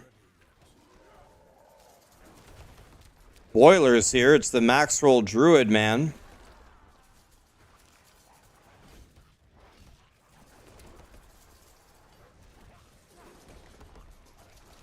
Boiler, what do you think about the state of Druid? Have you been testing all this stuff? What do you think seriously needs help?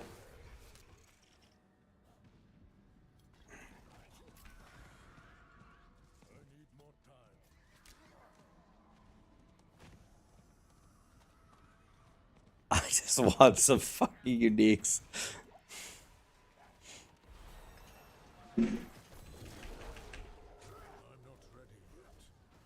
That's asking too much, Boiler.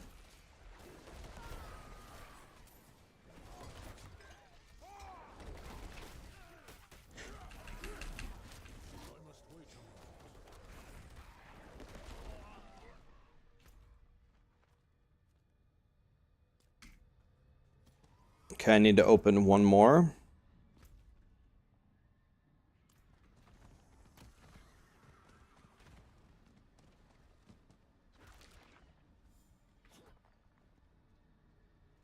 Landslide is good. Companion is good. The wolf builds are in rough shape.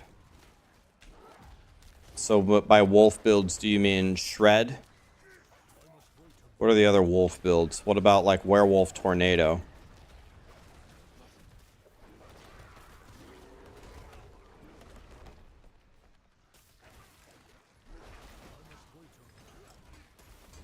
Should I respec shred then? Is that the one that really needs help?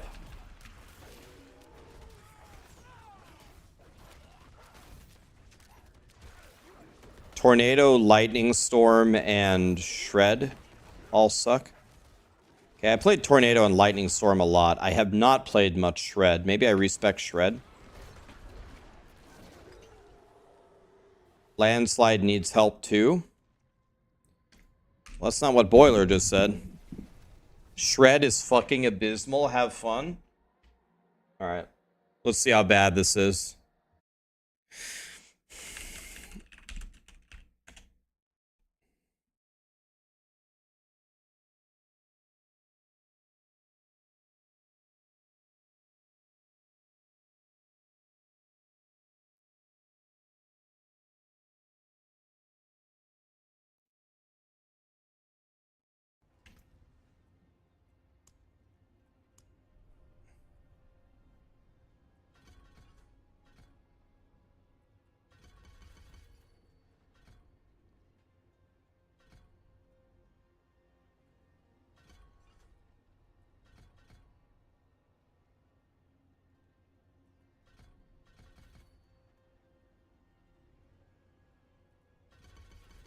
Oh, I get to level this all the way up? Lit. Oh, lit. I get a poison creeper too?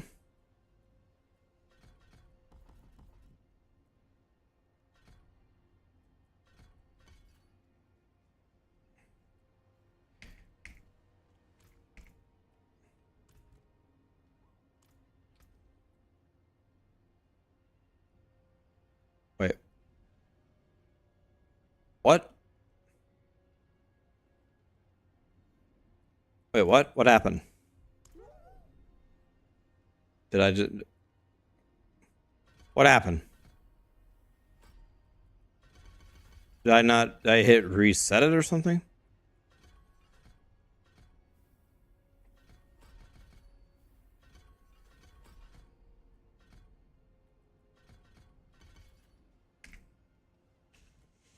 Here we go, boys. Shred. God, this is going to be good. Prepare to be amazed at the highest damage you've ever seen.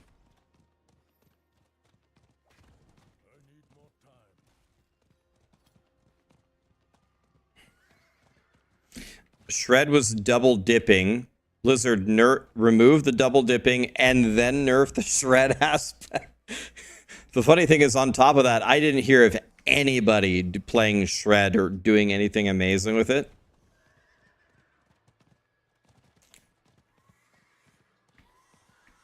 All right, let's see how bad shred is.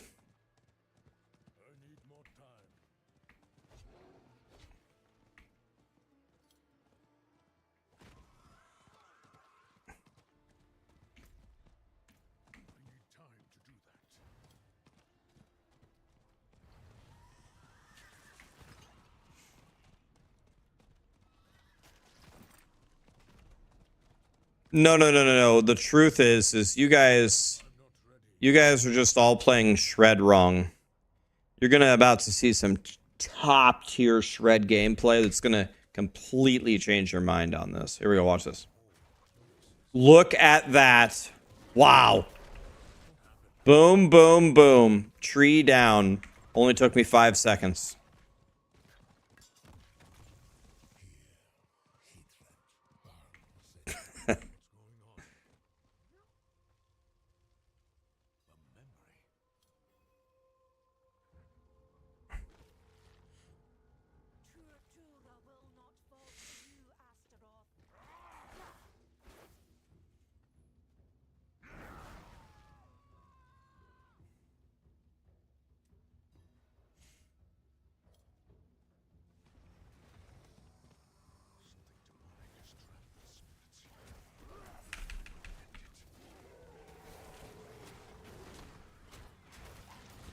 Holy, dude, we need Shred to be nerfed.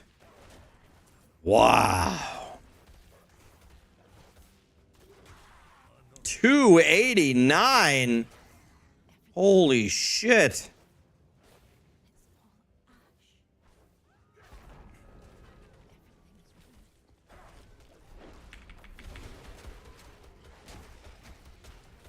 Holy.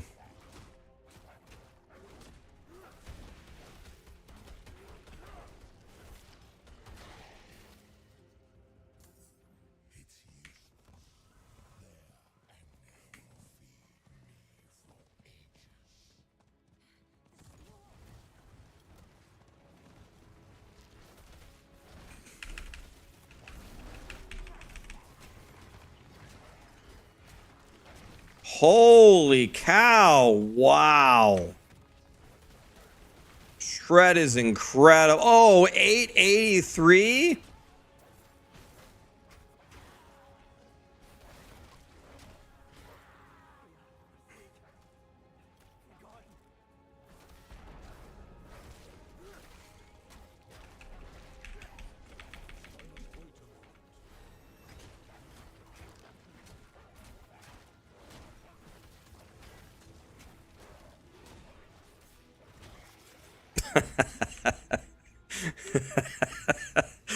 God, this is funny, man.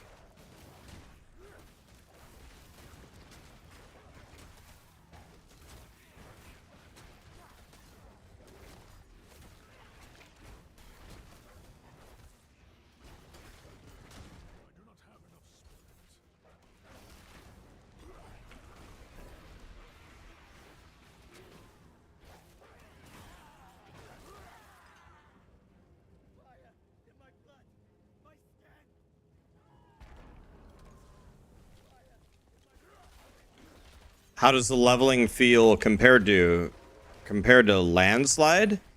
Landslide feels like probably twice as powerful as this.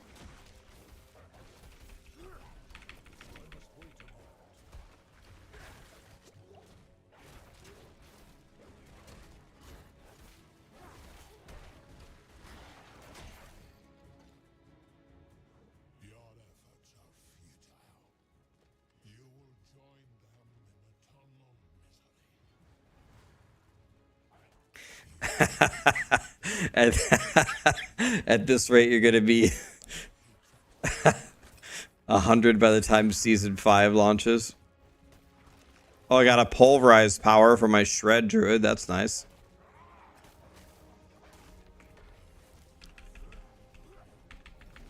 But you guys haven't seen my signature move yet. Watch this. Full 360. Boom. Yeah, see, look. Hit him so hard he faded away.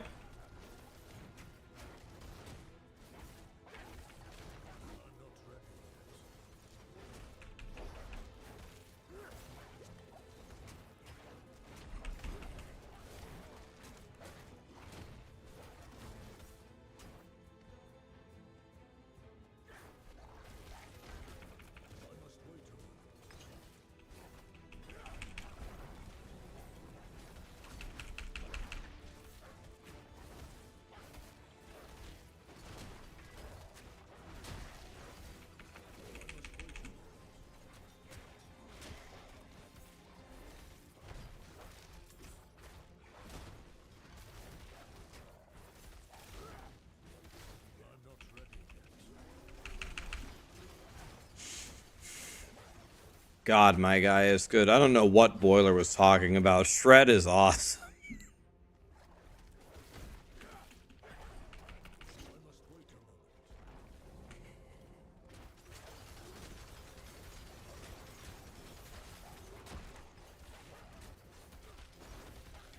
Lord Mars Bar, thanks for the prime, man.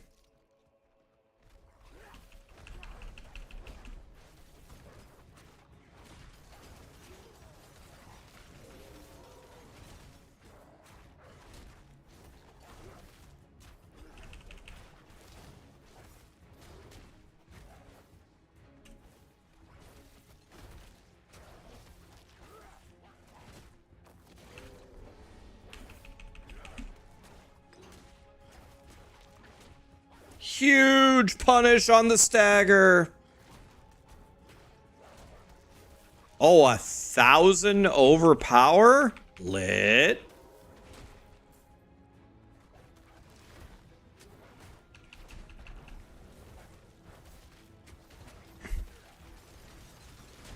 Oh, scratched my foot and almost died. Sick.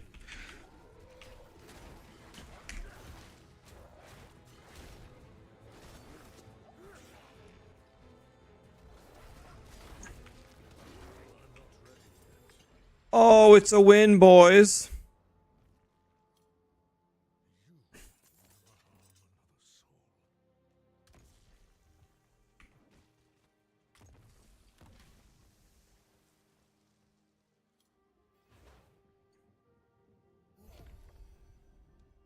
A bar would already be world tier 4.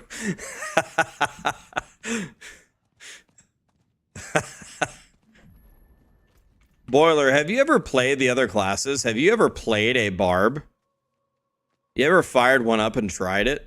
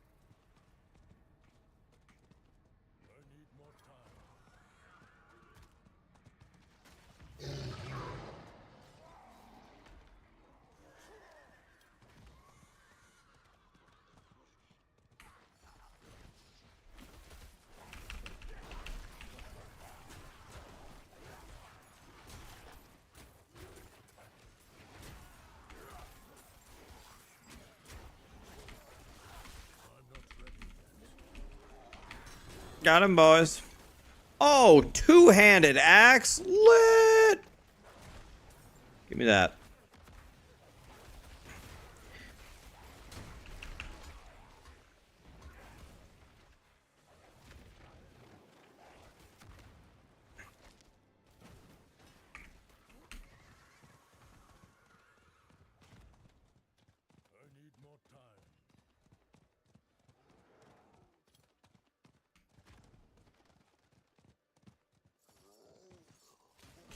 Another goblin. I like that. Oh, my guy chopped him.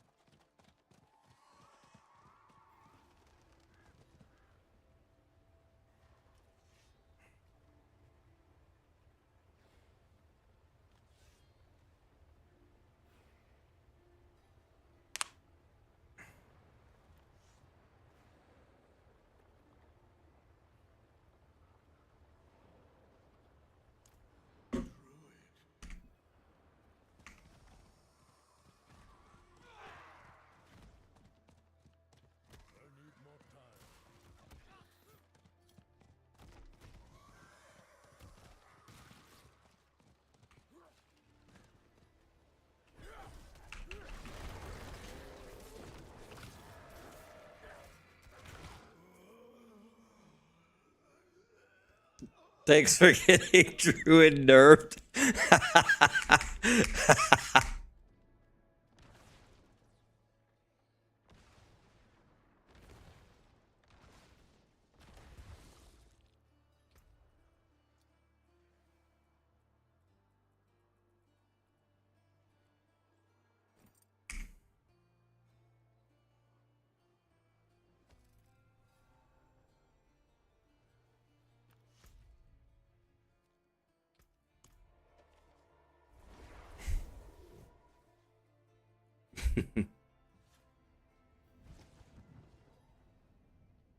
We need a sell all button. Oh, don't worry, buddy. I've told Blizzard 1,000 times.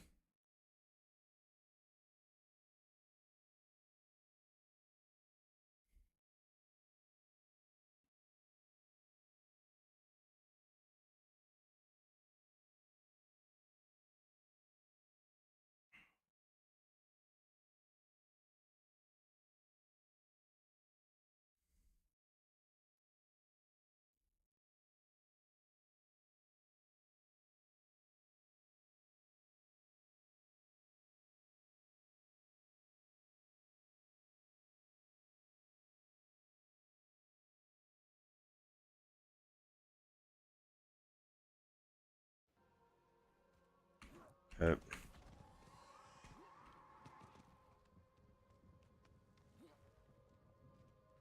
Bash is still S tier. That's what I figured would happen. I figured Bash would eventually get there again. From what I saw. 18 boys.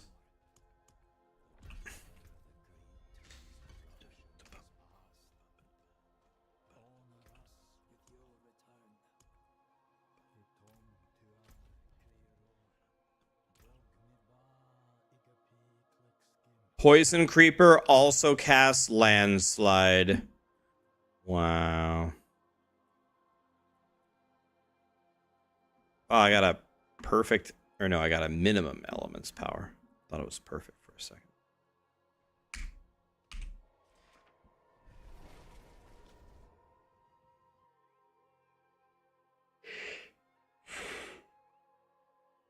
Gemini, Ram, Tasker, thank you so much for the subs, guys. Sean gifted 5 subs. This guy's going straight to heaven. Thank you, Sean. Appreciate you, man.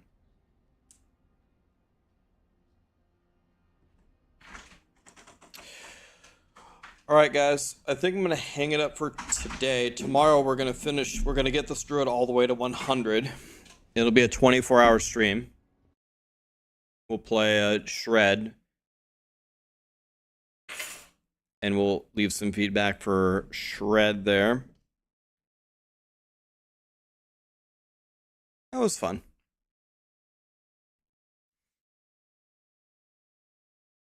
Rax, you got to stop abusing OP builds. Yeah, my Shred Druid is #1 on the PTR by far.